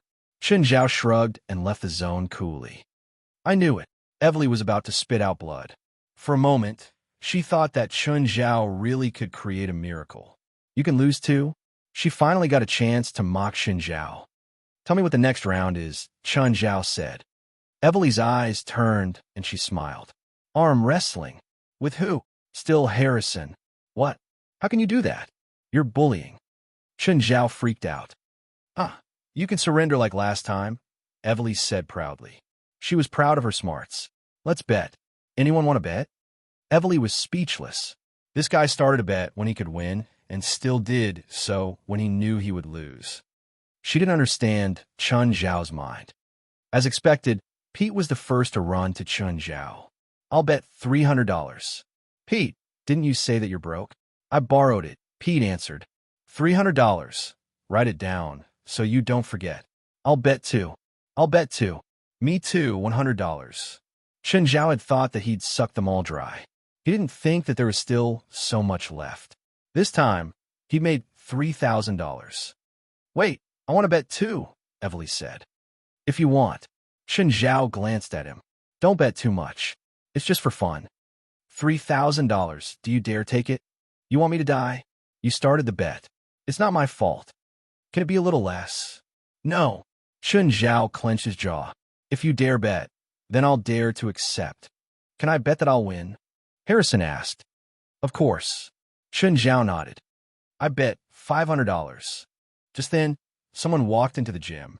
Chun Zhao turned to look. Normans, it's you. Chun, how come you're here? Normans was shocked too. She didn't think she could meet Chun Zhao here. Normans. Evely immediately walked over to say hi. It seemed that they were friends. How did you know that we're here? I went to the Youth Society's place, and they said that you're all at the gym, Norman said. Right, what are you guys playing? Him. Evely said. He bullied our sister, so we're punishing him now. Punishing? Him? Normans looked at him with a strange gaze. Chun Zhao greeted her with a grin. How many rounds have you lost? Normans asked. Normans, how did you know we lost? Are you familiar with him? This guy can swim dozens of kilometers in the sea or hundreds of laps in the pool, talking the entire time. He can run 2 marathons without stop. He's just a monster. It's most possible that you'll lose against him. Everyone was dumbfounded and turned to Chun Zhao. They really didn't imagine that this average-looking man would be so scary. We won a round and lost 2. Wow, you won a round? Normans looked at Chun Zhao. What's the 4th round? Normans, let me introduce you to Harrison. He's a future Olympic champion. He beat this asshole in weightlifting. Next, they'll compete in arm wrestling. The other students moved a table over, placing it before Chun Zhao and Harrison. Which arm are you best at? Harrison asked. Either. Chun Zhao shrugged. Then right arm. Sure, let's go. Chun Zhao and Harrison grasped each other's hand. Norman narrowed her eyes at Chun Zhao. She knew that he was very strong. He'd been able to lift her with 2 hands when she'd been at the peak of her weight. It felt like it was easy for him, too. Normans didn't think Harrison could win this match. Chapter 295. What's the point of winning a group of kids? Chapter 295. What's the point of winning a group of kids? Start. Harrison shouted. He held a table leg with his left hand and tried to move his right hand to the left with all his might. Have we started? Chun Zhao looked around him. Harrison, have you started? By then, Harrison's face was already red and all his arm muscles were bulging. On the other hand, Chun Zhao looked very relaxed. Moreover, he did not even hold a table leg with his left hand. Harrison, go! Chun Zhao shouted. Use more strength. You can do it. Everyone was speechless. Chun Zhao was cheering for Harrison as his opponent. Stop disturbing Harrison. Evely was the most nervous person. She was already extremely displeased with the current situation. Chun Zhao's words were piercing her ears. Fine, I won't disturb him anymore. Chun Zhao still looked very relaxed. Normans, how are you? Everyone was speechless again. It was too much. Chun Zhao stopped disturbing Harrison, but he started chatting with another person. On the other hand, Harrison had already used all his strength. Harrison, you can do it. For my pocket money this month, you have to win. Pete almost cried. What pocket money? Normans asked, confused. He asked us to bet on the outcome of each round. Normans was speechless. And then all of you bet that he loses. Everyone nodded. Normans was more speechless. This bastard's clearly playing them. And these kids all jumped into the trap one after another. Can you not be so naive? Anyhow, Normans was still surprised by Chun Zhao's strength. A weightlifter could not even make Chun Zhao tired with all his strength. Chun Zhao had not been serious since the start. His hand had been vertical, moving neither to the left nor to the right. Suddenly, Normans had an idea. She walked up and pulled Chun Zhao's hand to the left. However, Chun Zhao still did not move a bit. Evely, she's breaking the rule, right? You should chase her out. Evely also walked up to move Chun Zhao's hand. She did not believe that the three of them still could not win Chun Zhao. But it was the fact. Chun Zhao's arm did not move at all, as if it was a piece of iron fixed in place. Perhaps he already had enough fun. Chun Zhao suddenly used more strength. Bang! Yes! I won! I won! Chun Zhao shouted. Everyone looked at Chun Zhao in silence. Nobody cheered with him. Normans looked at Chun Zhao, speechless. What's the point of winning a group of kids? Return them their money. Why? I won the money. Do you know you can be sued for obtaining more than $1,000 by fraud? Normans threatened. Chun Zhao returned the money to the students, his face wet with tears. Nevertheless, all of them were too embarrassed to speak. They looked really dispirited. Chun Zhao picked up his jacket and carried his toolbox. All right, now you can't stop me anymore. While Evely was unhappy, she could not do anything. All right, leave now. Normans clapped her hands as if she was the big sister. Finally, all the students except Evely left. Normans, I see you've restored your shape. Yes, I remember 3 months ago, you were still. Evely shivered at the thought of Norman's body at that time. It was a horrifying thought. Norman's had literally been a moving ball of flesh.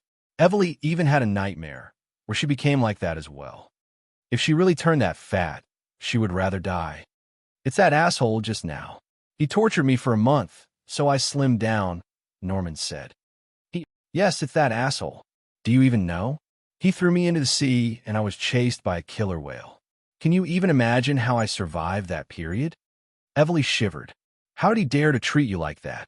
He just did. Did you not take revenge? I hired a few gangsters, but they were all beaten up by him and sent to the hospital. After that, the torturing became worse. Anyway, the familiar Normans is back again. He's a very good coach. He's not only a monster himself, but he also trained me into one. Yesterday, I tested my own swimming. I actually hit 24 seconds for 50-meter freestyle. Evely gasped. It was close to the world record. Is he a professional coach? I don't know, but he's really good. You can tell how strong he is himself. Unfortunately, I'm not going to be an athlete, or I'll surely hire him as my coach. Can I hire him as my coach? First, you need to prepare $400,000 for a month, Norman said. That's expensive. Evely widened her eyes at the amount. While her family was very rich, she did not have that much money. Oh, you said he bullied our people from youth society. What happened? Before Normans graduated, she had also been a member of youth society. In fact, she was the former president. Youth society was a society in the college, but it only had female members. It had quite a huge influence in the college. Almost all the beautiful ladies would join youth society. Because of that, the society could summon and instruct most of the guys in the college. He left Diana. Diana? Does he have a relationship with Diana? No, but Diana likes him. And then? He rejected Diana? Yes. All of you must have been really bored. Diana cried really badly because of him, so he has to be punished. But the punishment failed. You don't have a reason to trouble him anymore. Youth society called this the punishment. It was supposed to be a blow to both the soul and the body. Until today, it had never failed. However, the record ended because of Chun Zhao. By the way, when are you returning to San Diego? Why? My dad has something for you to bring back. Ask Uncle to mail it to my house. Why must I bring it back myself? It's too big. Mailing is inconvenient. Is it dead or alive? It's just an object. We won't ask you to bring a rat back again. Don't remind me. I almost rubbed my skin off with alcohol afterward. Chapter 296, Tailor Dress. Chapter 296, Tailor Dress. Chun Zhao sped up and ran to his car. A policewoman was standing before his car, writing him a ticket. Hi, miss. Excuse me, is there something wrong with my car? Chun Zhao hurriedly stopped her from sticking the ticket on. He was parked in a roadside parking space. He had a bunch of pets inside, but the window was open. The policewoman looked at him. This is a temporary spot. You're half an hour over, she explained simply. Then she stuck the ticket onto the windshield. Be careful next time. Fuck, Chun Zhao swore. The officer turned around immediately and glared at him. What did you just say? Repeat it. I didn't say anything. You misheard. Chun Zhao was pissed. He opened the door, wanting to leave immediately. But the officer called out, Get out. I suspect you're an illegal immigrant. Take out your ID. I'm going to search you. What? I'm suspecting you. Is there a problem? Chun Zhao couldn't say anything. American cops were idealists. If they didn't like you, then they could search you and check your ID. I'm going to report you for racism. Chun Zhao shot back without backing off. Now I suspect you're doing drugs. Come with me to the station. The officer's expression was serious. Fine, but I need to bring my pets. When the officer saw the big and small pets get out of Chun Zhao's car, she was taken aback. Chun Zhao secretly gestured at Black Ma. He ran over to the officer's feet, raised his legs, and peed. The officer jumped aside and pointed her gun at Black Ma. You're attacking an officer. Chun Zhao made a face and studied the officer. It's your fault for standing there like a pole. Your figure is quite like a pole, too. I'm going to report you for disrupting official duties and personal attacks. I'm reporting you for racism. Get into the car. The officer quickly found out that she couldn't get in at all. Black Ma, sitting in the back, stuck his head in front of her. Make it move its head. I can't see the road. What do you think he can move his head to? Chun Zhao sat in the shotgun. The officer turned with difficulty and saw that the other pets had filled the back seat. Why do you bring so many pets out? I like to. None of your business. The officer really wanted to shoot Chun Zhao with her gun. She managed to drive to the station, but her face was completely wet. It was all from Black Ma's licking. Her hair, too. Chun Zhao grinned at the officer.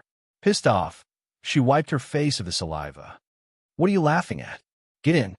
Across from them, David and a few colleagues walked over. Vice Captain. The policewoman saluted to David. Hi, David. Chun? How come you're here? Oh, Black Ma, White Ma. David went up to pet the silly twins. Did you all come to visit me? No.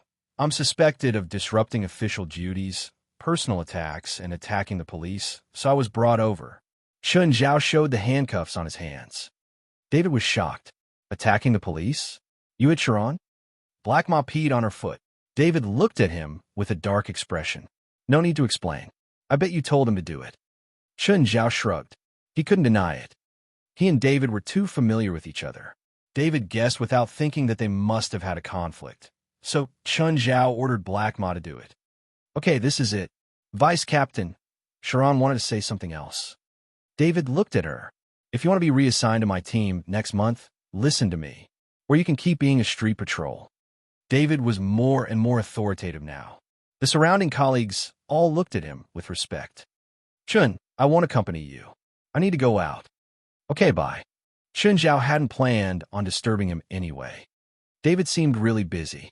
He and his partner left in his car without saying anything else to Chun Zhao. Give me your hand. The policewoman looked at Chun Zhao with a dark expression. Chun Zhao separated his hands, breaking the handcuffs. The officer gaped. The next moment, she said furiously, "You're purposely destroying public property." Chun Zhao snapped the two handcuffs. "Okay, remember to mail me the bill." "Chun, do you and your girlfriend have formal wear?" Zola called.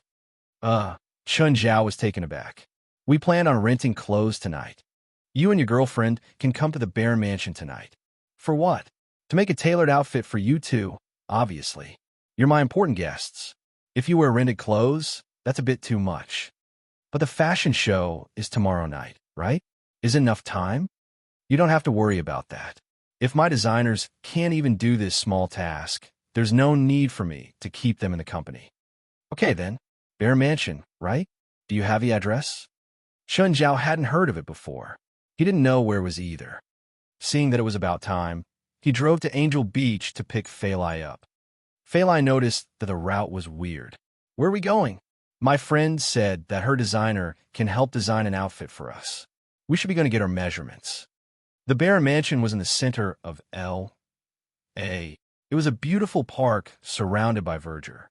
There was a white building in the middle. It looked like a castle. But when Chun Zhao got to the gate, he was stopped. "Excuse me, sir. May I ask what you are here for?" The guard's voice was polite with only a tinge of an interrogatory tone. He studied Chun Zhao, Failai, and the group of pets in the back. Failai was a bit nervous. She had a well-off family, but she'd never been somewhere like this before. "Miss Zola called us here," Chun Zhao said. "Do you have an invitation?" the guard asked. "No. I'm sorry, sir. You cannot go in without an invitation." The guard clearly didn't believe Chun Zhao. "Also, can you move your car so he one behind you can come in?" Chun Zhao looked back. There was a sports car. The driver was Lucy. Lucy also saw Chun Zhao. She came out and said, "Chun, how come you're here?" "Oh, my friend called me over," Chun Zhao said. "But she might have forgotten to give me an invitation, so I got stopped." Lucy nodded. She took off her sunglasses and smoothed her hair. At the same time, she took out her own invitation. "Sir, they're my friends." The guard recognized Lucy. After all, she had a bit of fame too. Looking back at Chun Zhao, he said, "Okay, but I hope Miss Lucy can be responsible for them. If they do anything wrong, it might affect you." Chapter 297. Are all designers as puckish as you? Chapter 297. Are all designers as puckish as you? Once Lucy brought Chun Zhao and Failai in a Bear Mansion, she said, "Chun, I'm leaving. Bye." "Goodbye." Chun Zhao and Lucy had a handshake, after which they separated. "She's pretty." Failai sounded rather jealous. Chun Zhao rolled his eyes. "But not as pretty as you." He would never praise another lady before his girlfriend. If he really continued Failai's words, he would probably have to attend his own death anniversary next year. Failai rolled her eyes back, but her face was filled with a sweet smile. "Where do we go now?" Failai asked. "Let me ask." Chun Zhao called Zola. "Zola, we're already at Bear Mansion. Are you inside? I forgot to tell you that you need an invitation card to enter." "We're already inside. Met a friend at the entrance, and she brought us in. We don't know where to go now." "I'll go and fetch you." Very soon, Zola found Chun Zhao and Failai. She first stared at Failai with a judgmental look. "You must be Failai. You're beautiful." "Hi, Miss Zola." Failai did not want to embarrass Chun Zhao in front of his friend, so she shook Zola's hand. Zola was glowing with health and energy. In the past, she had truly been a female devil in her company. Recently, however, she seemed to have changed completely. "By the way, take this card so that you won't be stopped at the entrance again." Zola gave Chun Zhao a gold card. No matter how common the card looked, gold was a symbol of status. "Thanks." Chun Zhao took the card. "Let's go and meet my designers." When Chun Zhao and Failai entered the mansion, they looked like two farmers entering a big city. The place was filled with lavish decorations. When they passed by the stage, Chun Zhao saw many hot models rehearsing with various kinds of clothes. The stage was not a usual catwalk. Instead, it was circular with a very unique design. The models were also not catwalking. They were moving in another kind of slow and elegant way. Chun Zhao did not dare to stare at them. He had only glanced at the models briefly, and Faur was already pinching the side of his waist. When Zola saw this, she only smiled gently. Soon, they reached the backstage. Zola took out a walkie-talkie. Triss, Nat, Cooper, come to the backstage. Nobody dared to be slow toward the female boss. Even the chief designers of Baron Mansion had to tremble before Zola. Soon, Chun Zhao and Faur saw 3 designers with strong personal styles walk in. Triss' hair was very messy, as if she had not tidied it before. She had 2 dark patches near her eyes, but they were only part of her smoky makeup. She had a slim body and a purple lipstick. That was a sissy. From his fancy clothes, it was obvious that he liked to display himself. He was bending his pinky and applying makeup on his face even before Zola. Cooper had an orthodox, handsome face with some beard. His hair was neatly combed into a braid. Zola introduced the 3 designers to the 2. They're the chief designers of my company. Which of them do you want your formal wear to be designed by? Maybe Triss for Faur's formal wear. Chun Zhao appointed Triss to design for Faur. How about you? Zola asked. Hey, handsome young man. Nat blew Chun Zhao a kiss. Chun Zhao shivered. While he was not homophobic, he could not get used to it. He could get along with people like Robio more. Mr. Cooper. Thank you. Cooper looked serious, maybe a bit too serious. Nat did not mind it at all. He approached Zola and massaged her shoulders. Zola, I made a new lip gloss recently. Do you want to try it? Sure. Chun, Faur, excuse me for a while. Triss brought Faur to another room, while Cooper stayed in the same room with Chun Zhao. Sir, how should I address you? Mr. Cooper, just call me Chun. Chun, I'll measure your sizes first. Remove your clothes. All of them, except for your underwear. When Cooper saw Chun Zhao's body, his eyes glowed. God, your body is simply perfect. Chun Zhao felt as if Cooper had turned into Nat. He can't be gay too. Chun Zhao subconsciously covered his groin, thinking that the place was too dangerous for him. Cooper extended his hand toward Chun Zhao's chest. Chun Zhao immediately dodged. Cooper, stop. Air. Cooper suddenly realized his inappropriate behavior. Sorry, I was just too excited. You have the most perfect body I've ever seen. Really? Those male models are all tall and muscular. They can't be worse than me? No, it's a completely different feeling. Cooper shook his head. This is the body proportions a man should have. You're Venus. Although I'm Chinese, I know that Venus is female. That's not important. Cooper shook his hand. Of course it is. Chun Zhao widened his eyes. Cooper kept measuring Chun Zhao's body and scribbling on a piece of paper with a pencil. If someone asked Chun Zhao what was the most painful experience in his life, he would surely say it was being a stationary model, especially when he was the model for a paranoid designer. Chun Zhao thought that Cooper looked normal, but he changed completely after starting to work. While it showed how professional Cooper was, Chun Zhao still felt uncomfortable. Very, very uncomfortable. Chun, what color do you like? Just choose the most suitable color in your opinion. You're attending the show tomorrow with Ms. Faur, right? Yes. According to my understanding of Triss, she will probably design a white dress for Ms. Faur, so you should get something black. Sounds great to me. Chun Zhao did not know anything about it. Listening to a professional designer surely could not go wrong. This is my design. What do you think? Cooper gave Chun Zhao his design diagram. It was only a simple sketch, but the clothes looked really matching and comfortable. Chun Zhao had to admit that Cooper was indeed an excellent designer. Even though it was only a brief design, Chun Zhao felt that the formal wear would really suit him. If you have any objections, let me know. Will you change it? No. Are all designers as puckish as you? Chapter 298. Girls Who Cry in Cars All Have Stories. Chapter 298. Girls Who Cry in Cars All Have Stories. Excuse me, when is Mr. Nat free? Lucy had waited for an hour, but Triss still hadn't come. Lucy could only grab Nat's assistant and ask. The assistant turned to look at her. She knew that Lucy was a small celebrity, but there were countless celebrities who asked for Triss. She couldn't meet with everyone, so not all of the requests were accepted. The top designer must act like a top designer. If everyone could have his design, then his stuff would seem too cheap. If some people could have it, but others couldn't, he would become more coveted. As for small celebrities like Lucy, that wouldn't help her design a dress even if she could get an appointment. I'm sorry, Miss Lucy. Mister, Nat is working right now. He's busy. Lucy was upset. Since they'd made this appointment and so much time had passed, why didn't Nat come to see her? Did even fashion designers look down on her? Anger flared in her. In that case, I'll return now, she said with a cold expression. She had to repress her anger. This wasn't the place for her to throw a tantrum in. This was the Baron Mansion. If she made a scene here, she could just buy a ticket back to Australia.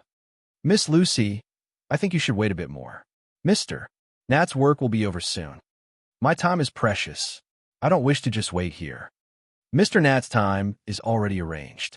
Miss Lucy, he delayed other clients just to see you. If you leave now, it'll be disrespectful to him. Did he respect me by making me wait for an hour? Lucy asked coldly. She didn't plan on wasting her breath with this assistant and turned to leave. When she got to the door, she saw Nat finally coming. Miss Lucy, where are you going? I'm leaving, Lucy said, pushing her anger down. Since you're so busy, I won't disturb you anymore. Seeming indifferent, Nat pulled out the handkerchief from his chest pocket and put it before his nose. Acting like a diva, he said, Miss Lucy, I had to meet someone very important, but I still made time to see you. Do you know how big the loss is? But I'm here and you want to leave. This is disrespectful to me. Mr. Nat, I waited for you for an hour. A whole hour. And then you tell me I'm disrespectful? Lucy lost control and her voice rose an octave. I told you that I was with someone very important. I won't force you to understand this, but if you leave, you'll be put on the Baron Mansion's blacklist. You can think about it. I'm the Baron Mansion's special guest tomorrow, but you want to blacklist me? Lucy sneered. I'm afraid you don't have the right.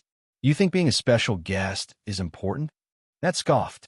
I'm one of those who recommend special guests, and you're only one of those guests. There are people to take your place. At that time, Zola heard the argument and walked over. What's wrong? I can hear the noise from my room. Seeing Zola, Nat instantly turned from the aggressive guy to his simpering follower. He clung to Zola with a coquettish expression. Zola, this little celebrity thought that I wasted her time by accompanying you. She's throwing a tantrum now. Lucy's expression changed. Before coming, she already knew that this mature woman before her eyes was the owner of the Baron Mansion. Miss Zola, I can explain. Lucy panicked. Offending Nat was a small matter. No matter how talented he was only a fashion designer. It wasn't like Lucy wouldn't have anything to wear if Nat wouldn't design something for her. Zola was different, though. She was actually powerful in Hollywood. It was evident from the guest list for tomorrow's fashion show. Lucy was practically the lowest-ranked guest on the list. She only got this chance because her manager had bribed him. She would get paid $250,000 for this job, but her manager had paid $100,000. Both she and the manager placed great importance on this chance to get closer to Zola. Now, reality was going against her wishes. Not only did she not get closer to Zola, she even offended the woman. Zola waved her hand. I don't care about your argument. Just please be quiet. I have another important guest here, and people are rehearsing on stage. No matter who keeps arguing, please get out of here. With that, Zola left. Nat returned to his aggressive self after Zola left. Did you hear that? We don't welcome you here. Please get out. Lucy clenched her teeth, unable to vent out her anger. She walked out with a cold face. But when she reached the parking lot, she couldn't hold it in anymore. Breaking down, she leaned on the steering wheel and sobbed. It felt like the world was ending. Everything became dark and dreary. She'd struggled in Hollywood for close to a year now, but she was always a step away from success. Now, she'd offended someone with true power. If Nat said some negative things to the Baron Mansion's boss, she would completely lose this chance. She didn't know what she could do. It just felt like everything was over, truly over. If she returned to Australia, there would be no flowers or applause waiting. The newspapers would report her failures so the entire nation could see. The stronger one was, the worse their breakdown would be. Lucy once thought that she could take any kind of pressure, but now she realized just how fragile she was. She cried louder and louder because no one was here to hear. She could release all her sadness and anger. Knock, knock. Just then, someone knocked on her window. Lucy froze. Looking up, she saw two people standing outside. Chenjiao and Failai were right outside her car. Chenjiao bent down to look at Lucy. "Lucy, what's wrong?" She hurriedly wiped her tears, but her makeup was all messed up now. "Nothing. I'm fine." Her voice was still choked up. "Lucy," Failai said, "you can say what's wrong. We won't tell anyone." Seeing a woman sobbing in this pitch-black parking lot, Failai thought that she'd definitely been mistreated. She felt like she had to care for this woman. Chapter 299, Standing Up. Chapter 299, Standing Up. Lucy wiped away her tears, but resentment surged into her mind again. "Can I come in?" Failai asked. Lucy was at her weakest moment. She urgently needed someone's care. Failai played the role very well. When she boarded the car, Lucy hugged her tightly. Failai listened to Lucy's story. After a while, she said, "Perhaps Chun will have a solution." "He won't." Lucy shook her head. "Thank you. Now I feel much better. I don't want to get anyone into trouble." Failai looked at Chun Zhao, who had been waiting outside the car, and said, "Chun, that pervert Nat bullied Lucy. Can you speak for her? Can you tell me what happened?" Failai told him the story again. Chun Zhao gave it some thought. "All right, Lucy, let's go back in." Failai, "Chun, forget it. It's already over." "Lucy, believe in Chun. He will have a solution," Failai comforted. Lucy was still rather worried. She did not know what Chun Zhao was going to do. If they made a big deal out of it and enraged Zola, it might really destroy Lucy's Hollywood dream entirely. Chun Zhao brought Lucy into the mansion. Cooper was puzzled to see Chun Zhao. "Chun, did you leave something here?" "No. Go and ask Nat to come out," Chun Zhao said. "Why? He bullied my friend. My friend needs an apology." Cooper glanced at Lucy and thought about it. Wait for a while. Instead of calling Nat out, Cooper went to find Zola. He could tell from Chun Zhao's face that they were probably here to argue with Nat. Chun Zhao was Zola's friend, so clearly he should inform Zola. After a while, Zola appeared. "Chun, what happened?" As Zola asked her question, she glanced at Lucy. Lucy was much more demure before Zola. "Zola, your designer, Nat, humiliated my friend. Lucy needs an apology." After thinking, Zola asked, "Can you tell me what happened?" When Chun Zhao told her the story, Zola's face darkened. Lucy was horrified. She did not expect Chun Zhao and Zola to know each other. Apart from that, Zola was even willing to patiently listen to what he had to say. When Lucy tried to explain herself just now, Zola did not listen and chased her out directly. Soon Nat came. He immediately realized that the atmosphere was not quite right. Nevertheless, he still habitually approached Zola and said in a sweet voice, "Zola, I was preparing things for the show tomorrow night." "What is it?" "Did you have an appointment with Miss Lucy and then not show up?" Zola asked. "Zola, I was keeping you company." Some coldness flashed across Zola's eyes. Is the answer yes or no? Seeing Zola's serious face, Nat did not dare to act cute anymore. "Yes," he admitted. "Apologize to Ms. Lucy." "Zola, she's just a small star." When Lucy heard this, her face darkened further. She would rather a person to not know her than say this before her. It was the worst humiliation she could receive. Zola stared at Nat coldly. "Don't forget that you were also a small tailor before I promoted you. Perhaps you miss your days as a tailor." Chun Zhao realized that Nat's rough face was trembling and his thick layer of foundation was falling off. Nat might be a famous designer to an outsider, but Zola's words could really turn him back into a tailor again. Nat approached Lucy. "Ms. Lucy, I apologize for my words and behavior just now. Forget it. I forgive you." None of them was being sincere. Some hatred was meant to last for a lifetime. "Zola, Lucy is an actress. You won't make her life difficult, will you?" Chun Zhao asked. He did not want Zola to chase Lucy out of Hollywood once this was over. "Of course I won't since you gave the word. Anyway, if you really want to help her, you can find Steven yourself." I heard from him that you recommended him the female lead for his new movie. Lucy was flabbergasted. She had really thought that Chen Zhao was only Stephen's private doctor. However, when she heard Zola's words, she suddenly realized that she actually knew nothing about Chen Zhao.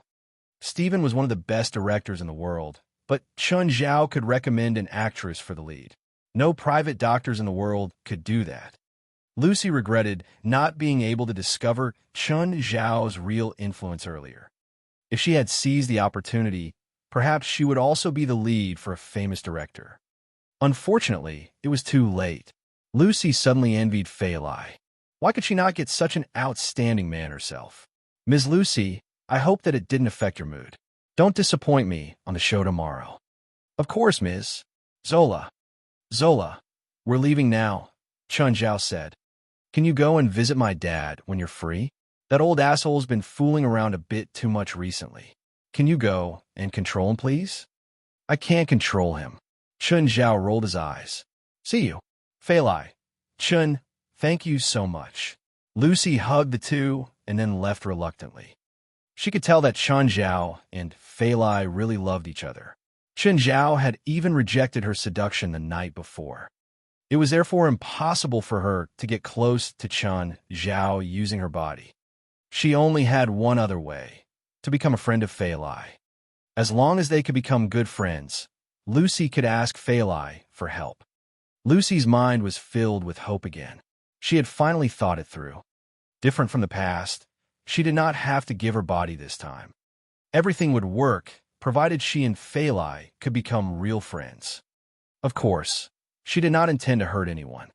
Even though her initial goal was to use Failai, they could still become true friends.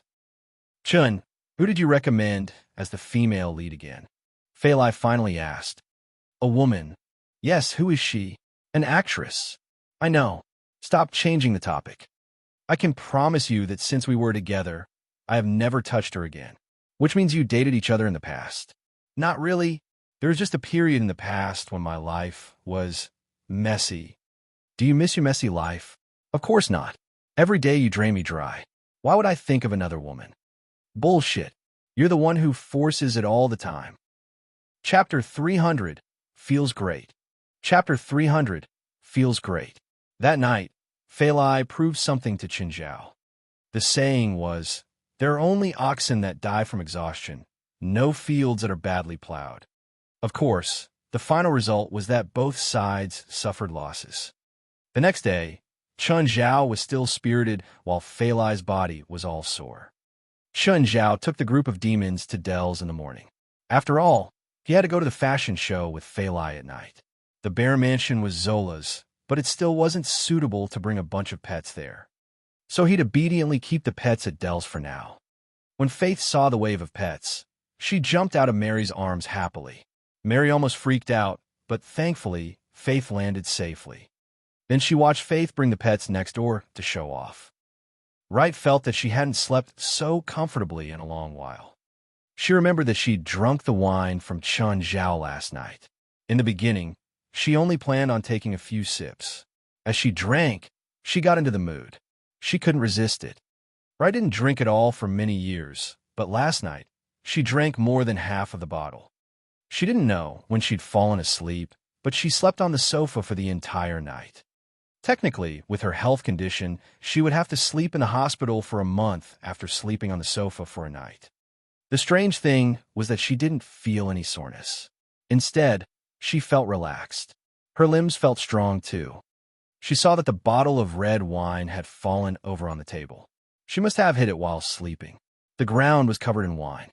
Wiping the table, she remembered what Chen Zhao had said. If she couldn't finish it, she should dump it, so she emptied the bottle. But when she went to the bathroom and saw herself in the mirror, she had a fright. Where's her trademark white hair? How come it was all black? Had someone slipped in and dyed her hair last night? No one was that stupid, though. Her age spots had decreased, too. Wright observed herself, realizing that she'd really changed drastically. She thought of that bottle of wine. Chen Zhao had been very serious when gifting it to her. Could this be the wine's effect? Wright called Chun. Hello, Chun. Hi, Wright. How are you? I'm great, Wright said. I've almost forgotten this light feeling. I've never felt this before. You drank the wine? Yes, I feel. Like you got younger, right? Chun Zhao asked. Yes, indeed. You should be around 60 years old right now. I'm not sure about the specifics. Chun, are you saying that I've become younger?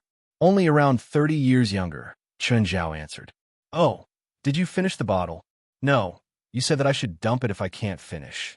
If the wine really has this effect, isn't it better if I drink a few more times? It's only effective once. If you got drunk the first time, it means you've already reached the limit. There won't be an effect the next time. And if this bottle gets into someone else's hands, I'll have endless problems. All right, I understand. Wright was reasonable. She was shocked at Chun Zhao's abilities, but she didn't keep asking. Chun Zhao was willing to help her for some things. For other things, he wouldn't answer even if Wright asked. She was more willing to maintain this relationship. Since Chun Zhao trusted her, she should trust him too. Oh, right, Chun Zhao said. Does your school have a psychiatry department? Yes, what's wrong? I have a patient. He's a vegetable. I don't know how to treat him right now, so I hope to talk to an expert in this field. No problem. When are you free? Wright asked, smiling. I finally see that you aren't all-powerful either. I'm not God. I'm obviously not all-powerful. Okay, I won't disturb you now. I need to start working too. Chun Zhao hung up. Bang. Chun Zhao heard a bang from his car. He turned and saw a biker kicking his car. It was the big bearded biker from the fight at the bar last time. He flipped Chun Zhao off and then rode off with exhaust flooding out of the pipes. Chun Zhao wanted to floor the gas pedal and crush him, but considering the functions of the car, he decided not to. The biker didn't go far, though. He slowed down and stuck his middle finger up again. Chun Zhao shook his fists at the man. He hadn't lost in the last fight. The biker drew a circle in the air, pointed at himself, pointed at Chun Zhao, and then clenched his fist. He seemed to be saying, find a place, just us two. Chun Zhao nodded. You want to fight? If I don't break your leg, I'll say my name backwards. Wait, my name is already backwards in America. Just then, a car ran the red light. The bearded biker flew into the air. When he crashed back down, he was covered in blood. The car responsible was long gone. Fuck. Chun Zhao quickly parked his car. He ran to the bikers, said to check his injuries. He wasn't dead. Thankfully, he was just badly injured. Chun Zhao did some emergency first aid and then called 911. A while later, the ambulance and police were here. The police officer wasn't a stranger. It was Sharon, who'd taken him to the police station yesterday. How come it's you? Why can't it be me? Sharon was annoyed. Tell me what happened. I don't want to tell you anymore. Chun Zhao didn't feel like cooperating. Your car parked here is disrupting traffic. Want a ticket? I was trying to save someone. Saving someone doesn't mean you can break the rules. This is stupid. You're also obstructing the investigation. Can't you do anything other than threatening me? Do I need anything else against you? Don't you want to leave the traffic team to join David's crime investigation team? So what? You know, David's my good friend. If I mention him to you, he might consider having you join his team. Sharon's eyes brightened. Really? Of course. Then please help me say something. I'm thirsty. Sharon clenched her fists, but she pushed it down. I'll treat you. Chapter 301, Body Double? Chapter 301, Body Double. Chun Zhao and Sharon drank at an open-air coffee shop. Displeased, Chun Zhao said, You want me to speak for you with just a $3 coffee? Don't you think it's too cheap? Are you trying to cheat my money? Sharon looked at Chun Zhao in disgust. Whatever you think it is. Chun Zhao took a sip of coffee. I'll remember you. Just wait. Sharon stood up in anger and left. Chun Zhao looked at Sharon's back. Free coffee was not too bad either.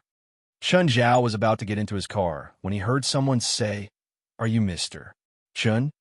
Chun Zhao turned around and realized it was the saleswoman from the car store that time. He could not remember her name. You are. I'm Polly's. Do you not remember me? Oh, Polly's. I remember. Polly's looked at the car behind Chun Zhao. Mr. Chun, is this your car? Yes, why? Didn't you buy an Aston Martin DB 11 AMR from our shop? Huh. Actually, I was just buying it for someone else. I can't afford that kind of car. Chun Zhao smiled. Polly's passion was extinguished at once. She glanced at Chun Zhao, Not interested in him anymore.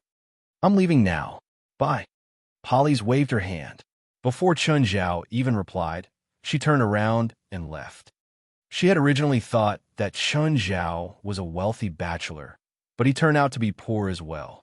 Polly's was very disappointed. Although she was also not rich herself, she looked down on the poor. When she returned to her car, her phone rang. Hey, Polly's, where are you now? On my way back. It was her boyfriend. He continued impatiently. Come back, quick. Change your clothes and be prepared. Why? Be prepared for what? I heard that, mister. Steven is recruiting actors for his new movie. Polly's was surprised. Is there a suitable role for me? She was not an actress and had also never acted before, but in Los Angeles, all women dreamed of becoming a star. This was of course true for Polly's as well. No. Then why should I be prepared? Although there isn't a role for you, I heard that the female lead has been decided. The film crew is now looking for a double for her. I've sent your photo to the assistant director. He's very satisfied, but he wishes to interview you himself.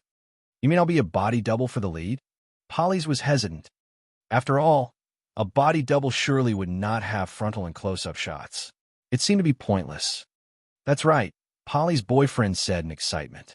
If you get to know the female lead, perhaps you can ask her to find me a good role. Polly's finally got it. Her boyfriend had just been thinking for himself and not for her. I still have my own job. How can I just go and be a double? Polly said, why are you so selfish? Why can't you think about me? If I can obtain a role, even a small one, I can become famous. By then, you won't even need to work. I can give you money. But until now, I'm the one giving you money. Polly said, it's different. They were small directors, not Mr. Steven. That's Mr. Steven. Perhaps the director was important for the leading actor, but it really would not make a difference for a person who could not even get an insignificant role in an ordinary movie. Polly's did not even know why she liked such a useless guy in the first place. He could do nothing other than having unrealistic fascinations. 9 out of 10 times when he went for studio auditions, he would be chased out. After he returned home, he would curse the directors, saying that they could not understand his talents and performance. Polly's had to pay for all his food, clothes, accommodation, travel, and weed expenses. Polly's, listen, if you can get this job, you'll be paid $50,000. I can get a new car. Polly's was surprised. $50,000 was really quite high. We're all doubles paid this much. As for the last part of her boyfriend's sentence, she ignored it completely. A parasite who had been relying on her to survive complained about his car. When Polly's returned home, her boyfriend Rocco eagerly urged Polly's to change her clothes and put on her makeup. Change your bra. We're a sexy one, Rocco said. Polly suddenly turned her head and stared at Rocco. What did you say? What? Rocco's eyes sparkled. Polly's discovered that Rocco was trying to avoid her stare. Is this really an interview? Polly's, help me. Just once, please. It's 50,000. Scram. Scram out of here. Polly's was furious. She would not usually abstain herself, but that did not mean she was willing to be betrayed by her boyfriend. Her trash boyfriend had renewed her understanding of the word shameless. The thin Rocco was pushed back by Polly's. Drugs had long sapped his strength. Polly's, listen to me. The enraged Polly's threw Rocco, as well as all his stuff, out of the house. Polly's, please forgive me. Please forgive me. Rocco kept knocking on the door. Polly's took out her gun from the drawer, opened the door, and pointed it at Rocco's head. Scram. Never appear before me again. Rocco almost peed his pants. He quickly begged, Polly's, I'll go. Calm down. Polly's watched as Rocco dragged his tattered items and escaped. Only then did she close the door again. When she returned to her room, she noticed the name card on the table. Should I try? What if I'm lucky and actually chosen? It's 50,000. Even if the assistant director wants to sleep with me, I can just close my eyes and it'll be over in no time. Being sent onto another man's bed by her boyfriend and making the decision herself were different. At least, Polly's hated being betrayed by her boyfriend. As for betraying her own body, she did not mind it that much. If the assistant director was rich, she might even form a long-term relationship with him. After some consideration, Polly still took out her phone. Hi, mister. James, I'm Polly's. Rocco recommended me to you. Chapter 302. Morgery is fleeing again. Chapter 302. Morgery is fleeing again. Chun, Rasfa, and I have a party in 2 days. Want to come? There'll be a lot of pretty girls. Ever since Stephen recovered his abilities, he became less and less of a respected elder.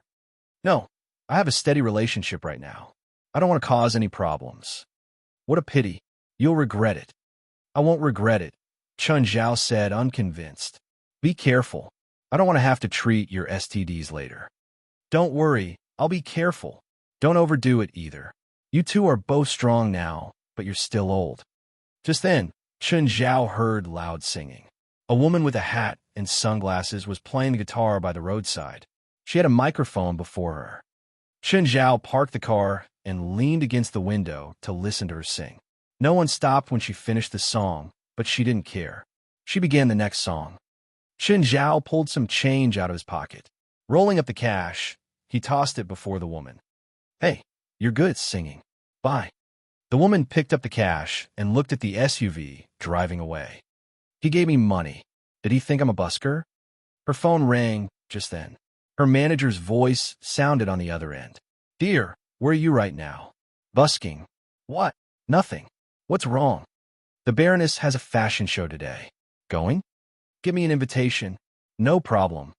Chun Zhao's phone rang, but it was an unfamiliar number. Hello, who is it? Hey, Chun. Are you busy? Morgery's phone streamed out. Morgery, you changed your number? I'm in trouble. I need help. Where are you right now? Is anyone next to you? Morgery sounded nervous. No. I could trust you, right? Keep up the nonsense, and I'll hang up. Fine, fine. I'm in that forest cabin from last time. Okay, I'll head over. Chun Zhao had thought that Morgery and his boss had settled down, but he was clearly wrong. Gangsters would never settle down. However, they were friends, so he could not do anything. Chun Zhao turned the steering wheel and drove toward the suburbs. Halfway there, he saw a big tree blocking the street. He couldn't get through, so he had to get out of the car and try to move the tree. Just then, he heard a whistle. Following the sound, he saw Morgery hiding by the roadside.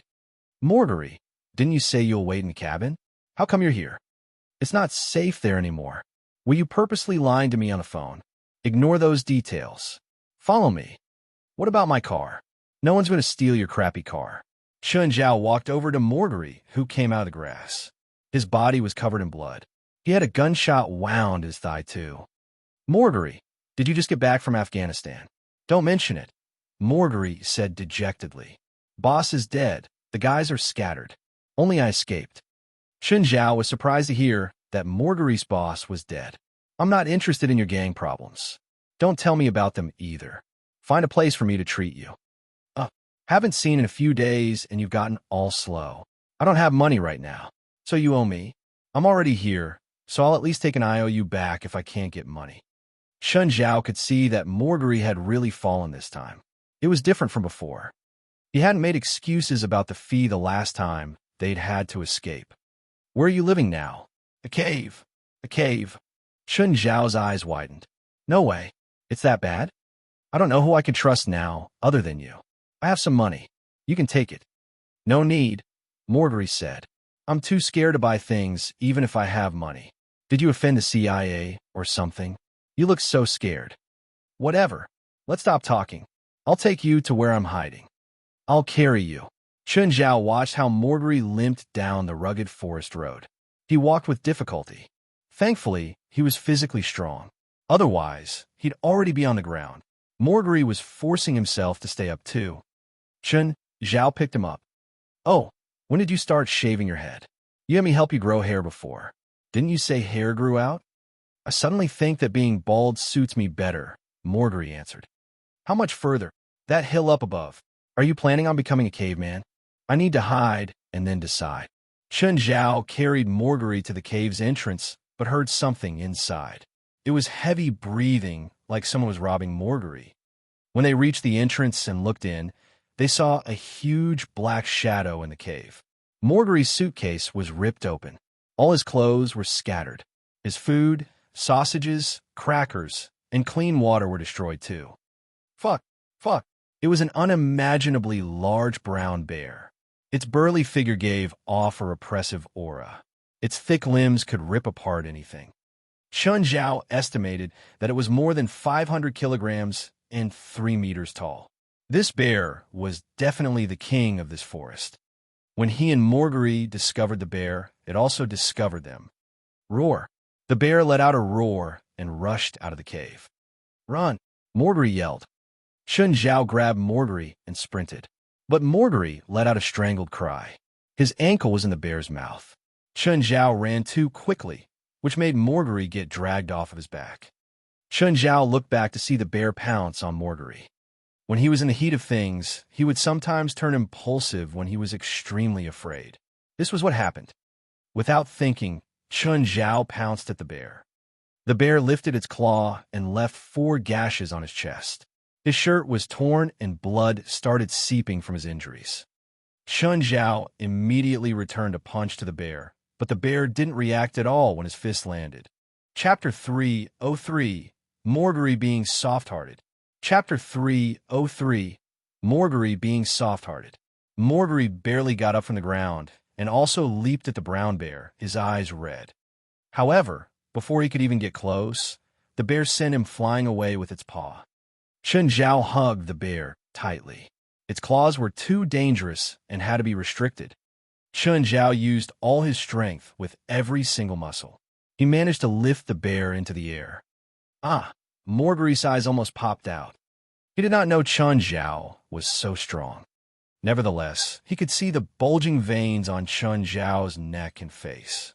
He could feel how tired Chun Zhao was. Chun Zhao threw the bear hard onto the ground and then leaped on it. By then, he had already activated the mouth of Glutton. Hidden under his sleeve, his right arm turned as hard as steel. He punched the bear's head. The bear spit a mouthful of blood. Roar, roar. The bear seemed to be begging in fear. However, Chun Zhao raised his right arm and punched it again. One punch and another. Just then, Morgery suddenly shouted, "Chun, don't kill it." Chun Zhao was brought back to reality. He stared at Morgery, confused. "It almost killed us." Morgery pointed to the distance. There were 2 small brown bears roaring, as if they were trying to expel the 2 humans with their courage. To them, the 2 humans were bullying their mother. After some hesitation, Chun Zhao still stood up. The 2 small bears immediately approached their mother. They stood in front of their mother and roared at Chun Zhao and Morgery. Why would you sympathize with them? Chun Zhao did not understand why someone as tough as Morgery would display this kind of pity.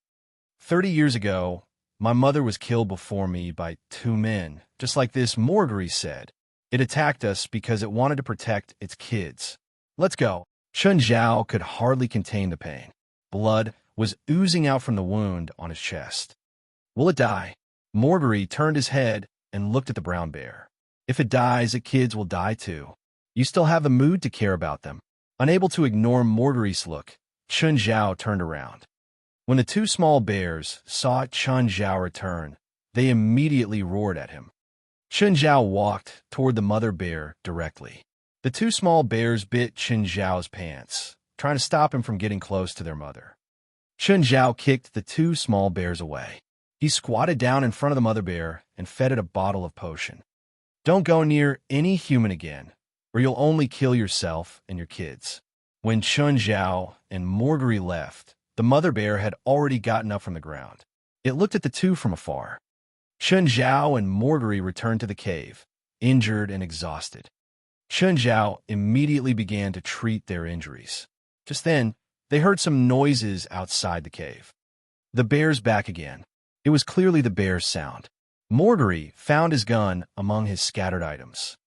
If it comes again, I won't let it off. Give me your gun. I'll go and take a look, Chun Zhao said. Morgery fully trusted Chun Zhao and gave him the gun without hesitation. Chun Zhao carefully left the cave and saw 3 fish struggling on the ground. In the distance, the 3 bears were looking at him. Is this reciprocation? The 3 bears left quietly. Chun Zhao returned to the cave with the fish. Where did you get the fish from? The mother bear put them before the cave. Morgery smiled, but immediately affected his wounds. He quickly gasped in pain. How can you still smile? As long as I'm alive, I'll be smiling. Morgery, this place is too dangerous. You should choose a new place. Nah, it's fine. Morgery shook his head. I don't want to see your corpse one day, Chun Zhao said. I'll stay alive. I hope so. Time for me to go, Chun Zhao said. Here, antibiotic, cold medicine, painkiller, and a first aid kit. Keep the portable charger too. What else do you need? Chun, how many things did you bring? Can't believe you actually have a power bank. Chun Zhao had prepared many things in his spatial ring in case of emergencies. Just then his phone rang. Hey Chun, it was Gaia. Hi Gaia, yes? Chun Zhao deliberately raised his volume. Did Morgery call you? Gaia asked. No, I haven't seen him in a while, Chun Zhao answered. Morgery understandingly blinked his eyes and kept silent. Really, did something happen to him? Forget it. Bye. Gaia hung up. Morgery heaved a sigh of relief. Chun Zhao looked at him. What exactly happened between the two of you? I don't want to talk about it. Stop asking, Morgery said. After telling Morgery more things, Chun Zhao left the cave. However, when he returned to his car, he realized that it was moving. The windshield was broken, scattered all over the ground. The two small bears were also on the ground, roaring. Chun Zhao walked to the back. The mother bear had climbed into the car. Roar, roar. Stop shouting. I'll let you off, and now you're making a mess here. You want to die? Chun Zhao roared. Just then, the mother bear lifted a huge salmon.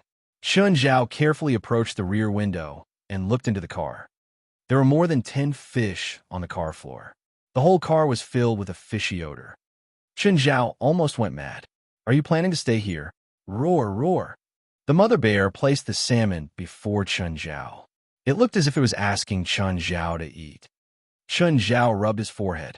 What is this? Are they going to stay here forever? Chun Zhao took out his phone. Failai. What? Do you mind having a mother bear and 2 small bears in our house? Huh? Failai exclaimed. What? There will be new members in our house. 3 bears? Very probably. Great. Where are they? When can I see them? I'll bring them home now. You can see them when you get back. Chun Zhao carried the 2 small bears onto his car and then drove away. I don't know if you can understand me, but if you want to stay with me, you have to listen to me all the time. You should never hurt another human, at least not without my permission. It's definitely not allowed. Do you understand? If you do, nod your head. The mother bear nodded. Chun Zhao was pleased. It seemed that the intelligence potion worked really fast. The mother bear was already intelligent. Perhaps it was also the reason why she wanted to follow Chun Zhao. Just then, Zola called. Chun, can you and Failai come now and try your formal wear? Are they ready already? It's just been a night.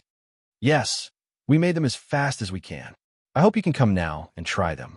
If you're not satisfied with them, we'll still have time to change them. Chapter 304. I'll Call You Princess. Chapter 304. I'll Call You Princess. Chun Zhao went to the bear mansion with the mother bear and 2 kids. When Zola saw how bloody and dirty Chun Zhao was, as well as the 3 bears, she was honestly scared. She hadn't seen such a big bear before and didn't dare to get close. Chun, what happened? I ran into them during a walk. We fought. I won, and they became my pets. Are you sure they won't hurt anyone? Don't worry, Chun Zhao said. I tamed them already. Are your injuries okay? I'm a doctor. Zola thought for a bit. Thinking of Chun Zhao's shocking medical skills, she stopped asking. I'll take you to wash up. She took Chun Zhao straight to the club's swimming pool. There were many handsome men and pretty women playing in the water. When they saw Chun Zhao and the family of 3, they all scattered. Zola touched her chin, watching Chun Zhao push the mother bear into the pool. Chun, do you think they'll cooperate if I design a set of clothes for those 3? Chun Zhao was stunned. What do you mean? I want them to walk down the catwalk too, Zola said. Chun Zhao hesitated. After all, these 3 had just come to him. They weren't canines or demon incarnates, so he wasn't entirely sure. However, this was Zola's request. If he could help Zola, he was definitely willing. Okay, but I have to be backstage, Chun Zhao said. After washing up in the pool, Chun Zhao felt much livelier. Zola handed him a towel. Right, were their names? I forgot to name them. Chun Zhao waved at the mother. Come here. The mother bear ran over to Chun Zhao. On the side, Zola still felt pressured. Chun Zhao dried the bear with the towel. After getting dried, she became much more spirited too. You'll be princess from now on, Chun Zhao said. Got it. Its fur was dark red, so Chun Zhao thought that princess matched her temperament. But what would actual princesses feel if they knew that a bear was named that? Arg, arg. In the future, you'll make 1 sound if you agree and 2 if you don't. Do you agree with the name princess or not? Arg. Zola was honestly floored while watching from his side. Was princess really from the wild and not stolen from a circus? A while later, Zola had someone bring over fruits and honey. They're called Briar and Bramble. Chun Zhao named the 2 cubs. They hadn't drunk the intelligence potion, so they couldn't be as smart as the mother. However, they were harmless. They would be close to those that their mother was close to. Bears were also just as intelligent as dogs, if not more. The honey they ate before couldn't be compared to the high-class honey that Zola prepared. The family of 3 licked the plate of honeyed fruit clean. After drying Princess, Zola led Chun Zhao and Princess family into the clubhouse. As long as Princess was there, no one dared to get close. On the other hand, Chun Zhao only wore his boxers with gauze over his chest. Cooper, Trish, Nat, get over here. What are you hiding for? The 3 stood fearfully at the door, not daring to come in. Get over here. I need you 3 to work together and make a dress for Princess before the show starts tonight. You can talk to it with simple words. As long as you don't attack it, it won't attack you either. You need to get its permission before measuring it. It'll make 1 sound for agreeing and 2 for disagreeing. The 3 just stood there, not daring to get close. Do you want a jobs? Zola yelled. I'm not afraid. What are you scared of? The 3 finally moved their shaking legs. Cooper held up measuring tape. Just to ask, can I measure your waist? Arg. When Cooper wrapped the tape around Princess' waist, he could almost feel the heat inside her. Thankfully, nothing happened. The 3 designers fearfully finished the measurements. Princess was 5 meters tall and 480 kilograms heavy. This was an incredible weight. It wasn't that brown bears couldn't reach this weight, but that mother bears were usually 1/3 the weight of males. Chun Zhao stayed with Princess the entire time. A while later, Zola brought over Chun Zhao's clothes. His suit was black. Putting it on, he felt like it was tight, but not overly so. It was perfect. The material, cuts, and workmanship all showed a perfectionist attention to detail. Zola personally fixed Chun Zhao's collar and then held his chin as she studied him.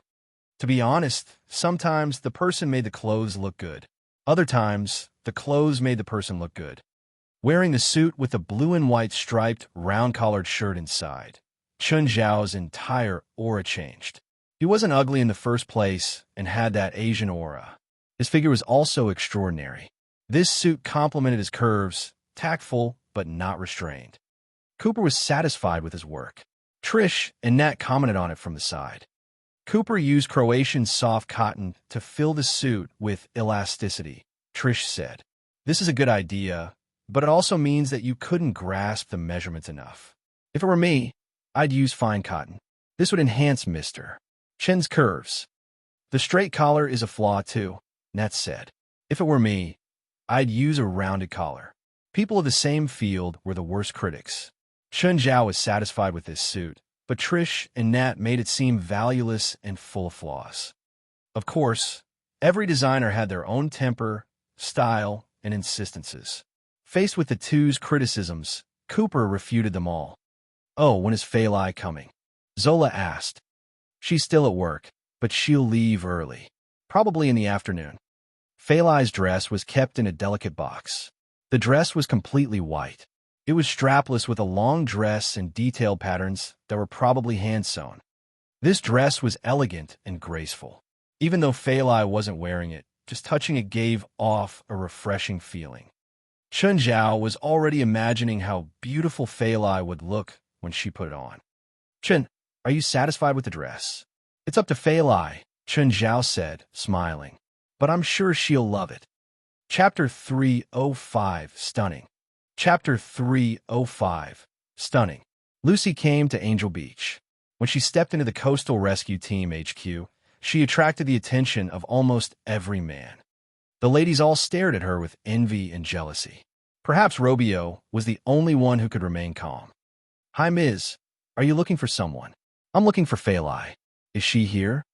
"Oh, she's patrolling," Robio said. "Please sit here for a while." Just then, a male lifeguard approached them. "Hi, are you Ms. Lucy?" "Yes." "Ms. Lucy, nice to meet you. Can I take a photo with you, please?" "Of course." After he successfully got the photo, more male lifeguards began to approach her. Lucy was friendly and approachable. Very quickly, all the male lifeguards became her fans, staring at her in admiration. "Ms. Lucy, do you know Faur?" a female lifeguard asked. "We're good friends," Lucy said, smiling. "You good friends? God, Faur has never told me that she's friend with a star."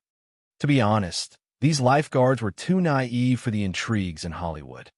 Lucy did not even do much before everyone knelt before her, both men and women. "Ms. Lucy, why are you looking for Faur?" "We're attending a show tonight.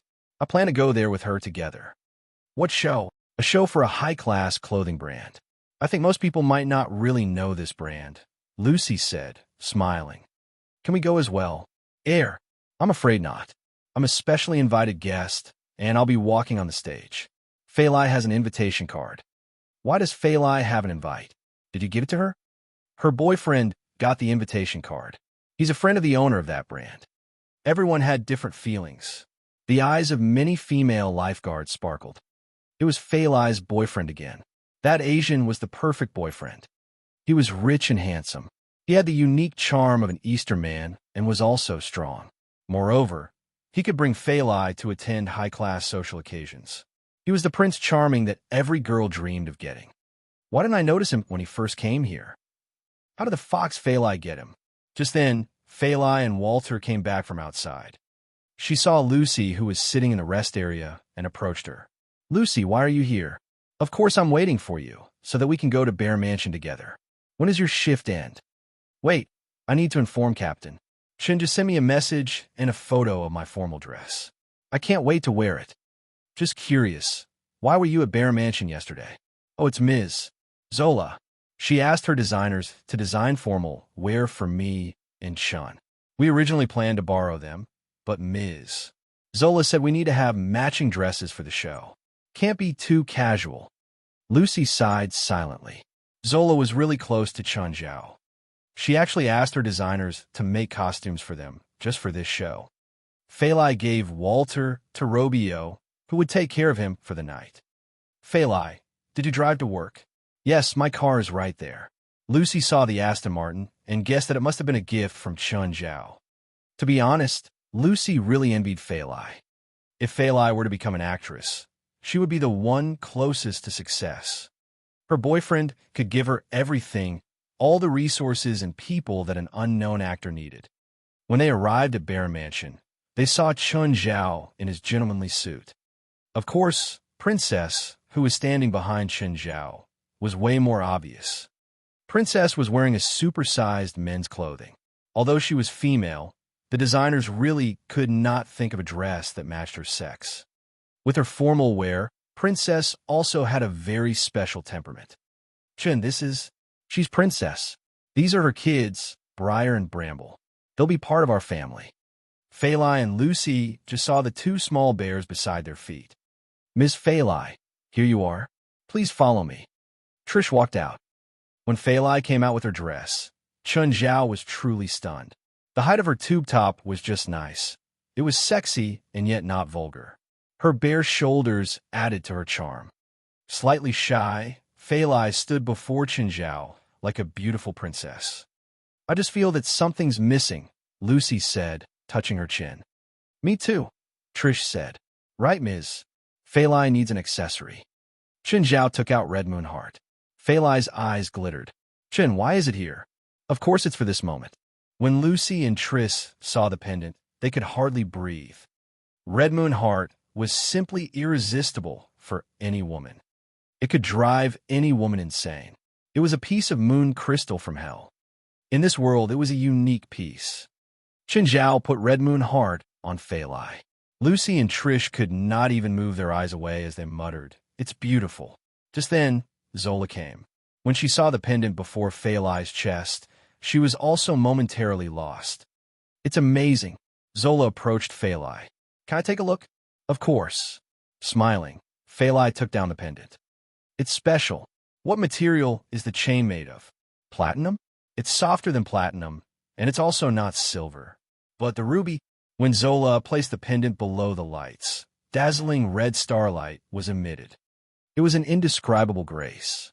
With Zola's understanding of gems, she could tell that it was definitely not man-made. But was there even such a huge ruby on the market? Such a large and pure gem would probably cost more than tens of millions. "Failai, sorry for my bluntness, but would you sell the pendant?" Failai shook her head. "Chin gave it to me. I won't sell it to anyone." "All right." Zola hesitantly returned the pendant to Failai. "Wow, what a huge bear. It's so cute." Everyone heard a voice from behind. A lady had already leaped at Princess. Qinzhao and Zola were both stunned. The lady stroked Princess's hair. "It's so soft as if it's real." Chapter 306. I'm not interested in knowing you. Chapter 306. I'm not interested in knowing you. The woman looked up at Princess. Princess also looked down at this unfamiliar woman. "This is real." The woman was stunned. "Miss Quinn." Zola seemed to know her. "What makes you think it's fake?" Quinn Charlie jumped aside in fear and pointed at Princess, terrified. "It's real? Aren't you all scared? That's a bear." "Miss Quinn, its name is Princess. Just like you, it's a performing guest tonight." "What? That? It's a bear. We have so many people here, but it's still sitting there obediently. This means that it's safe. Plus, you came over to hug it. It didn't attack you, right? Can I touch it again?" "Art, what is it doing?" Quinn stepped back in fear after hearing Princess. "It says sure. You're not lying, right?" Quinn reached out. She cautiously got close and touched. Princess had shaken hands with countless people today, so she knew what to do. She reached out a paw. Quinn finally grasped Princess' paw. "Wow, it really feels nice." Quinn turned around in excitement. "Zola, sell it to me. I don't care how expensive." "Sorry, I can't make the decision. It's not mine." "No problem. You could decide for the owner. I'm sure the owner won't reject my price." "Oh, what price do you offer?" Qinzhao asked. Everyone looked meaningfully at Quinn, who was still jovial. "You look familiar." Quinn stared at Qinzhao. She finally realized that Qinzhao was the one who gave her money when she sang on the street today. Qinzhao didn't recognize her, though, or maybe he didn't know her at all. "You didn't tell me what price you'd offer. What is it to you?" "It's not yours." "Quinn, sorry," Zola said, smiling. "Princess is his." "His?" Quinn looked at Qinzhao. "Sell Princess to me. How's $100,000? "Sorry, she's not for sale." "Quinn, are you broke recently? You probably can't get $100,000 for a bear from a zoo, let alone Princess." "All my money went to my album," Quinn said, embarrassed. "How are your album sales?" "It hasn't come out yet," Quinn said, expression pained. "How about this? I'll write an IOU for $1 million. When my album is released, I'll return the money." "Miss, the door is that way." "You." "Quinn, stop. This isn't your home. Other than me, no one else will tolerate you." Zola grabbed Quinn, who was about to throw a tantrum. "I won't give up." Quinn stomped away. "Sorry, Chun. Quinn is like that. She doesn't mean any harm. She's a singer. She calls herself a singer, but no label has signed her yet. She uses her allowance to produce an album, but still hasn't succeeded yet." "Is her family rich?" "Very rich." Zola nodded. By 6, more and more people had come to the Bear Mansion. Many of them were top figures of different fields, including celebrities. Qinzhao didn't pay attention to showbiz, but he still saw familiar faces. He walked in with Failai, and instantly, Failai became the center of attention. Her features, dress, and that red stone on her chest made people unable to look away. Graceful and relaxing classical music rang throughout the room. Qinzhao wasn't a musician, but that kind of music was indeed calming. Just then, a man with slick-back hair walked to Qinzhao and Failai. Miss, may I have this dance?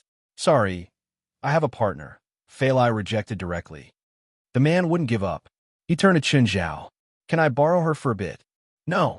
Chun Zhao rejected him as well. The man's expression darkened. Sir, this is my card. Let's get to know each other. At events like this, it was basic manners to take out a business card if the other did so. But Chun Zhao was an illegal doctor. How would he have a card? I'm not interested in knowing you. Uncultured. The man turned and left. Chun Zhao grabbed Failai. Don't get impulsive. This isn't our home. Failai looked pleasant, but she really wasn't an upper-class lady. Whatever, let's go in. Failai truly didn't like these kinds of events. It looked fancy, but everyone wore fake smiles. Leonardo's party was much better. They played around and were comfortable. Chun Zhao chuckled wryly. They were family because they were similar. He also disliked this kind of event. It felt suffocating. When they entered the venue, the lights had already dimmed. Chun Zhao and Failai found their seats in the first row before the stage. There were no VIP boxes for shows like this. The best positions were closest to the stage. The stage was also different from other tea stages. It was O-shaped instead. The audience grew gradually quiet. Chun Zhao discovered that Quinn sat beside him. Hi, I heard you're Chun, right? How can I help you? What do you think about my suggestion earlier? If you're not satisfied with $1 million, how about $2 million? Miss Quinn, the show is about to start. Let's just watch the show. Plus, aren't you a performing guest? Why are you sitting here? As a performer, Lucy had gone backstage long ago to prepare. I'm just singing a song at the end, Quinn said. Also, miss, your necklace is really pretty. Failai looked over Chun Zhao to Quinn. Thank you. Can you sell it to me? Failai glanced at her and stopped talking. Chun Zhao rolled his eyes without holding back. How come this girl was so annoying? Just then, all the lights dimmed. Everyone quieted down too. Next, a spotlight shone at the end of the stage. Princess and Lucy stood before the curtains. It was a Beauty and the Beast unit. As the music sounded, this strange unit started walking to the center of the ring-shaped stage under everyone's eyes. Princess stood up. Her giant figure set off stunned ripples through the audience. Under the dazzling lights, Princess reached out her arms and picked up Lucy bridal style. Lucy's dress complemented her beauty today. Under the graceful music, Princess spun around with Lucy in her arms and then put her down softly. Finally, the Beauty and the Beast walked to the other end of the stage. The lights dimmed gradually as well. It was only a fashion show, but the guests and audience all felt like they'd watched a stage play. Applause sounded. Chun Zhao heard Quinn murmur, I must have it. Chapter 307, Return Home. Chapter 307, Return Home. Lucy and Princess exited backstage, where Zola was at. Zola hugged Lucy in excitement. To be honest, Lucy had a very powerful aura. On the stage, her feminine aura was fully displayed. With Princess at her side, she gave everyone a feeling that she needed protection. Then, the models began to go out on stage one after another. They all walked in couples, wearing carefully designed costumes. With the help of the lighting, all the pairs of models appeared to be particularly stunning. The audience below the stage occasionally applauded for them. Ms. Lucy, your performance was outstanding. Do you mind giving me your number? Perhaps we can work together again in the future. Lucy was elated. Being able to exchange contact with Zola meant that Zola had quite a good impression of her. Lucy was even more grateful for Chun Zhao's help the night before. If Chun Zhao did not help her, she probably would not even have appeared on the stage. She would not have made the perfect show and left a strong impression on many of the famous people present. Indeed, there were many influential and powerful people present at the show. Leaving a good impression on them was more important than acting a small role in a movie. The show was rather successful. Reputation was actually only secondary for Zola's brand. If Zola wanted a reputation, she only had to find a few celebrities. All of America would know her brand in just a few days. What she really needed was style and a deep impression on the upper social class. She needed Baroness to be the first brand these people thought of whenever they had to attend an occasion or tailor-make a dress. It was a different business route. For normal international brands, No matter how luxurious they seemed to be, most of their products were aimed at the general public. Their products could be bought with just money, but Baroness was different.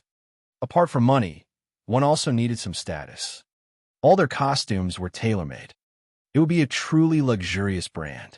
This was Zola's ideology. Zola had in fact been very successful. All the Hollywood stars now took pride in owning a Baroness dress.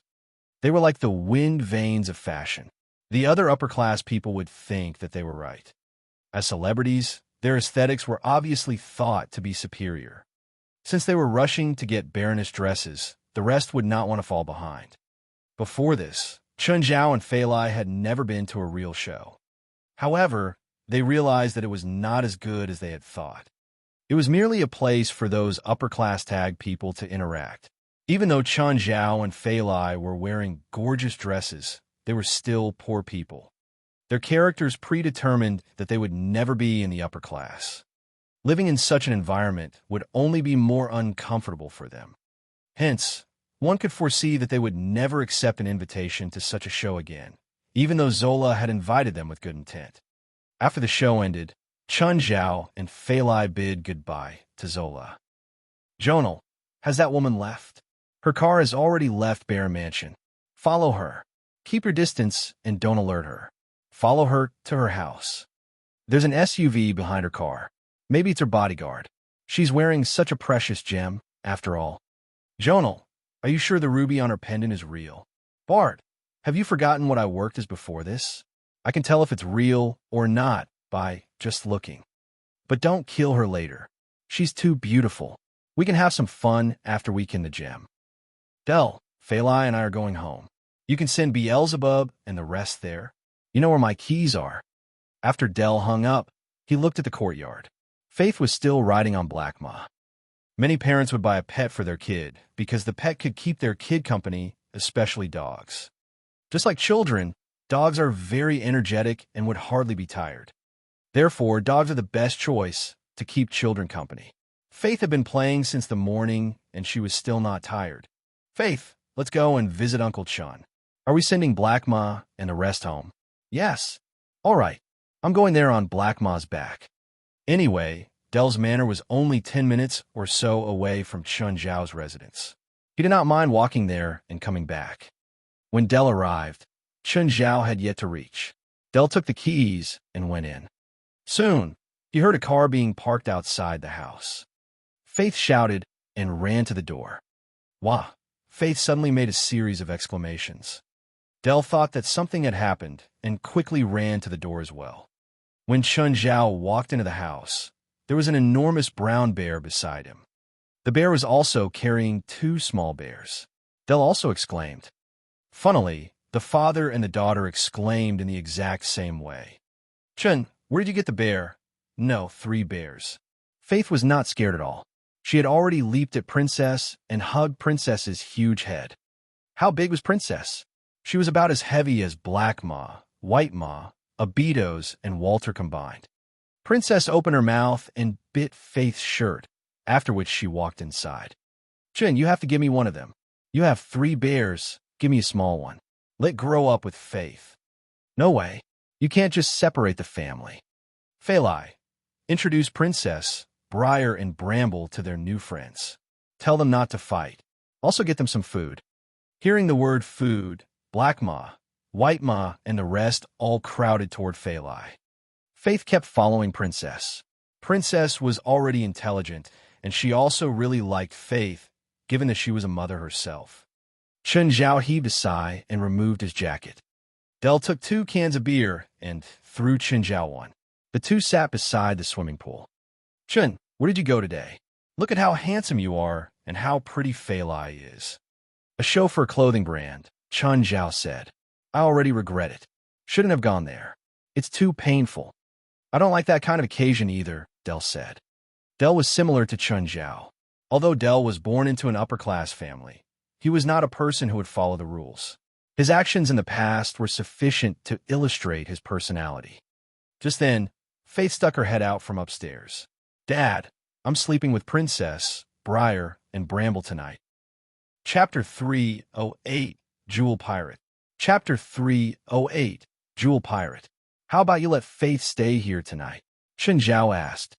You're really going to let her sleep with a bear? I'll have Fei Lai bring her to our bed at night, Chen Zhao whispered. He was hurt right now, but he didn't want Fei Lai to know, so they obviously wouldn't have sex tonight. Fine, Del agreed. Yay, Princess, we can sleep together. I'm going back, Del said, finishing his beer. Chen Zhao walked Del to the door. Del only took 2 steps, and 2 masked men jumped out from beside the road. One pointed a gun at Del's head, the other pointed at Chen Zhao. Chen, is this your prank? Del couldn't figure out if these 2 were real robbers or if it was a joke. Chen Zhao gulped. Seeing his expression, Del finally realized that they were really in trouble. Chen Zhao would joke with him, but never about something so dangerous. Hey, if you want money, Chen Zhao said, all the money in my wallet is yours. No reason to shoot just for that. The robber, pointing a gun at Chen Zhao, said through the mask, You think we're just hooligans? You think we'll come to find you for a few $100? That's the most I can give you. Go. You 2 go in. The other masked robber pushed Del. Chen Zhao caught Del. He didn't dare do anything out of hand under the 2 guns. Go slowly. If you do anything abnormal, we'll shoot. Chen Zhao and Del raised their hands and slowly retreated to the living room. Once there, the 2 robbers started looking around. Where's the woman? Who? That pretty woman in the white dress and red necklace. There's no such woman here, Chen Zhao said calmly. Bullshit. We saw her come here. Chen Zhao looked at one of them. They knew that Fei Lai wore a white dress and had the Red Moon heart. They must have hidden outside the mansion and gotten ideas. They might have noticed Fei Lai at the show. Chen Zhao observed them. Gradually, his eyes fell on one of them. He realized the man's identity, or rather, his face. This man should be the one with slick back hair who tried to dance with Fei Lai, but gotten rejected. Jonal seemed to notice Chen Zhao's eyes and grinned. You found me out. Jonal didn't keep hiding. He pulled his mask down. I didn't think the upper class would also be common robbers. Jonal laughed. My elite lifestyle is supported by my work, but I don't like being a robber. I like to call myself the Jewel Pirate. Jonal, stop wasting time talking to them, Bart said, annoyed. Find a person and get the stone. Jonal really enjoyed the moment, the feeling of being the victor. Asian, call the woman out and let us have fun. Don't waste our time. We'll let you 2 go if we feel good. Chen Fei Lai walked out. She'd been busy in the kitchen and didn't know what was happening. As soon as she made a sound, she realized something was wrong. The instant Jonal turned his head, Chen Zhao moved. But the next moment, Bart fired. He shot Chen Zhao's shoulder, making him falter. He looked down to see his left shoulder spewing with blood. Jonal looked at the injured Chen Zhao. Don't pull tricks before Bart. He was in Afghanistan and killed more than 30 people. Bart looked at Chen Zhao. He could feel Chen Zhao's dangerous aura. You'll regret it, Chen Zhao said, expression cold. Most people fall down with a bullet, but you can stay up. Did you train in this? Chen Zhao didn't speak. He just stared coldly at Bart. You can't beat me. I won't let you get close to me. If you move again, I'll shoot your head next. Jonal looked at Fei Lai with shining eyes. Bart, I said the girl's pretty enough, right? Very pretty. Bart licked his lips. You come over, Jonal called out. Chen Zhao shook his head. Fei Lai don't. Jonal scoffed. You think it'll be okay if she doesn't come over? Fei Lai retreated back into the kitchen. Jonal walked toward Fei Lai. He didn't think Fei Lai could pose any threat to him, especially since he had a gun. Jonal, don't kill her, Bart said. I haven't had fun yet. I know. One time isn't enough with such a pretty girl. We have the entire night. Jonal was already inside the kitchen. They heard a bunch of bangs and crashes. Bart smiled at Chen Zhao. Do you hear that? Jonal is playing with your girl now. Del was nervous, but his eyes carried some sympathy. He saw Chen Zhao's cold face and knew that he wouldn't let this fly. Bart thought that it was about time. He lifted his gun. He was going to aim at Chen Zhao's head this time. Pulling back the trigger, bang. Chen Zhao raised his hand instantly. Pain traveled from his palm and blood flowed out. Bart was shocked. How come the bullet didn't penetrate Chen Zhao's hand? Chen Zhao opened his hand. His palm was a bloody mess with a bullet embedded inside. Was this a joke? Catching a bullet with his bare hand. Bart raised his gun again, but before he could shoot, a brilliant red flower bloomed on his arm. He turned around, incredulous, and saw Failai holding a gun. He suddenly noticed a black shadow behind Chun Zhao. It was like something was about to jump out of it. Terrified, Bart took 2 steps back, but he bumped into something behind him. When he turned around, he saw a huge, gaping maw. Black Maw had gotten behind him at some point. Bart fell to the ground in terror and stared at Black Maw. Jonah was dragged out too, but White Maw was biting his neck. White Maw didn't apply any pressure, but Jonah didn't dare make a sound or move around. The fangs touching his veins make him truly feel death. White Maw tossed Jonah next to Bart, and Chun Zhao walked over. What did I just say? You'll regret this. Chapter 309. Who do you want to be eaten by? Chapter 309. Who do you want to be eaten by? Del was finally relieved. Failai walked up with the gun. Chun Zhao approached her and grabbed the gun. Darling, don't use the gun again. Chun Zhao held Failai's hands. Her hands were cold and trembling. She was clearly shocked as well, but she was more concerned about Chun Zhao's injury. Chun, your shoulder. It's fine. Just a small wound. Even if Chun Zhao was about to cry in pain, he had to hold it. How do we handle them? Failai pointed at Bart and Jonah.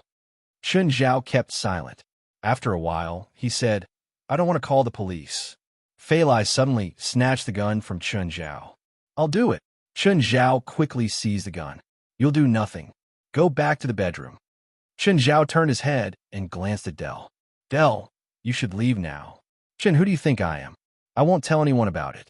Also, I don't think I can keep myself out of it, Del said excitedly. He felt that he had been belittled, so he wanted to prove himself. I'm not looking down on you, Chun Zhao said lightly. I just don't want to share them with you. When Bart and Jonah heard that Chun Zhao did not plan to call the police, they almost peed their pants. They knew what it meant. If Chun Zhao called the police, they would at most be jailed for a few years. They were already recidivists and did not mind sitting behind bars for a long while. However, Chun Zhao would not call the police. It was evident what Chun Zhao was going to do. Killing them might be the most direct outcome. But what if Chun Zhao asked the beast around them to eat them? They shivered at the thought. Suddenly, Bart jumped up from the floor and leaped at Failai. If he could subdue Failai, they might still have a chance. However, Chun Zhao clutched Bart's ankle. Crack! Ah! Bart screamed. His ankle was broken by force. Just then, Jonah seized the opportunity and ran out of the living room. As long as he could get out of this place, he would live. He did not care about Bart at all. Chun Zhao did not stop Jonah. Even Jonah did not expect himself to escape so easily. However, he suddenly tripped over something and fell onto the ground. Then, he felt something bite his leg. An advantage of the hillside villa was that there were no neighbors to be alarmed. Even the closest neighbor was about 1 kilometer away from them. Just now, Jonah and Bart dared to fire their guns freely precisely because they had inspected the area. The villas here were very scattered and nobody would hear them shoot. Of course, nobody would hear them scream, too. Jonah was dragged back into the living room by Obitos. His entire right leg was covered in blood. Obitos' teeth were like the ones on a saw. Whenever Jonah moved a bit, Obitos' teeth would sink deeper into his flesh. How many beasts does this bastard have? When Princess moved her fat body and strolled into the living room, the two were even more desperate. Princess was definitely large enough to finish both of them. Take some time to decide. Who do you want to be eaten by? Smiling, Chun Zhao looked at Bart and Jonah. Jonah suddenly struggled and knelt down before Chun Zhao. Sir, I'm really sorry. Please forgive my offense. I was just hot-headed. Please forgive me. I remember there's such a line in movies. Forgiveness is God's job, and my job is to send you to God. Do you get it? Chun Zhao smiled gently. Chun Zhao was a very revengeful person. Indeed, he still hated the Mexican gang leader even though a long time had passed, let alone Bart and Jonah. He only wanted to tear the two into pieces. You're committing a crime. You'll be jailed. Just then, Del said, Perhaps you don't know me, but it's not important. You just have to know that I'm rich and so is Chun. Here, the rich can do whatever they want. Del sounded as if he was telling a joke. Do you know? A kidnapper has been buried in my manor for 12 years. If you dare to kill me, my people won't let you off. Bart threatened. Do you have your friends' numbers? I don't think you're enough for my pets. You two are quite skinny, after all, Chun Zhao said. Chun Zhao glanced at Fei Lai. Fei Lai, you really need to go back to the bedroom. You won't like what's about to happen. Actually, Fei Lai did not want Chun Zhao to dirty his hands, just like how Chun Zhao did not want Fei Lai to dirty hers. Nevertheless, Fei Lai could tell that Chun Zhao was really furious. It was not something that could be pacified by time alone. Don't dirty the room, Fei Lai said, after which she turned around and went upstairs. To be honest, she could not allow their pets to eat Bart and Jonal. Of course, she believed that Chun Zhao would not accept it too. Perhaps Chun Zhao really wanted to kill the two, but he would not ask his pets to eat humans. Del, give me my toolbox. Del trotted over and took the toolbox. Chun, what are you going to do? Del saw Chun Zhao take out a set of silver needles. These hair-thin needles had been frequently used to treat him in the past. However, when Chun Zhao took them out now, he looked rather fearsome. Do you what is the most painful medical condition? Chun Zhao asked. What? Paralysis, full paralysis. Chun Zhao pressed Bart onto the floor. He pushed Bart's head to one side and stuck a needle in. Bart struggled wildly, attempting to break free from Chun Zhao's control. However, Chun Zhao was too strong. Even though he had a gun wound on the shoulder, he was still incredibly powerful. Can't move, can't speak, can't even express your pain to others. The silver needle pierced into Bart's spine, destroying his spinal nerves. When Chun Zhao withdrew the needle, Bart lay on the ground, motionless. Apart from his eyes, he could not move any part of his body, including his tongue. Full paralysis was as terrifying as ALS. Chun Zhao looked at Jonal, who had already peed himself. Don't be so nervous. It won't hurt. Very soon, you'll realize that you don't have to worry about anything anymore. Someone will take care of you for the rest of your life. Doesn't that thought immediately brighten your mood? Chapter 3:10 New Train of Thought. Chapter 3:10 New Train of Thought. It would be weirder if he would feel better. Jonal struggled in fear, but Chun Zhao was stronger. Just then, Blackie said, Human, if you want them to be in more pain, you can use the flesh fusion spell to connect their bodies. This way, they can share their pain. You can also connect an object to them. What's the point of that? After connecting them, you can attack them by attacking the object. Is it like the Bloodline Blend spell?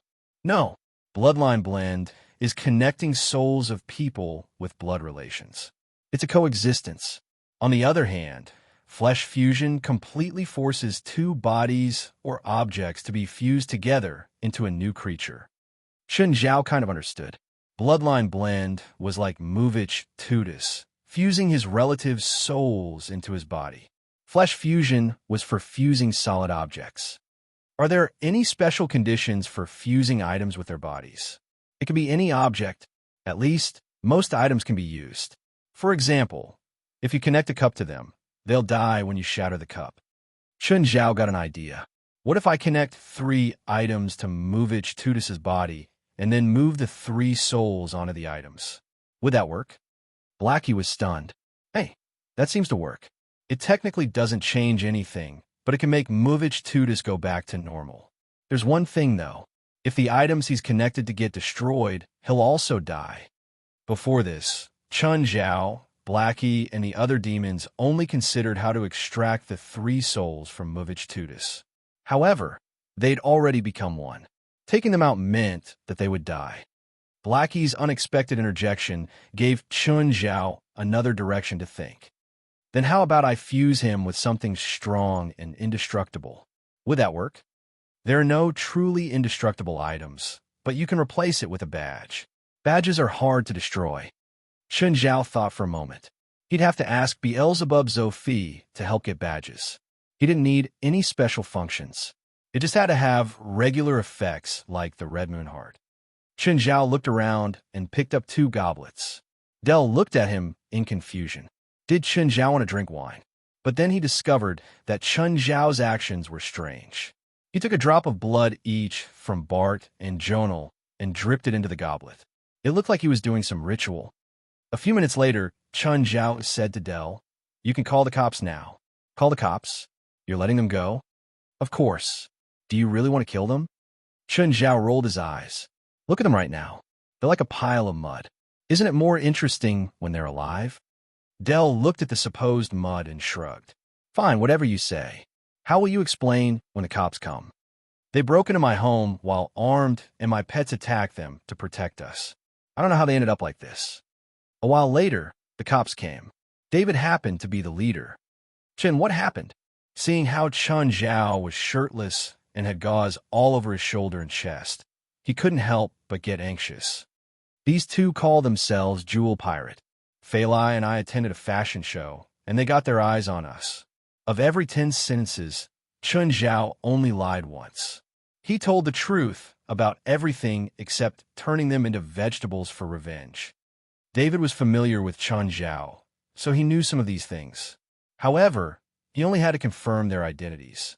As for whether they ended up like this because of Chun Zhao's revenge, he didn't care to ask. Chun Zhao didn't think that David would be the leader either. He wasn't from Beverly Hills Department, right? "David, how come you're responsible for this area?" "I got moved to be the crime investigation captain at Beverly Hills yesterday." "Oh, let me introduce you to Del, my friend. He lives nearby." "Hi, David. Come hang out when you're free." After everything, David left with his men. Del went home as well. Chun Zhao had Black Ma accompany Del for a bit, since it was at night. Next day, "Chun, how come these goblets broke?" Failai was cleaning up in the morning. "They're just useless trash," Chun Zhao said, stretching. "Who knows how they broke? We usually drink beer instead of wine. I think we should just toss them out." A while later, Del came over. Instead of taking Faith away, he brought 2 more troublemakers. Vera and Ronnie went to find Faith in the morning. Hearing that she was at Chun Zhao's house instead and that he had 3 new bears, they insisted on coming to play. After getting Laura and Risfar's permission, Del brought the kids to Chun Zhao's house. Princess was lazily sunbathing by the pool. Faith, Ronnie, and Vera played happily with Bramble and Briar. "Principal, you seem spirited these days." Wright replied to the praise with a smile. "It was just spirited. In order to not get discovered, she even put on some makeup to look older." She went to the meeting room. There were some deans and figures of the management level. "Let's get straight to the point today," Wright said. "Right. I discovered an unfamiliar name in a medical school system. Zhao Chun, specially invited professor, traditional Chinese medicine. I also checked his attendance record. It seems that he hasn't held any classes. Can you explain this?"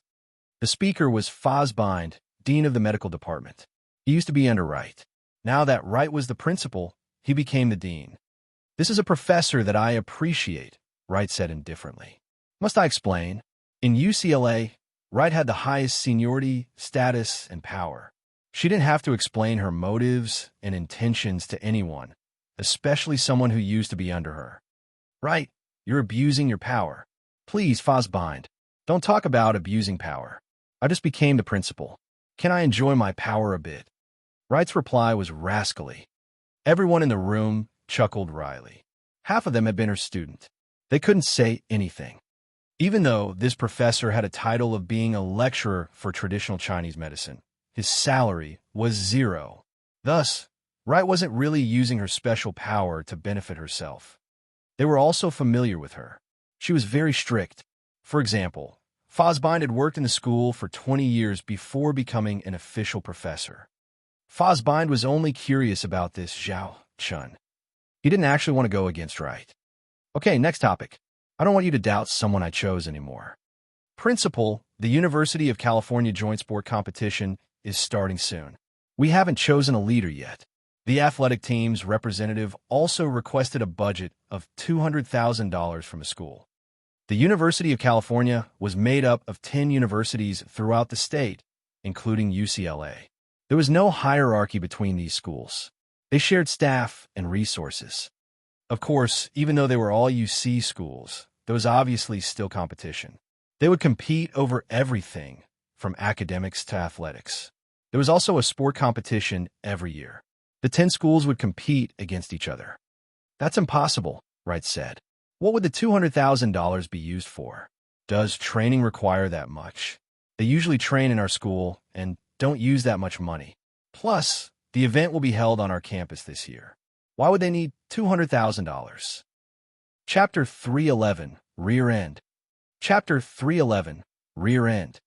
The 10 campuses of the University of California are UC Berkeley, UC Los Angeles, UC San Diego, UC Irvine, UC Davis, UC Riverside, UC Santa Cruz, UC Santa Barbara, UC Merced, and UC San Francisco. UC Berkeley used to be the main campus. However, as the other campuses developed, there is no longer the main campus today. The other campuses are already comparable to UC Berkeley in terms of their resources and academia. All the campuses are now on the same level and only belong to the University of California. Every year, many competitions are held within the University of California, among which sports competitions and academic competitions are official. UC Games was the most popular one. Even the media might be present. According to the sports club representative, they need to hire a coach. What sport is it?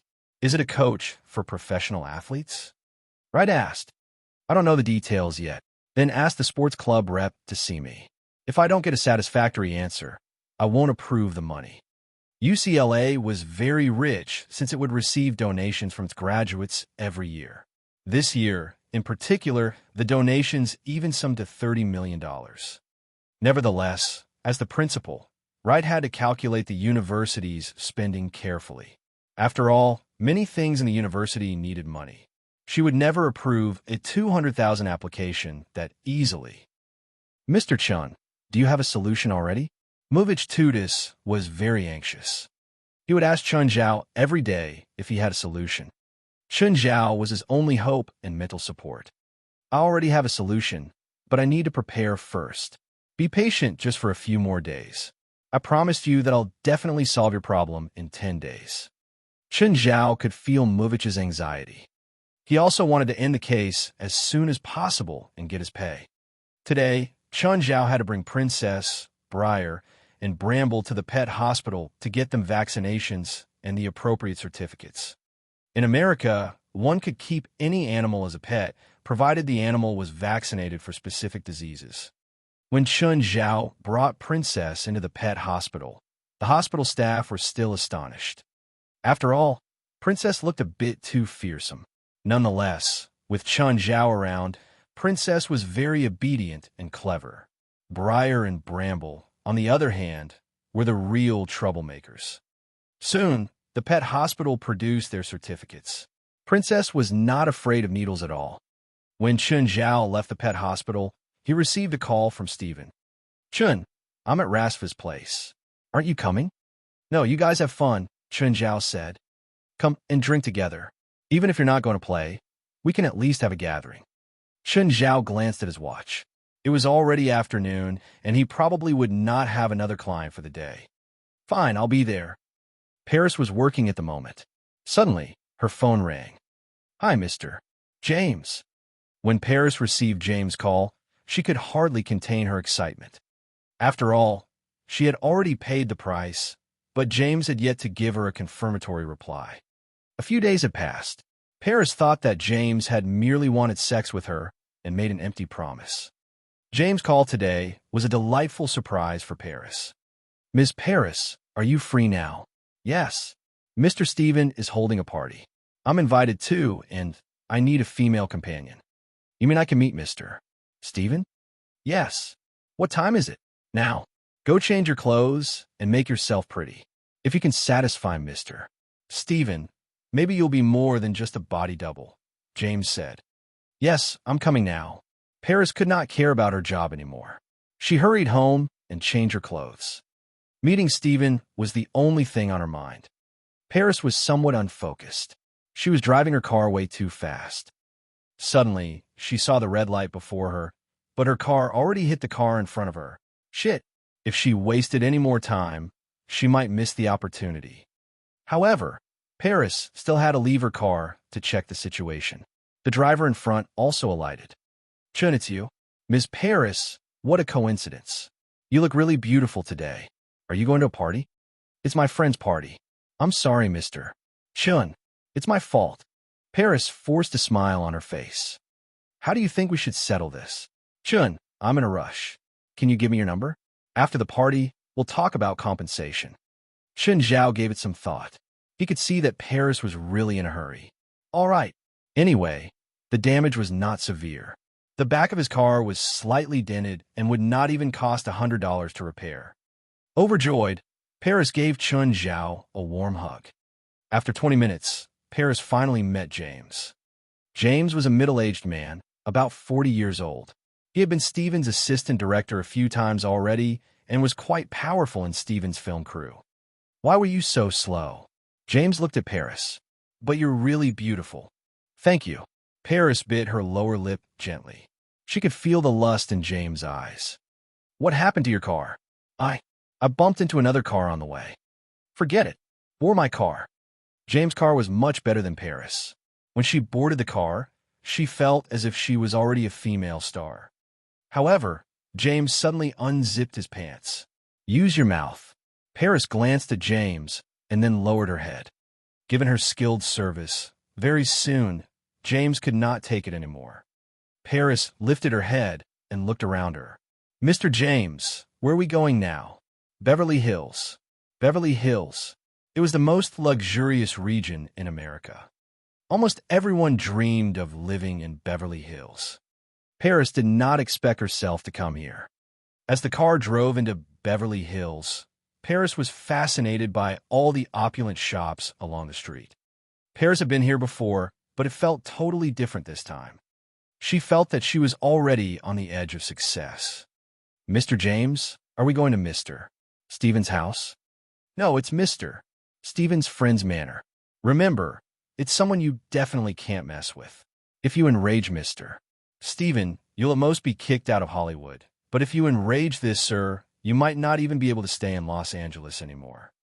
Chapter 312, Don't Disturb My Meal. Chapter 312, Don't Disturb My Meal. When James' car arrived at Rasfa's manor, he stopped. The guard tapped on the window, asking, Sir, how may I help you?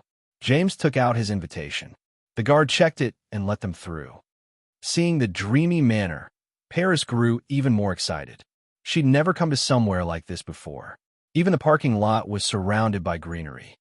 There were countless fancy cars in the parking lot. James' car was the least eye-catching one. Paris followed closely behind James. She didn't dare to walk around alone. Everything here gave her pressure. It was obvious that the mansion was extremely expensive too. Merely the garden that they walked past was the size of a soccer field. There were a dozen gardeners fixing things there. After the garden, the golden beach appeared before her eyes. It was beautiful. It completely changed her impression of what enjoyment meant. As the saying went, being poor restricted her imagination. Paris had been quite confident before coming. Now that she was here, she grew timid and shy.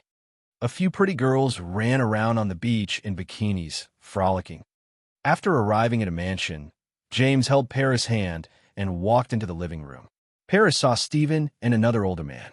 They were talking on the sofa, each with a woman clinging on to them. Paris wished she could become those women. She didn't recognize the other man, but he must be important if he could talk to Steven like this. Oh, James, you're here. Steven saw him. Your partner is beautiful. Mr. Steven, hello. James walked forward. This is Paris. Hello, Mr. Steven. I'm discussing something with Rasfa, Steven said. Go have fun by yourself. James took Paris to the porch. A server brought 2 glasses of wine to them. Is the man speaking to Steven, the owner of this place? He's Rasfa, a billionaire and the CEO of PLM Film. That's him. They're men standing at the peak of Hollywood's food chain, James said. Paris' eyes flashed. She felt disappointed. She should have performed better just then. Maybe then that Mr. Rasfa could look at her some more. Come eat with me at the restaurant. Hi, Paul. Chun Zhao pulled up to the entrance of Rasfa's manor. Paul was there to invite the guests. When he saw Chun Zhao's car, he immediately went over. Chun, should I park the car for you? No need. It's not my first time here. Chen Zhao parked and found that Paul was waiting for him outside the lot. Paul looked at Briar and Bramble in Chen Zhao's arms, as well as Princess behind him. Paul didn't find it strange anymore. This was Mr. Druid after all. He wouldn't find it strange, no matter what animal was beside Chen Zhao. Chen, do you need anything? Take me to get some food. I'm hungry. Sure, follow me. Chen Zhao went to the restaurant, and Paul went to tell the kitchen. He knew that Chen Zhao had a big appetite. Soon, a big platter of meat and fruit salad was served. Thanks, Paul. No problem. Chen, do you need anything else? Help me take care of this family. Her name is Princess, and these are her kids, Briar and Bramble. Princess is really obedient. The kids are a bit playful, though. Watch them for a bit. No problem. I'll go work now. Call me whenever you need anything. Princess, let's go. As expected, Princess followed Paul away. Briar and Bramble stuck close behind, too. Chen Zhao shoved meat into his mouth as if he hadn't eaten in days. Just then, two people came to the restaurant. It was James and Paris. The latter immediately saw Chen, who was devouring food. Paris was surprised to see Chen Zhao here. James heard Paris' voice. Looking at Chen Zhao, he frowned. So unrefined. He doesn't even care about the environment. Paris, do you know him? I saw him twice before. We're not close. I bumped into his car today. Oh. Holding Paris' hand, James walked over to Chen Zhao. Chen Zhao was happily munching. He looked up to see James and Paris. Oh, Paris? What a coincidence. Hey, pay attention to the surroundings. Surroundings? What surroundings? Chen Zhao was taken aback, finding this weird. It was just a restaurant in the manor. It's not like it was a fancy place. Plus, he was eating here alone. Did he have to pretend to eat daintily? If he ate like that, he wouldn't be full until tomorrow. Paris looked at him with disgust too. She felt that Chen Zhao's presence lowered the class of this place. She had no clue how Chen Zhao got in here. Oh, maybe he came for a part-time job and get a free meal. It must be like this. This is the Dream Manor. Do you know who the owner is? Don't embarrass him. Are you the owner? Chen Zhao asked. You're not, right? Then what right do you have to scold me for embarrassing the owner? He hasn't even said anything. Mind your own business. Chen Zhao glanced at Paris. Uninterested, he started eating again. James was speechless from his words. Half a beat later, he said, I heard that Paris bumped into your car today, right? This is $1,000. Don't appear before her again. Chen Zhao rolled his eyes. I'll take the money, but please leave. You're disturbing my meal. Whatever. I don't want to waste time talking to someone so unrefined and uncultured. James didn't get to feel arrogant with Chen Zhao because he completely ignored James. He didn't show any fear. Usually, the crew would all be terrified when he scolded them and apologized submissively. Unfortunately, Chen Zhao wasn't under him.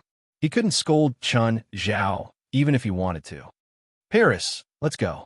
Someone like him pollutes the air of the restaurant. Chapter 313, A Very Big Trouble. Chapter 313, A Very Big Trouble. Chen Zhao had a satisfying meal. Of course, he did not drink any alcohol, since he was going to drive later. Even though Chen Zhao had a high alcohol tolerance, he knew very well that he should not drink and drive. Moreover, he would also not drink when he still had clients to treat. Clients would surely be unhappy to see him filled with the smell of alcohol, just like when he met Laurent last time. Anyway, as Chen Zhao walked in the manor, he saw James and Paris again, flirting with each other. When the two saw Chen Zhao, they stopped immediately. Where are you going? James looked at Chen Zhao, clearly displeased. It's none of your business. It's the main living room ahead. You can't go in. Why can't I go in? Only guests are allowed. You're just a worker. Are you the housekeeper here? Chen Zhao asked. James was enraged. I'm a guest. Then you're not the owner. Who are you to care about where I go? You're just not allowed to go in. If you insist, I'll have to ask someone to chase you out. Chen Zhao pushed James away. Are you crazy? Paris purposely shouted. Mr. Chen, are you sure you want to be a monkey here? It won't do you any good. Chen Zhao was baffled. He did not recall offending them before. He did not understand why they kept picking on him. What the fuck? Chen Zhao walked directly toward the living room. James chased him at once. Paris also followed them closely, thinking that Chun Zhao's foolish action might actually be good for her. If she managed to display herself before Rasfa and Steven, they might just remember her. When they entered the living room, James blocked Chun Zhao again. He even deliberately raised his volume. "I said you can't come in. What's wrong with you? Don't you know where this is?" "Mr. Chun, please stop. Don't disturb Mr. Steven and Mr. Rasfa," Paris also said loudly. "Are the two of you insane?" Chun Zhao turned his head and looked at Steven and Rasfa. "Steven, Rasfa, did you hire them to pick on me?" Steven and Rasfa had also noticed the noise. Rasfa's expression was rather weird. "Steven, did you arrange this?" Steven looked even more stunned. "James, what are you doing?" "Mr. Steven, this guy forced his way in. I wanted to stop him. Didn't want him to disturb you and Mr. Rasfa." Steven was so angry that he threw a wine glass at James. "Scram, Chin's our friend. We had a hard time inviting him here. What are you doing?" James was astonished. So was Paris. Chun Zhao sat down beside the two and said to the beauties beside them, "Excuse me." The two ladies moved away. Rasfa and Steven did not know whether to laugh or cry. "Chun, I'm sorry. He's one of my assistants. He probably thought that you work here." "Do I look like a worker?" "Rasfa, be honest." "To be frank, you really do. Why did you dress up so casually?" "You didn't tell me to dress up. When Steven called me, I was strolling on the street. I came here only for the free meal and to chat with you." Steven glanced at James and Paris, who were still standing at the door. "You two come here. Mr. Steven." The two quickly walked up like two kids who had just done something wrong. They stood before Steven, not daring to sit down. "James, can you explain why you wanted to provoke Chin?" James faltered a few words and could not explain himself. Clearly, he could not tell Steven that he had wanted to pick a pushover and show off before Paris. James thought about it and finally said, "Paris accidentally hit Mr. Chin's car today. I want to speak up for her." Steven glanced at Paris in disgust. James was shoving the responsibility onto Paris. Steven, of course, thought that Paris was the one who had instigated James to start the conflict. Paris could not regret more. If she had known that Chun Zhao knew Steven and Rasfa, she would have asked him for help. It was obvious that Chun Zhao had more power than James. James did not even dare to speak before Steven and Rasfa. However, Chun Zhao was talking to the two like they had equal status. "Chun, look at you. Why must you drive that cheap car?" "Just take a car from my garage," Rasfa said. "I don't plan to change it. My car is great." Chun Zhao felt that cars were only tools for transportation. Apart from functioning properly, he only needed his car to be big enough. Rasfa only had sports cars and luxurious cars in his garage, which were not suitable for Chun Zhao at all. Nevertheless, Chun Zhao now had Princess and her two kids. He indeed planned to change to a bigger car. Chun Zhao lifted his head and realized that Paris and James were still before them. "Are you not leaving?" "Chun, I'm sorry." Paris could do nothing but apologize, hoping that it would redeem Chun Zhao's poor impression of her. "It's fine." Chun Zhao did not intend to blame them further. Also, Paris looked at Chun Zhao anxiously. She was worried that she would lose her role as the body double. "What?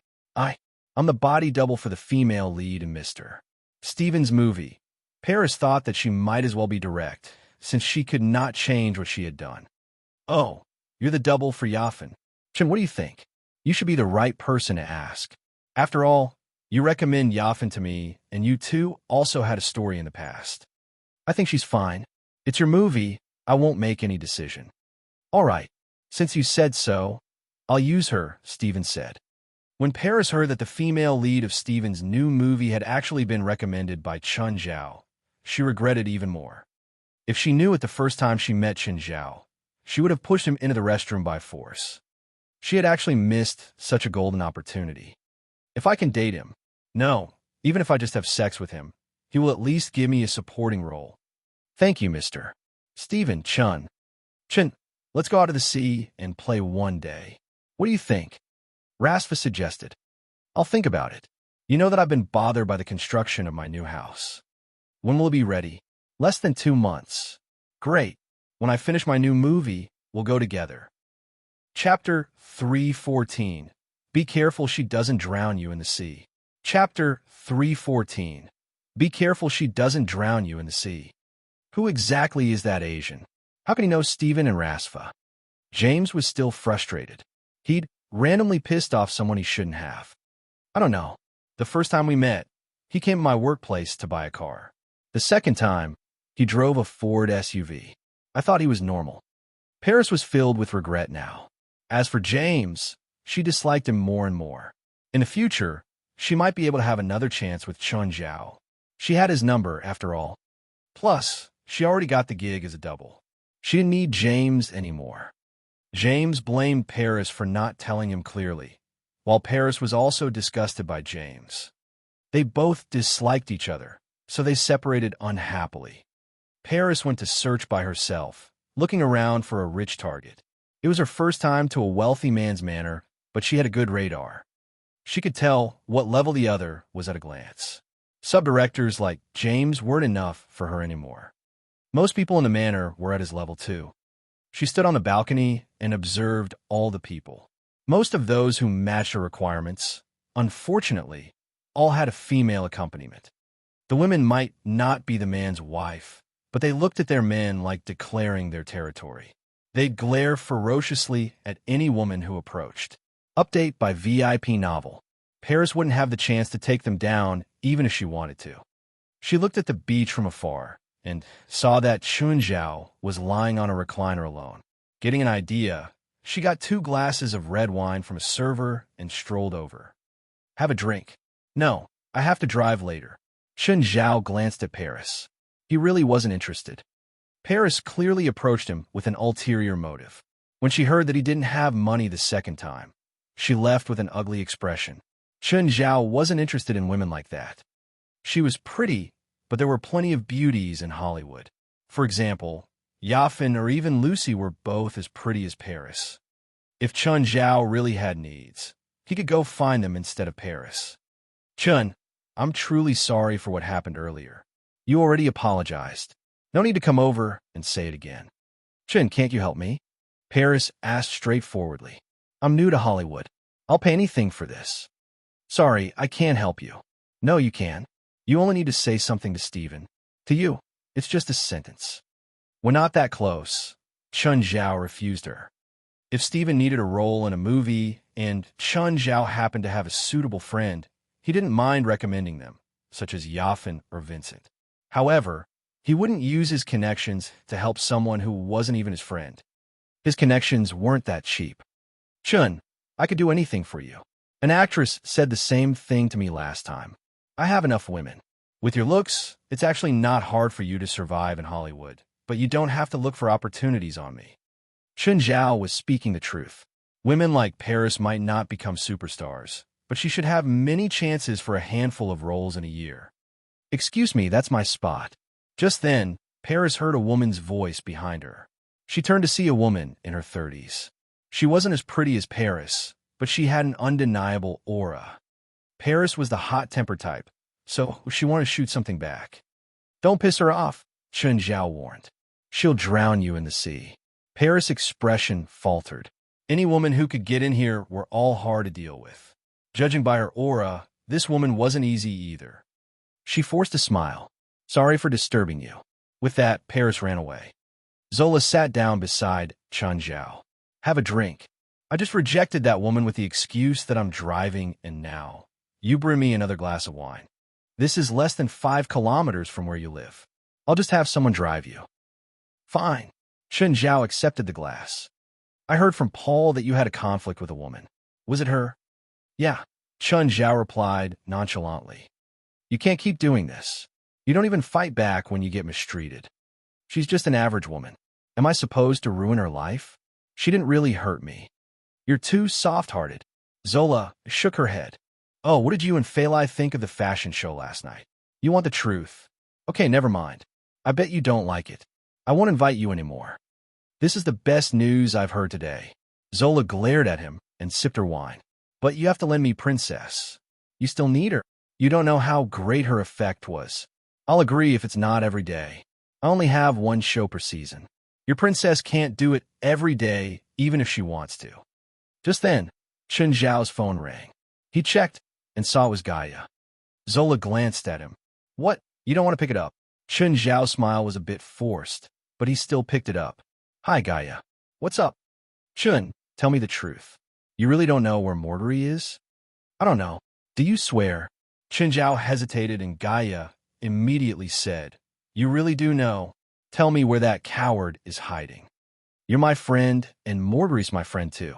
Chen Zhao clearly couldn't tell Gaia where Morgery was. With their rivalry, Gaia would definitely cut him into pieces if she found Morgery. Then keep protecting him. When I find him, no one will be able to stop me. Not even you. Hearing Gaia's words, Chen Zhao really got a headache. If you have some bad relationship, I suggest you beat him up. The fuck you know? Chapter 315, Fitness Coach? Chapter 315, Fitness Coach. Gaia hung up, leaving Chen Zhao feeling awkward. He did not know what had happened between Gaia and Morgery. The more they did not want to talk about it, the more curious Chen Zhao was. Humans are curious creatures. Given how reluctant Gaia and Morgery were to talk about it, Chen Zhao really wanted to know their past. Chen Zhao reached home before Failai did to prepare dinner. In the evening, Failai returned home. When she saw the dinner, she removed her jacket and hugged Chen Zhao. How come you're already back? I didn't have much to do today, Chen Zhao answered. Do you want to shower first? No, I spent too much time in the sea today. Let's eat first. I may need to leave for 24 hours in a few days' time, Chen Zhao said. Oh, to that place? Yup. When? I'm not sure yet. Chen Zhao shook his head. He had already asked Obitos to tell his father about it. Chen Zhao was also unsure when Obitos could give him an accurate reply. Hi, Madam Wright. Lucian bolted into Wright's office. Wright pushed her glasses. Actually, she no longer needed them, but to avoid suspicion, she still had a pair of fake glasses. Lucian, what is it? Madam Wright, I'm here to explain to you the reason for applying for $200,000, Lucian said. All right, please explain. Our college has been participating in UC games for many years. We've never needed $200,000 unless you want to stay in a 5-star hotel during the competition. Actually, it's a request from track and field. They would like to hire a coach. I heard that the coach is very expensive. Do you not have the details? I'm afraid not. In fact, I don't even know who the coach is, but according to Grint, a long-distance runner from track and field, the coach they want to hire is very strong himself. He also has special training, which can greatly increase the fitness of our athletes. How long will the coach be here? 1 year? 2? And how long do we need to see the results? How many students will he train? I heard that the coach won't be training too many students. He'll only be carrying out very specific training for no more than 20 days. What? You want me to spend $200,000 just so that 1 or 2 students can have a chance to perform better in a single sports competition? Mr. Lucian, please leave my office because I'll definitely not approve it. Actually, even Lucian felt that it was too much, let alone right. He was a coach in the sports department too. Indeed, he had been a coach for several schools and was in charge of the sports department at the moment. Nevertheless, he had been a coach for secondary schools in the past. His annual salary was less than $60,000. Now, they wanted to hire a coach who cost $200,000 for just 20 days or even fewer. It was more like blackmailing. Even Lucian found it unbelievable, not to mention Wright. Track and field had been strongly requesting it, so he wanted to try it out. Just as expected, he only received a scolding from Wright. Lucian went to the track and field department. When Grint saw him, he immediately ran toward him. Mr. Lucian, is the money approved? Lucian shook his head. You should know that the college will never approve it. I'm willing to take the money as a loan. When I become a professional athlete in the future, I'll slowly return the money to the college. Lucian gave a bitter smile. If a project was very promising, the college would surely invest in it for free. However, who could promise that Grint would certainly succeed? Moreover, while Grint had been achieving fantastic results in the college, there was still a significant difference between him and a professional athlete. Lucian shook his head and patted Grint's shoulder, after which he left. Just then, Evely walked up. Grint, how did it go? Did the school approve it? Grint shook his head. No, there's no way the school will. Will you take a personal loan from me? Evely suddenly suggested. What? I'll lend you the money, but you need to record down for me that person's training methods and diet requirements. How about the interest? Grint was really tempted to agree. If you can unearth the secret of his training, I won't charge you any interest, but you can't. You'll have to pay the bank interest. All right, but I don't have his number. I'll get it for you. Also, are you sure it'll work? Grint was still somewhat hesitant. After all, 200,000 was not a small amount. Even his family could not afford it. If the training was effective, everything would be fine. He could become a professional athlete, achieve good results, and then pay the debt. However, if the training was ineffective, he would have a huge debt for the rest of his life. That's none of my business. If you're willing to bet, it's too risky. I need to think about it. Grint still retreated. Although it was alluring, the consequences might be very severe. The huge debt was enough to ruin his life. Evely shrugged her shoulders. She was just being curious. However, she would not waste 200,000 just to satisfy her curiosity. Norman's? Evely called Norman's. What? Are you sure the guy's a good coach? Yes, he's an excellent one. As long as you follow his training and diet plans, it'll be very effective. I want to hire him as my swimming coach, but I'm not sure if it'll work. Oh, you're afraid that you won't improve. Of course. You told me how expensive it is. He took 400,000 from Uncle just for 30 days of slimming. I don't think any coach in the world is paid as much as him. Wrong, NBA coaches are. But he's no NBA coach. He's only an illegal doctor, not even a professional coach. Then do you want it or not? If you do, I'll help you to call him. Norman's, why don't you pay some the fee for me? Look at how much you're recommending him. No, I won't benefit even if you improve. Why should I pay for you? We're good sisters. Forget it. In my fattest 3 years, you only visited me thrice. Fine, but I still want to meet him in person and discuss it. When do you want to see him? Chapter 316. Judging from her suggested price, she's genuine. Chapter 316. Judging from her suggested price, she's genuine. Shun Zhao didn't go out today. He just lay on the yellow duck in the pool, basking in the sun. Obitos slowly moved to the side of the pool.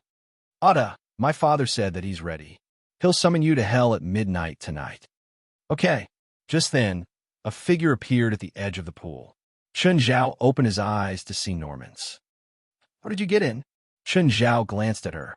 He didn't think Norman's would come here. Your door is unlocked, Norman's replied. You're not busy? Not really. Shun Zhao lay on the yellow duck, moving with the waves. What do you need? Evely wants to hire you to be her swim coach. No, Shun Zhao rejected without even thinking. He was pissed just thinking about how Evely had led a group of students to block him last time. She'll pay, Norman said. I won't go even if she pays. $200,000, Norman's added. How long? Norman's knew that Shun Zhao cared more about money than his life. Before, he still refused to be Evely's coach. After hearing the price, he changed immediately. Can't you be a bit more reserved? From her suggested price, I can see that she's genuine, Shun Zhao said matter-of-factly. I never reject a genuine person. Can you toss me the can of beer? Norman's hurled the beer at Shun Zhao, who caught it accurately with one hand. 10 days, Norman said. I'll accept this request, Shun Zhao said happily. She has a special request. I won't sell my body. Norman's rolled her eyes and looked at Shun Zhao. You like joking around to take advantage of people. Fine, what's her special request? She wants to see an obvious improvement in her swimming speed. I can't promise that, Shun Zhao said. Why not? Increasing 1 second is an improvement. Increasing 0.1 seconds is also an improvement. Everyone's state is different and their abilities are different too. Maybe I'm training her well, but she suddenly gets her period during a meet and turns the pool into a bloody battleground. Will she blame me for that? Norman's was speechless. So you don't want to accept this job? No, I will. Why won't I? Didn't you say that you can't promise her performance? As long as she cooperates with my training, following my every order, then I'll accept it. I can promise that. She'll cooperate fully with your training. No disobeying at all. She won't disobey, any of your orders. She'll eat whatever I tell her to eat. Yes, Norman said quickly.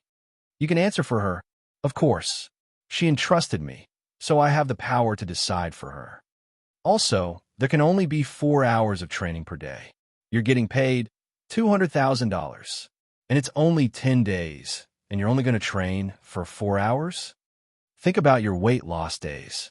How much did your father pay me, and how many hours did you train for?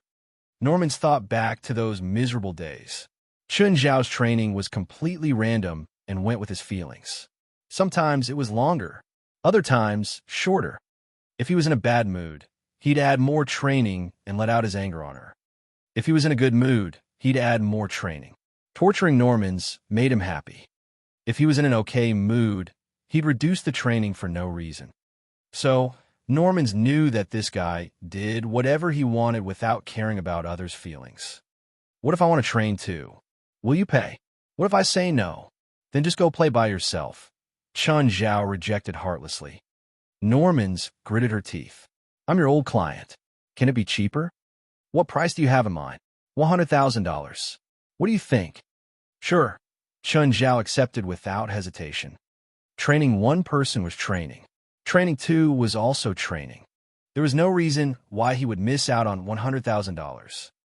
Can we start tomorrow? No, I won't be here the entire day. When are you free? I'll call you when I'm free.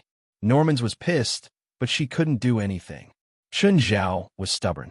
If she complained, Chun Zhao would probably just leave. When will you pay me? After the training. Pay me half right now. You don't trust me? I do, but I don't trust Evely. Normans chuckled. Fine. You can go now. You're kicking me out? Normans was taken aback. Am I not clear enough? Chun Zhao asked naturally. Why? I brought you 2 big jobs. You should at least treat me to lunch. This isn't too much, right? I have a girlfriend. I won't eat in my house alone with another woman. Normans was angered, and she glared at Chun Zhao. No problem. You think I want to stay? Wait. Chun Zhao called out, just as Normans was about to leave. Normans was slightly happy. Turning to Chun Zhao, she asked, What? Are you regret? When you leave, please close the door for me. Normans was even angrier now. I can't be bothered. Go die. What a beautiful day. Chun Zhao stretched. After Normans left, Chun Zhao didn't keep being lazy either. He didn't have work today, but he still had to make lunch for the various beasts in his house. He prepared the food. Princess family could eat most of what the demons ate. Brown bears had complicated diets. They could eat meat, fruit, and even honey. However, they couldn't eat everything. For example, dragon meat was only for demons with demonic bloodlines, so it had to be separated. Just as Chun Zhao was about to continue being lazy, he heard a pained cry. He ran in and saw Princess wailing. What's wrong? What happened? Chun Zhao asked anxiously. Master, Princess stole my dragon meat, White Ma said, feeling wronged. Princess seemed to be in pain, so Chun Zhao hurriedly went to check. He was burned as soon as he touched Princess. Oh no! Chun Zhao took out some potion from his spatial ring. This was the demonic potion that he'd made for Walter. He made another serving, but never used it.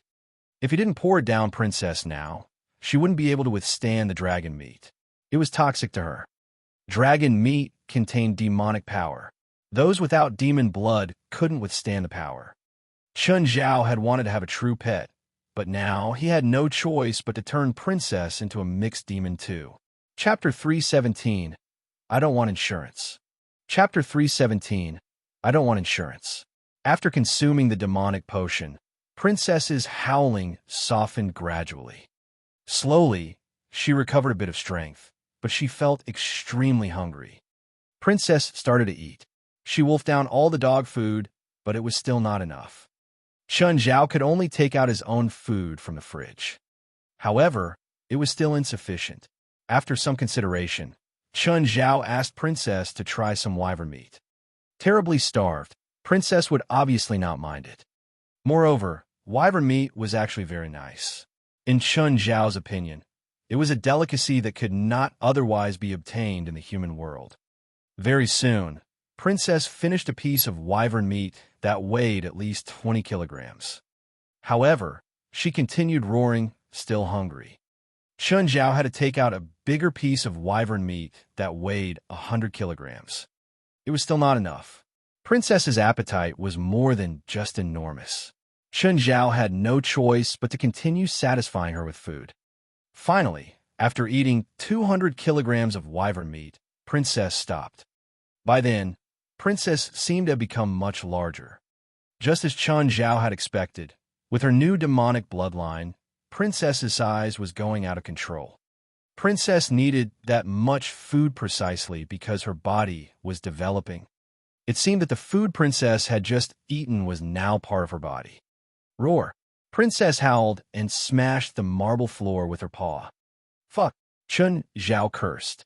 You're eating my food and staying in my place. And now you're even destroying my stuff.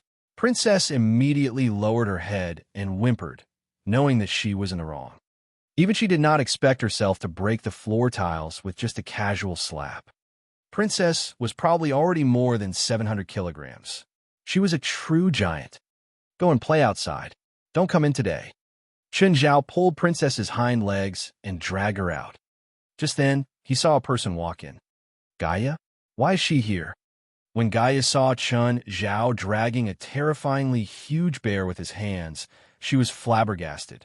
Gaia was already a dinosaur among humans. However, the bear being dragged by Chun Zhao was a real monster. Does he do this with such monsters every day? That explains his strength. Gaia, why are you here? What's in your hands? Air. Can't you tell? A bear. Are bears that huge? She's a Kodiak brown bear, Chun Zhao replied. After Princess joined his family, Chun Zhao deliberately went online to find out Princess's species. In fact, Princess was just an ordinary brown bear. Chun Zhao had found out that Kodiak bear was the largest species of bears. A Kodiak bear could weigh as heavy as 800 kilograms. They were also the largest carnivorous mammal on land. At the moment, Princess was similar to a Kodiak bear in terms of size. A person would probably not be able to distinguish between the two unless he or she was a bear expert. What happened? She smashed the floor tiles, so I'm chasing her out of the house. Wait. Chun Zhao continued to pull Princess's hind legs. Her claws rubbed against the floor, producing a sharp noise. Fortunately, Princess was not using any force, so the floor was undamaged. Gaia was speechless at the sight. Indeed, only a monster could live with monsters. Normal people probably would not even dare to walk close to such a bear, let alone touch her. Gaia had to admit that she was not brave enough. The bear was too much bigger than her. In the natural world, a sufficiently large size automatically meant absolute power. However, Chun Zhao actually dragged Princess out. He was not scared that the bear might attack him at all. After a while, Chun Zhao walked into the house, rubbing his hands clean. Gaia, sorry to keep you waiting. Gaia stared at Chun Zhao in silence. Unable to take that kind of look, Chun Zhao touched his face. What? Is there something on my face? I need you to tell me where Morgery is. Chun Zhao kept silent. Gaia glared at him with a demanding look. Do you only want to help him, but not me? Most of the time, Chun Zhao was willing to help Gaia. However, he could not do it now. He was afraid that Gaia would kill Morgery after knowing where he was. Chun Zhao could not betray Morgery on both sentimental and logical grounds. Morgery and I used to be a couple. Although it was a weird combination, Chun Zhao was unsurprised. He had guessed it for their short conversation in the past. Gaia and Morgery must have had a relationship before. And then? He abandoned you? Chun Zhao could not control his curiosity. Even Beelzebub, Black Ma, White Ma, Raymond, and Carrie gathered around them, dying to know Gaia's and Morgery's past. Gaia shook her head. No, we didn't break up. In fact, we even confirmed our marriage date. And then? He left you on the wedding day and ran away himself? Chun Zhao asked excitedly. Gaia widened his eyes at Chun Zhao. No, that didn't happen. Then what happened? Chun Zhao quickly asked. Suddenly, Chun Zhao's phone rang. It was an unrecorded number. However, he knew that it was Morgery's. Chun Zhao immediately picked it up and shouted, I said I don't want insurance. Don't call me again." Then, he hung up directly. Let's continue the topic. However, the phone rang again. It was still Morgery. I said I don't want insurance. Can you stop pestering me? Chun, is Gaia beside you? Stop talking nonsense. If you call me again, I'll put you on my blacklist. Give a phone to Gaia. Gaia saw Chun Zhao's expression and sensed something. Is it Morgery? Chun Zhao's cheeks twitched, but he still passed the phone to Gaia. Hello. Gaia, I'm at West End Forest Park. If you want to kill me, come here, Morgery said. Gaia, don't be too impulsive. You were a couple. Chun Zhao quickly stopped Gaia. At the same time, he cursed Morgery silently for his decision. When Morgery was still healthy, Gaia could already beat him and Chun Zhao together without much effort. Given Morgery's condition now, Gaia could really beat the shit out of him. Chun Zhao did not know if Morgery would die, but he would at least be severely injured. Ignoring Chun Zhao, Gaia stood up and left. Chun Zhao chased her. Gaia, please think about it. Maybe you can even resume your relationship. Gaia turned her head and glanced coldly at Chun Zhao. Didn't you want to know why we turned from a couple into enemies? I'll tell you. Chapter 318 can still be saved. Chapter 318 can still be saved. He killed my little brother. Ivan really worshipped Morgery at that time, treating him like an idol. Ivan even joined his gang, but then he disappeared for 3 full years without any explanation. Chun Zhao couldn't reply. If Morgery caused someone closest to him to die, he would probably react like this too. I'll take you to see Morgery, Chun Zhao said. West End Forest Park is so big. You might not find him. I'll take you there. Chun Zhao thought that Morgery was voluntarily coming to repay his debt by contacting Gaia. Even if Chun Zhao didn't lead Gaia, Morgery would still appear before him.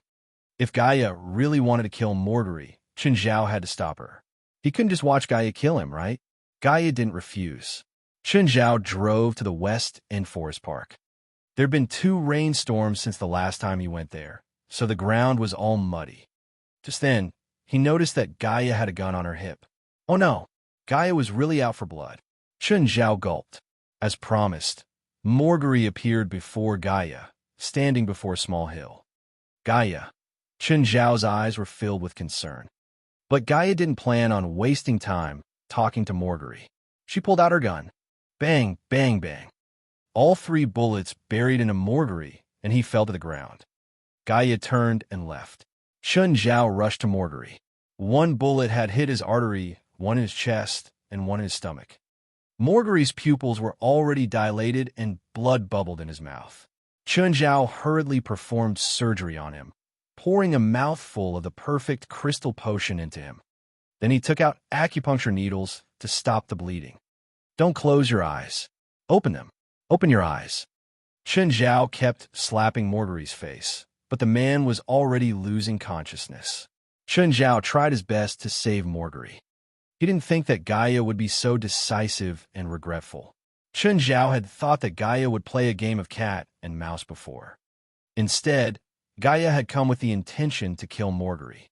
There were no other words. It was just cold-blooded murder. Right now, the most troublesome part was that Morgery's artery was scraped by the bullet. Blood kept spewing out with no restraint. Morgery was at the brink of death. It was Chun Zhao's first time feeling so panicked. He had to repair the artery, but what could he use? Regular medication obviously wouldn't work. Chun Zhao racked his mind. Various medications flashed past his mind, and he rejected them all. Finally, Chun Zhao thought of an ointment. The cohesive ointment was mostly made up of demons' sticky saliva. Its main function was to repair injured parts. As long as the cohesive ointment was applied to a wound, it would mend the area quickly and have certain functional effects. Put simply, if someone cut his arm off and used the ointment to stick it back on, he could manage to move his arm. The cohesive ointment could temporarily act as a transmitter for the nervous system. The injured would temporarily recover a bit of function. Of course, it wouldn't be complete. Chun Zhao's hands were covered in blood. He applied the cohesive ointment on Morgery's artery with his bare hands. The scene was too bloody, but he didn't have the time to care about hygiene. Saving Morgery's life was the most important thing right now. Everything else could come later. Whoosh. Morgery suddenly let out a long exhale. He rasped out. I'm not dead. Chen Zhao slapped his sticky hand on Morgery's face. Next time you want to die, call Gaia yourself. Chen Zhao wrapped Morgery's neck in gauze. The man was very weak right now. Chen Zhao still had to extract the bullet in his chest and stomach. Morgery looked weakly at him. Gaia knows you can save me. She didn't want to kill me. Bullish asterisk, Chen Zhao shot back. Barely anyone could save you from your condition just then. She really wanted to kill you. With her aim, she could just shoot my head if she wanted to kill me. Okay, whatever you say. To be honest, Chen Zhao couldn't figure out if Gaia really wanted to kill Morgery or just get over the knot in her heart. No matter what, Morgery's life was saved. Take a nap. Chen Zhao gave Morgery some anesthesia. Morgery quietly closed his eyes. With Chen Zhao beside him, he could sleep in peace. Then Chen Zhao took out all the material he'd prepared for Morgery. A lot of food, a mattress, bedsheets, a blanket, and clothes to change into. A few hours later, Morgery woke up to a delicious smell. He opened his eyes and saw Chen Zhao roasting something outside the cave. When he turned back, he saw the stuff in his cave. Chen, how much did you move here? My car's big. I could bring quite a lot. Chen Zhao walked in with a piece of meat and gave it to Morgery. Are you sure I can eat it? Eat, Chen Zhao said. No matter what bad shape you're in, it can't be worse than before. Morgery had an injured neck now. Any slight movement would affect it, so he could only chew slowly and carefully. But it was his first time eating meat in a few days. He felt very satisfied. I might not have time to come over for a few days, Chen Zhao said. You've already done enough for me. Live well. Don't look for death again. I won't. Contact me if you need anything. Okay. Thanks, Chen. Chen Zhao dragged his exhausted body back to his car. When he saw Gaia sitting there still, Chen Zhao froze. You didn't leave. You didn't give me the keys. How do I leave? Gaia said matter-of-factly. Chen Zhao looked at the car door. It was clearly broken into.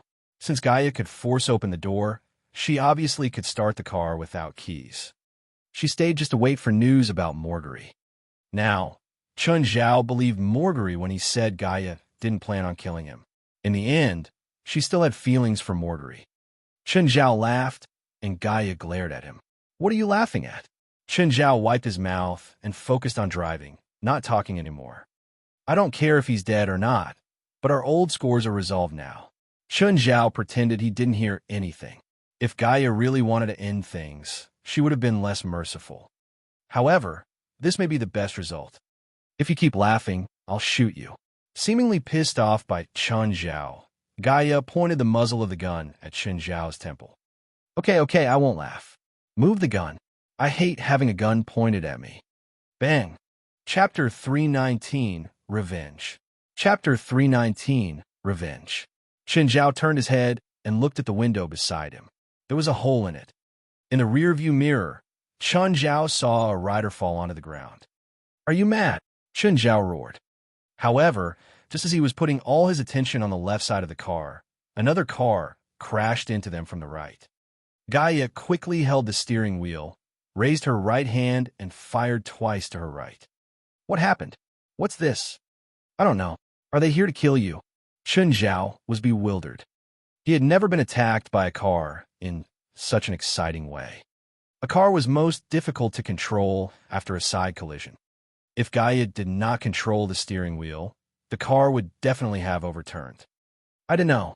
I don't remember having such enemies, Gaia said. How about Morgery? Not him, Gaia said. Are you sure they're not here for you? I don't know. Just then, another two SUVs appear behind them and chase his car.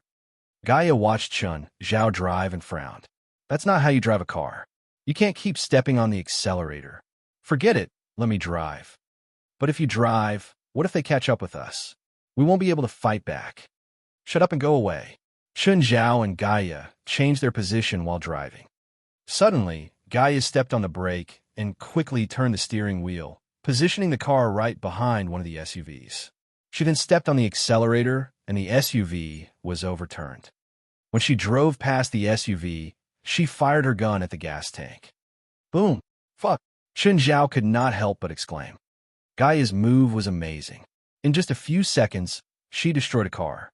Chen Zhao thought that she might as well become an actress. She was like those secret agents in movies. There was another car. However, instead of chasing Chen Zhao and Gaia, it was being chased at the moment. The two cars had roughly the same speed. The other driver also seemed to be stepping on the accelerator all the time. Nevertheless, Chen Zhao was already in the movie mode. With Gaia around, he did not have to worry at all. Gaia fired again, but she shot the tire, not the body of the car. In just one shot, the car before them overturned. Gaia slowly parked the car before the overturned SUV. Just then, someone climbed out of the driver's seat. Mexican. Gaia looked at Chen Zhao. They're here for you. Chen Zhao really did not want to admit it. I'm not an enemy of all Mexicans. How can you be sure? Gaia walked up and stepped onto the man's hand. Who sent you here? Odutra. The man had zero loyalty and betrayed Odutra at once. Gaia shot him in the head. Chen Zhao was stunned by her decisiveness. He couldn't resist anymore. Why did you kill him? Why not? So that he can find you for revenge again? Chen Zhao was speechless. Fine. Odutra must have sent more people to kill me. Is there a way for them to stop? Kill Odutra, Gaia suggested. Are you sure this can solve the problem? Odutra is in prison now. The only thing he can do is to appoint a new leader for his gang. He must have made killing you the prerequisite for taking over the gang. If he dies, his condition will automatically be ineffective. What if there are very loyal people in his gang who must kill me? The Mexican gang isn't that free. Also, you've already killed an entire group, which is a good warning for them. They're not that stupid. Chen Zhao kept silent. Gaia asked, What's your plan? I'm going to Os prison, Chen Zhao said. The one Odutra's in. Yes. Don't be impulsive. Killing someone in prison is different from killing someone here. Do I look impulsive to you? Gaia thought about it. Chen Zhao did not even dare to kill someone here. Would he dare to kill someone in prison? The answer was clearly negative. The car stopped before the prison. Chen Zhao alighted and said to Gaia, By the way, can you help me to dispose of the car? You don't want it anymore? You can give it to me. Take it if you need it. But are you sure the police won't discover anything? I'll modify it. All right, it's yours. Caprice did not expect Chen Zhao to return so soon. Chen, have you thought a way to torture him? I need to see him. All right, I'll arrange it for you. Caprice brought Chen Zhao into the prison. They passed by cells after cells and arrived at the deepest part of the prison. Odutra was closed in a single-person cell. When the door opened and Chen Zhao walked in, he was clearly surprised. Chinese, why are you here? To kill you. Chen Zhao closed the door. Haha, kill me? Odutra laughed. Do you dare to? Isn't my arrival enough to prove my determination? Odutra's face darkened. He took out a metal stick from a bed. Chen Zhao really doubted the security here. A felony criminal actually hid such a metal stick in his room. Odutra did not dare to be careless. After all, he had seen for himself how strong Chen Zhao was that night. Chen Zhao walked toward Odutra step by step. He had already given up his plan to torture Odutra. He only wanted to kill Odutra as soon as possible. Odutra could feel that Chen Zhao really wanted to kill him. The reason was obvious. His men outside must have already acted. Odutra was clearly happy about this. Nonetheless, he did not expect Chen Zhao to be so impulsive and come to the prison to kill him. Who were the best killers? Doctors, of course. Odutra suddenly struck the metal stick at Chen Zhao. Chen Zhao caught the stick with one hand and snapped his fingers with the other. Sleep. Odutra was hypnotized at once. Just then, 3 bugs appeared out of thin air and crawled into Odutra's ear. The 3 bugs were brain-eating insects. They were very weak physically. In hell, they would crawl into the ears of inattentive or sleeping beasts and then devour their brains.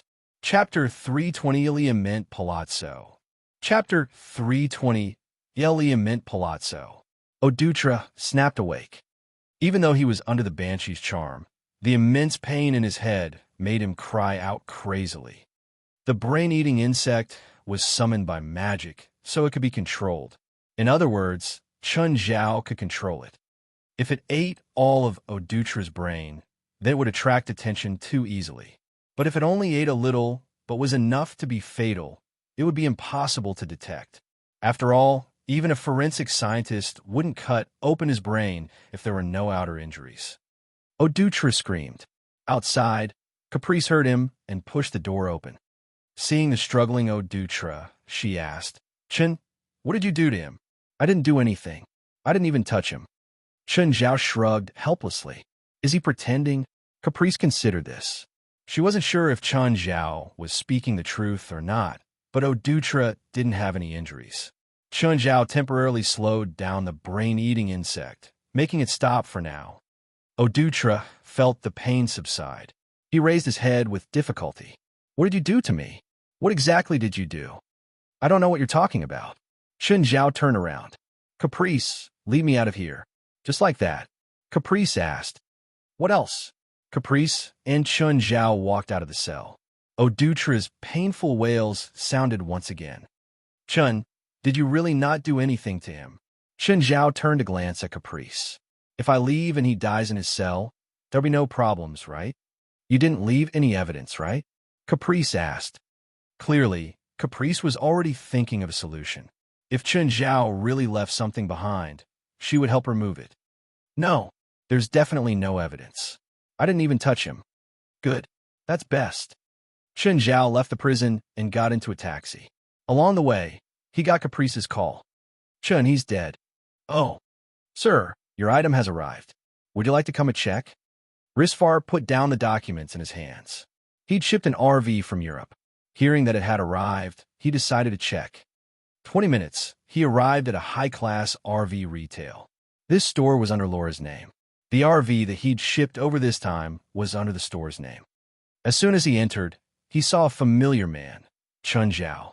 "Chun, why are you here?" "Oh," Chun Zhao asked, a bit surprised. "Johnny, you're here to buy an RV too?" "Oh yeah." Faur chuckled while waving at the salesman beside Chun Zhao. "I'll accompany Chun. You can go." Seeing how obedient the salesman was, Chun Zhao asked, "You're familiar with this store?" "Pretty familiar." Faur nodded. "What kind of car are you looking for? What price range?" "Under $300,000 and a bigger model. I like bringing my kids when I go out." "Where's your Ford SUV?" "It broke. I tossed it." Faur's eyes flashed. From what he knew, Chun Zhao wasn't the type that would just toss away a $20,000 car. Even if he sold it, he should still get a few $1,000s. "What do you think about that car? It's pretty big inside." Faur pointed at the car up ahead. "It's $18,000. That's practically a bus. I don't want to drive a bus around." "What about that car?" "It's a British Knight V12, classic model, sold for $210,000. It looks like a small truck." "That's too weird." Faur thought for a moment and said to his assistant, "Take Chun and me to the garage." There were even more RV models in the garage. However, most were trucks or buses. After all, they were easier to modify. The cheapest cars were only around $100,000. The expensive end was truly expensive. Faur pointed at the innermost RV. "What do you think of that EleMMent Palazzo?" Chun Zhao's eyes brightened. This RV's model was quite unique. It had a huge circular disc in the front. It was milky white with 2 levels. The driver's seat was behind the disc. The hood had slanted corners.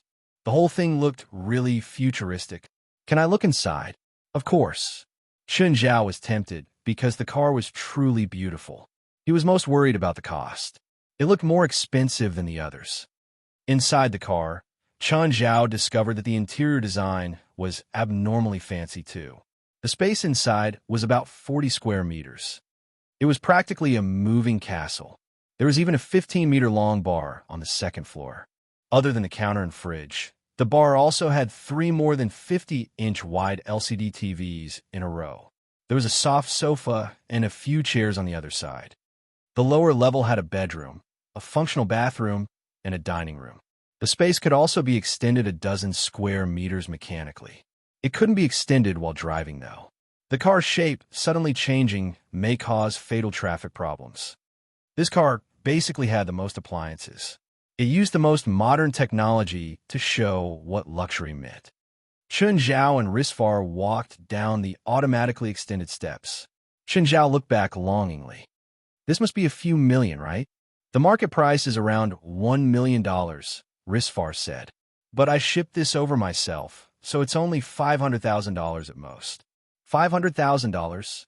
Chun Zhao was tempted. Faur's assistant glanced at him. Others might not know, but he definitely did. This RV, named EleMMent Palazzo, was the most luxurious RV in the world. It was produced by Austrian carmaker Morgery Mobile. Its retail price was $3,200,000. Adding in the shipping and custom fees, it cost Faur $3,500,000 to transport it from Austria. What do you think? If you want it, it's yours. You shipped it over. That means you want it, right? I shipped it over to sell it, Faur said, smiling. It's really only $500,000. Of course. Okay, I want it, Chun Zhao finally decided. It was over his budget, but this car wasn't only for everyday traveling. If he and Faur went on vacation, it could be a good shelter too. Even if they went out for a field trip, this could provide a great convenience. Chapter 321, War in Hell. Chapter 321, War in Hell. Rowan, tell my friend to complete the formalities. Yes, boss. Chun Zhao bought the van and bid goodbye to Faur. He could not wait to let Faur know. After some consideration, Faur took out his phone. Manus, help me to check if someone wants to harm Chun Zhao. Yes, boss. When the RV reached Angel Beach, it attracted countless stares. Faur, who had been patrolling on the beach, also saw the vehicle. Her first impression was that a rich person came to the beach to play. She recognized the car. It was the EleMMent Palazzo, the most expensive RV in the world. It cost over $3 million. Without doubt, it was a luxury that only the rich could afford. When Chun Zhao alighted from the RV, Faur's eyes glowed brightly. It was Chun Zhao again. This Asian must be really rich. Hey Chun, Faur greeted, approaching Chun Zhao. Where did you get the van? It's beautiful. Just bought it. Are you looking for Faur? Yes. By then, all the lifeguards from the coastal rescue team had come out. After all, EleMMent Palazzo was very famous. Everyone had heard about it before, except for the vehicle idiot Chun Zhao. Faur saw Chun Zhao before the van and immediately approached him. Chun, where did you get the van? Bought it. Where's your original car? It's broken, so I threw it away. I thought SUVs aren't large enough for our pets, so I bought a bigger one. When Faur heard Chun Zhao's words, she felt that her outlook was changed completely. SUVs were too small for Chun Zhao's pets, so he bought a van that cost $3 million. It was too much even for a tycoon. At this instant, Faur really envied Faur. Faur straightened her back and threw out her chest, hoping that Chun Zhao would notice her more. Unfortunately, Chun Zhao could only see Faur. Want to take a look inside? Chun Zhao asked, holding Faur's hand. Sure. Faur also wanted to see how the legendary EleMMent Palazzo looked like. Can I take a look too? Faur asked. Of course, Faur generously agreed. Faur entered the van. She realized that its interior was more lavishly decorated than her house. The other lifeguards also came in one after another, admiring the designs. Nevertheless, they were quite sensitive and left the van after taking a look. A few female lifeguards looked at Faur and Chun Zhao in resentment. They very reluctantly left the vehicle. Eventually, only Chun Zhao and Faur were left in the van. Faur lay in Chun Zhao's arms. Chun, why did you spend so much on a vehicle? It's fine. I just received a few $100,000. But the van is much more expensive than that. Mr. Faur helped me. He gave me a 50% discount on a $1 million van. No, I remember reading an article before. This van costs at least $3 million. What? Faur said it's only $1 million. Faur was speechless. It was such a huge difference. Only a vehicle idiot like Chun Zhao would believe in the price that easily. $500,000 was probably not even enough to build the van. What do you plan to do? Return the van to Faur? If I return it to him, we probably won't even be friends anymore. Returning a person's gift was indeed very rude. Forget it. Let's keep the van. If Faur needs help in the future, I'll return the favor. I guess so, Faur nodded. By the way, we've never played in a car before, right? Asshole, I'm still working. It's okay. Nobody will disturb us. The RV had excellent sound insulation and would also not vibrate, unlike smaller cars. Hence, the two could play all they wanted in the RV. Very soon, Faur was panting. Faur, I'm leaving at 12 midnight today and will only come back at 12 midnight tomorrow. Got it. Drive the van to work tomorrow. Bring all the kids with you. Don't leave them at home. Chun Zhao was actually worried that the Mexican gang would still not give up. His pets could ensure Faur's safety. Moreover, with the van, if the Mexican gang wanted to play car collision again, they had to find a huge truck. After finishing their business, the two alighted from the van together and went to rest in the HQ. Everyone could tell what they had just done from their looks. When the two returned home in the evening, Princess was still playing in the courtyard outside. Without Chun Zhao's permission, she did not dare to enter the house lest she get scolded by Chun Zhao. Chun, is it just me, or did Princess actually become bigger? She's probably been eating more than when she was in the wild, so she grew in size, Chun Zhao said. Faur only asked out of curiosity. She knew that Chun Zhao had many secrets. At night, Chun Zhao put Faur to bed early and waited until it was 12 midnight. When the midnight bell rang, the long-awaited summoning came as expected. Chun Zhao arrived in hell again, but this time he was greeted by a sky full of fiery clouds. In the distance, chaos was spreading. Countless demons were surging toward him. Just then, a red gargantuan dragon made a magnificent arc in the sky, incinerating crowds of demons. Chun Zhao turned his head. Beelzebub Zophi was standing beside him. Lord, what's happening? I'm at war with my neighbor, Logan. Do take cover in the castle, Beelzebub Zophi said. Chun Zhao was flabbergasted. As luck would have it, he arrived here during a war. The red fire dragon in the sky must be Beelzebub Zophi's wife, Oris. A few hundred meters long, Oris was terrifyingly powerful. As she exhaled a dragon breath, a towering pillar of fire flew across the land. Thousands of demons were disintegrated into mere ash. The war between demon lords was as brutal and intense as one could possibly imagine. Chun Zhao watched in awe, his eyes almost popping out. Is this the war between demons? Compared to demon wars, human wars were more like a game. Of course, the comparison was made in terms of destructiveness. For example, the conventional weapons used in human wars were not comparable with the ones in demon wars. Beelzebub Zophi had yet to act. Only his wife had been attacking. He was probably waiting for the enemy lord to show up. Nonetheless, the enemy lord seemed to have a much bigger army than Obsidian Castle. Many demons had indeed passed Oris' line of defense, rushing toward the castle. Some had even made their way into the castle. A few inferior winged demons broke through the windows and charged at Chun Zhao. Suddenly, Chun Zhao heard a sharp howl from behind. The few intruders were crushed instantaneously. Chun Zhao turned his head and realized that it was Jessica. He was glad that Jessica had made it here in time. Just then, the wall behind Chun Zhao trembled and an enormous demon dashed in. Hee hee, Jessica. Chapter 322. Useful in Battle. Chapter 322. Useful in Battle. It was a demon even bigger than Beelzebub Zophi. Jessica stared at the demon that had suddenly broken in with a grave expression. You can't beat me, the huge demon mocked. You're a banshee. Your attack is useless against me. The demon lowered his head and saw Chun Zhao on the ground. Oh, a soul? No, a living being? He reached out a claw and picked Chun Zhao up. Chun Zhao was like a little chick before this demon. Right now, he was already pale with fear. He grabbed a handful of angelic crystals without thinking and tossed it at the demon's mouth. The demon didn't realize what it was and even chewed it. The next moment, he felt unprecedented pain. Roar! Chun Zhao was tossed into the air. He picked himself up, a bit pathetically. The huge demon clutched his mouth and writhed on the ground. Just then, Beelzebub Zophie appeared from the hole in the back. Seeing the wailing demon on the ground, he was overjoyed. Good. Great job. Zophie wasn't even 1/3 of the huge demon's size, but he was still a superior demon. He was definitely stronger than this demon. Zophie landed on the huge demon to check his injuries.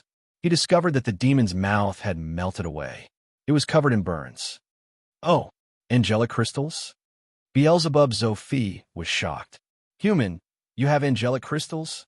Yeah. How many did you shove in his stonemer? Zophie said, feeling regretful. This is a complete waste. Lord, if you need it, I can gift you some. Chun Zhao took out more than 100 angelic crystals. Zophie and Jessica both stepped back instinctively. Quickly put them back. All those angelic crystals are so painful. To demons, facing angelic crystals was like humans facing nuclear weapons. Chun Zhao hurriedly put them away and looked up. I can only supply this much. Is it useful? Yes, very useful, Zophie said excitedly. It's a waste against inferior demons, but for a superior demon like the one under my feet, 3 crystals will take away his combat ability. With all of your crystals, I can take out Logan. But you can't even get close to it. How do you take out your enemies? Beelzebub Zophie grinned. I can't touch it, but that doesn't mean I can't use it. I only have to wrap it in demon gold and create a badge. Okay, I won't get into your fight with your neighbors. I'll just provide the angelic crystals. Jessica, call over all the artisans in Obsidian City. The demons that had broken into Obsidian Castle were quickly forced back. They'd also lost a superior demon. According to Zophie, this demon was called Stonemer. He was a powerful general under Lord Logan. He was the same level as Jessica, but Jessica wasn't a combat demon. What she could do in a battle like this was limited. The only superior demons in Obsidian City were Zophie and Oris, but they were powerful enough to completely defeat the other party. This was also why Logan didn't attack, even after all this time. If he did, he would definitely be attacked by both Zophie and Oris. Right now, he only sent his general to erode Oris' strength. Beelzebub Zophie didn't attack, so he could preserve his abilities. The battle lasted for a few hours, and the two sides stopped to rest. Oris returned to Obsidian Castle, covered in injuries, and returned to human form. Human, you're here. Oris didn't care about her injuries. Let me treat you, Chun Zhao said, walking over. Sure. Oris nodded. Oris lay down before Chun Zhao. To be honest, overlooking her figure, she was quite pretty. Of course, Chun Zhao wouldn't have any inappropriate thoughts about Oris. She was a dragon. Drink this. Chun Zhao handed her a specially made bottle of demonic crystal potion. Oris drank it and her eyes brightened. This contains demonic crystals? You're really generous. How do you feel? Not bad. I recovered some energy, but compared to what I exerted, it's not enough. Chun Zhao thought for a moment and took out a perfect crystal potion. Try this bottle. Oris took another sip. A hot wave suddenly rolled off of her. Chun Zhao hurriedly jumped aside. Perfect crystal. Yes, it contains some perfect crystals. How much more of this do you have right now? Just this much. Chun Zhao handed some bottles to her. I'll take it now. Jot it down, Oris said. When Zophie and I get rid of Logan, we'll pay you. I'll just give it to you. After all, I came because I need help and you sacrificed so much to summon me to hell. Compared to your bottles of potion, the cost of summoning can't even be mentioned. Oris finished the bottle of perfect crystals. She completely recovered. When Chun Zhao treated humans with demonic crystals, he had to dilute it a dozen times and prescribe it bit by bit. If it was a bit too much, it could cause serious consequences. But Oris was a superior demon. She could eat perfect crystals like they were snacks. Of course, even she couldn't be so wasteful. Even as the Lord's wife, she still didn't have perfect crystals. Oh, right. Why are you fighting with that lord named Logan? That bastard learned that Zophie has the spring of youth, so he came to steal it. But he's up against a hard match. Zophie and I aren't easy to bully. This sounded normal. Logan was a superior demon himself, at the same level as Zophie. Oris was also a superior demon, So in terms of power, Logan had already lost. To welcome Chun Zhao, Oris and Zophi roasted a few more wyvern. To them, wyvern were just normal beasts of prey. They could be ridden occasionally. When they weren't needed, they could be put on the table as dinner. Chun Zhao could see Oris and Zophi's appetite now. Chun Zhao's entire family and Amon in the sea had been eating for half a month, and they still had half of the wyvern left. But right now, the few wyverns before Oris and Zophi were only for one meal. Chapter 323, They Look Like Mad Dogs. Chapter 323, They Look Like Mad Dogs. Living Lord, here are the badges you wanted. They've been cast with Indestructible, which makes them invulnerable in most situations. Jessica approached Chun Zhao and gave him 3 badges. They're made up of demonic gold, right? Yes, it's a cheap metal in hell. Demonic gold felt very much like gold, but they were still different. All 3 demonic badges were identically shaped as coins. You said most situations, which means they might still be destroyed. Nothing is absolutely indestructible, but I cast Indestructible onto them myself. Thus, anyone who's weaker than me will not be able to destroy the 3 coins. That's great, Chun Zhao nodded. He did not even know whether there was someone in the human world who was more powerful than Jessica. Chun Zhao kept the coins. Suddenly, a demon army rose into the sky above Obsidian Castle. In the distance, a demon army also appeared from the mountains. Is another fight starting? Yes. How long will the war last? With the current intensity, maybe about a month, Jessica said. Your lord will win, right? Regardless of the cause of the war, Chun Zhao hoped that Beelzebub Zophi would win. After all, they knew each other. They were even friends in some sense. Moreover, Obitos was his demon servant. Chun Zhao supported Beelzebub Zophi on both emotional and rational grounds. He won't lose, Jessica assured. If your lord or madam ever needs help, don't hesitate to tell me. Jessica nodded. By then, the 2 demon armies had already collided into each other in the sky. A battle also erupted on the ground. Chun Zhao was amazed by the scale of the war. Suddenly, Beelzebub Zophi flew into the sky. Immediately, he turned into a giant horned monster hundreds of meters tall. The pair of wings on his back looked pathetically small in comparison, and his skin was as rough as a coarse rock. Beelzebub Zophi, in his giant form, swept the land with his large mouth. Hundreds of demons were devoured at once.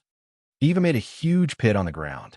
Beelzebub Zophi chewed the flesh and rocks in his blood-filled mouth before swallowing them.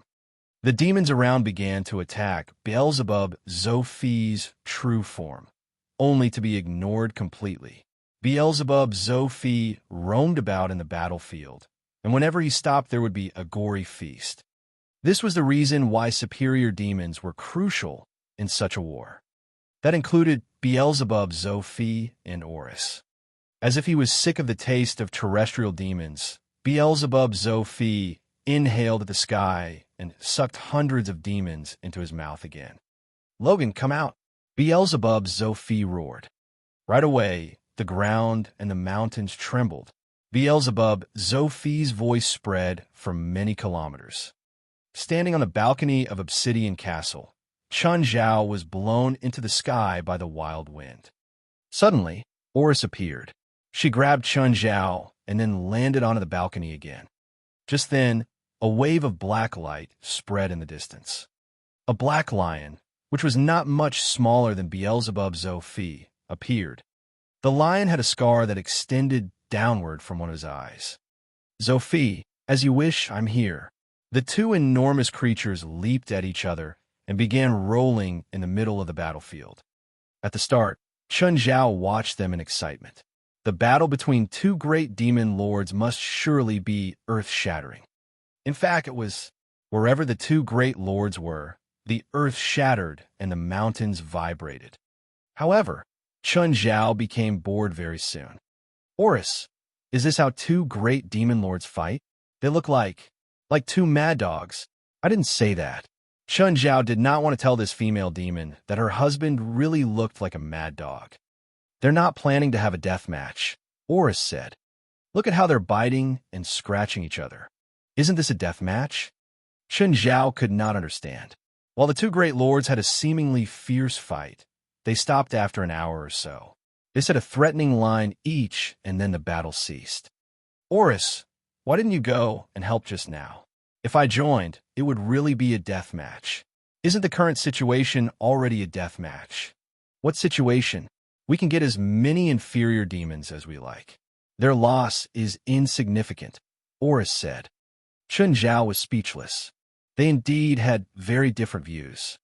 Chen Zhao stayed in Obsidian Castle for 24 hours, during which there were 4 battles. The two parties would basically fight with each other for a few hours, rest for a few hours, and then fight again. Beelzebub, Zophi, and Oris took turns to attack. However, when Oris attacked, Logan did not show up. When Chen Zhao left Hell, the two parties were still at war. Roar. When Chen Zhao appeared in the villa, he suddenly saw a pair of green eyes in the darkness. It was Princess. She was not used to him suddenly appearing. Black Ma, White Ma, and the rest only moved slightly and then fell asleep again. Princess pushed Briar and Bramble away slightly, after which she approached Chen Zhao. She sniffed at Chen Zhao and then put her head against Chen Zhao's chest. Chen Zhao patted her head. Go and sleep. It's late. Chen Zhao quietly walked to the bedroom and sneaked in carefully. He removed his clothes and slowly found Fei Lai. When he pulled Fei Lai's head, he smelled alcohol on her mouth. Huh, Fei Lai, stop. Chen Zhao suddenly froze. He looked at the other side of the bed, where another person was lying. That person was Fei Lai, then the person in my hands. The woman in Chen Zhao's arms also froze, as if she had realized something. Chen Zhao gently withdrew his hands and left the bed like a thief. He crawled over to pick up his clothes, ready to escape from the bedroom. However, the bedside lamp was suddenly turned on. Fei Lai sat up on the bed. Chen Zhao turned his head and saw Fei Lai and Faur sitting on the bed. He was in a really awkward position because he was fully naked. He did not think that much just now and had removed all his clothes, including his underwear. Hi, Fei Lai, for Chen Zhao very awkwardly greeted the two. Fei Lai's cheeks were slightly red and she still smelled of alcohol. She had probably drunk quite a lot with Faur today. Faur's cheeks were also flushed, but she did not seem to be drunk. Chapter 324, Faur has insomnia. Chapter 324, Faur has insomnia. Chen Zhao escaped from the bedroom. He was about to spend the night on the sofa when Fei Lai walked out. He grabbed Fei Lai and started right then and there. Chen Zhao released his vigor while Fei Lai could never be satisfied. Poor Faur, though. She had to listen to the moans for the entire night. Finally, in the second hour, she couldn't stand it anymore. Enough. She stood at the bedroom door and looked at the naked man and woman on the living room floor. With that, Faur slammed the door shut. Chen Zhao and Fei Lai realized that they were being too offensive, so they ran out to continue by the pool. Faur was alone in the bedroom. Chen Zhao and Fei Lai had gone outside, but she could still vaguely hear the sounds. This was even worse than directly hearing them. She stole a glance outside the window. Did that asshole never get tired? All he knew to do was torture Fei Lai. How did Fei Lai withstand such a horrible asshole? The two started from midnight to around 4 or 5 in the morning. Faur only watched secretly for around 2 hours. The next day, Chen Zhao was spirited as he prepared breakfast. Faur walked out of the bedroom with dark circles under her eyes. Chen Zhao placed a glass of milk and a fried egg before her. Morning. Faur glared at him. Where's Fei Lai? Chen Zhao pointed at the living room sofa. Still sleeping. Faur swore inwardly that she'd never come to Chen Zhao and Fei Lai's home again. These two bastards didn't care about others' feelings at all. Chen Zhao especially was crazy. He would never get tired out. Help me wake Fei Lai up at 9, Chen Zhao said. I'm going out. Just then, Movich Tutus had called, asking Chen Zhao if he'd thought of a solution yet. Princess moved her stubby legs and waddled over to Chen Zhao. He had to make breakfast for her again. Her appetite was too big. It had only been a few days, but she'd already gotten bigger. Faur was speechless. I'm not your slave. But Chen Zhao didn't give her the chance to refuse. He grabbed the group of pets and herded them into the RV. Honk, honk. Ubitos carefully opened the door and saw a huge RV parked outside. Then he saw Chen Zhao wave from the car. Ubitos looked around and then ran onto the car. Is this your car? Yeah. Chen Zhao nodded. Let's start. You already thought of something. I figured it out long ago, but I needed to get ready, Chen Zhao said. Hold this. Ubitos accepted it. It was a golden coin. One side had a 6-pointed star. The other side was blank. What's this? Drip your blood onto it. Ubitos followed his orders and let a drop of blood fall onto the coin. Hold tight. Chen Zhao grabbed Ubitos' hands while muttering a curse. Gradually, Ubitos felt it. He felt the coin. It was a strange feeling, like the coin was part of him. Just then, Chen Zhao moved his hand to Ubitos' chest. Then he slowly moved his hand to the shoulder and then down the arm to his palm. Finally, Chen Zhao yelled, "Enter!" Ubitos suddenly felt that the coin had changed. It was like something was added to it. Open, Chen Zhao said. Ubitos opened his hand and held up the coin. He discovered that there was a new face on the back of it. He immediately touched his chest. Really, one face was missing from his chest. The face on the coin seemed to be his father. Chen Zhao took the coin. Success. Now, the second one. Chen Zhao handed Ubitos a second golden coin and followed the same steps. He first connected the coin to Ubitos and then transferred the soul onto the coin. However, after casting the spell twice, Chen Zhao was already exhausted. I need a break. The exertion is too much. Chen Zhao's magic wasn't strong enough. Merely these 2 easy spells were enough to fatigue him. Chen, thank you. No problem, Chen Zhao said. This is a fair trade. After half an hour of resting, Chen Zhao finally started the third time. The entire process was successful.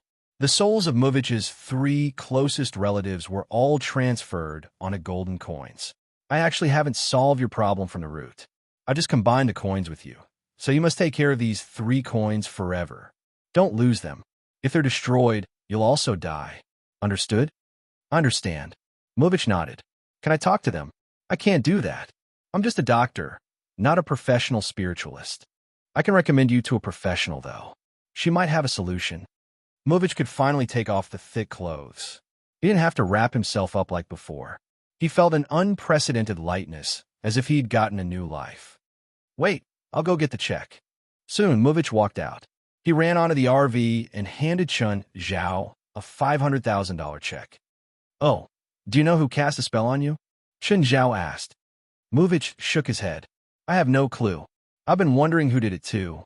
Do you think that the spiritualist you mentioned can help answer the question? I'm not sure. Can you contact him now? Sure. Chen Zhao picked up his phone. Hi, Sienna. Chen, are you crazy? Do you know what time it is? I have a client. Are you sure you don't want to come? Client? What kind? How much money? Sienna was instantly awake. As long as you can solve my problem, I can give you $100,000, Ubitos said generously. Sienna went crazy. Wait, tell me right now where you are. Chris, Shirley, get up. Stop sleeping. $100,000. She'd never seen this much money in her life before. She was beyond herself now and didn't even care that she was still on the phone. A huge sale. Someone offered $100,000.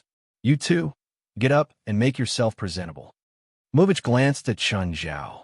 Are you sure the madwoman in the phone can solve my problem? Chapter 325. Sienna is just set to be poor. Chapter 325. Sienna is just set to be poor. After about half an hour, Sienna arrived in her tattered little car. Chun, where's the client? I don't see him. You see the RV opposite your car? Yes, and then, we're in the van. Come in. When Sienna, Chris, and Cheryl entered the RV, they were astonished by the luxurious decorations. Wow, it's bigger than where we stay. Is this the client's car? It's mine, Chen Zhao said. He's your client. It's you. Cheryl's face turned cold. You profiteer. Wait, Cheryl, you know him? He's the owner of the power supply company. When I was still in the orphanage, he argued with Granny twice. Both of them felt really awkward. Ubitos scratched his head. But I never cut off the electricity, although I did send someone to ask for the payment twice. During Christmas, did Eustace go and find Movich? Chen Zhao asked. Chen Zhao recalled that Eustace had become a monster precisely because of magic backlash. Was it because she had cast a spell on Movich? Cheryl immediately got it. You mean Granny Eustace cast a curse on him? Very likely, Chen Zhao nodded. But I've never met her in person, Movich said. If a witch wants to curse you, you won't even realize it. It's no wonder that after Christmas, Granny Eustace became very weird. Where's she now? Movich asked. Granny Eustace is already dead. Thanks to you. Why is it me? I didn't do anything. I'm also a victim. It's because of your threat. You said that if you didn't receive the payment, you would cut off the electricity to the orphanage before Christmas. Chen Zhao glanced at Movich. It was indeed a severe threat. Movich sighed, but I didn't do it. I didn't mean it. You can't just threaten people like that. Chen Zhao glanced at Movich. All right, I think we're done here. Mister, Movich has already received his punishment, and Eustace also paid the price for her actions. Wait, Sienna suddenly screamed. That means it's over? Where's the 100,000? Chen Zhao looked at Sienna in sympathy. She was just not destined to be rich. To make up for my mistake, I'll donate $1 million to the orphanage, Movich said. Girl, I feel very sorry for what I've done and for those I've hurt. Humph, Cheryl still could not forgive Movich. Chen Zhao did not want to comment on this. After all, Movich did not do anything wrong in principle. Electricity companies were not charities, and he did not even cut off the electricity at the end. Of course, while he did not make a mistake by law, there were still ethical problems. Miss Sienna, I would like to hire you as my company's special security consultant. Special security consultant, again? Chen Zhao was surprised. It was just swings and roundabouts. What's the salary? 10,000 a month. How about my team? How much will they get? Them? 6,000 a month. What do you think? Well, I forgive you a bit, Cheryl said with her head high. Although Sienna did not receive $10,000, they were still elated by their new job. Cheryl still hated Movich, but she was a mature child. She did not act harshly. She knew that Movich was not the person to blame. Just then, Movich suddenly screamed, Help! There's a bear. Sienna, Chris, and Cheryl were all shocked by Princess. Roar! Cheryl charged forward at once. However, Princess lifted her paw and Cheryl flew away. Don't fight in the van. Stop. If you break my stuff, I'll make you pay for it. Chen Zhao roared. Cheryl, Princess, stop now. Chen, do not tell me that it's your pet. Princess, go upstairs. Why did you come down? Chen Zhao ordered. Princess pointed at her stomach. Roar. She was hungry again. Chen Zhao patted his forehead. Go upstairs first. Is the bear similar to Obitos and the rest? Sienna asked. Kind of. Chen, you're a druid, right? Sienna asked. Okay, we're done here. You can leave now. Chen Zhao waved his hand, chasing everyone down his van. Chen, teach me druid spells. Sienna felt that she could hardly make any money with her current knowledge of magic. She wanted to be rich and own a deluxe van, just like Chen Zhao. Maybe when my mood is better. Evely, your result is already excellent. If you follow my method to train, you'll definitely have an outstanding performance during UC games. Why would you hire another coach? It'll only change your habits and rhythm. I think it's a bad idea. Coach Cantor, I've already made up my mind, Evely said emotionlessly. Also, it's the changing room ahead. Please stop following me. Evely had already paid the money. It was too late to regret. It was not a small amount. 100,000 was what a middle-class family would earn in a year. She was not rich to the extent that she could throw away $100,000 easily. You'll regret it, Cantor said, displeased. That's my problem. Evely was determined. When Evely came out from the changing room, she was already in her one-piece swimsuit and swimming cap. Norman's just arrived. Norman's, when will he be here? He's already on his way, but don't expect him to be punctual. By fast, he might mean an hour. Don't tell me he'll only be here at noon. Evely was very dissatisfied. In her opinion, Chen Zhao should be punctual, since he had taken her money. That's just how he is. If you want him to be punctual, he wouldn't even have accepted the task. If his training is ineffective, I'll make him spit out all my money.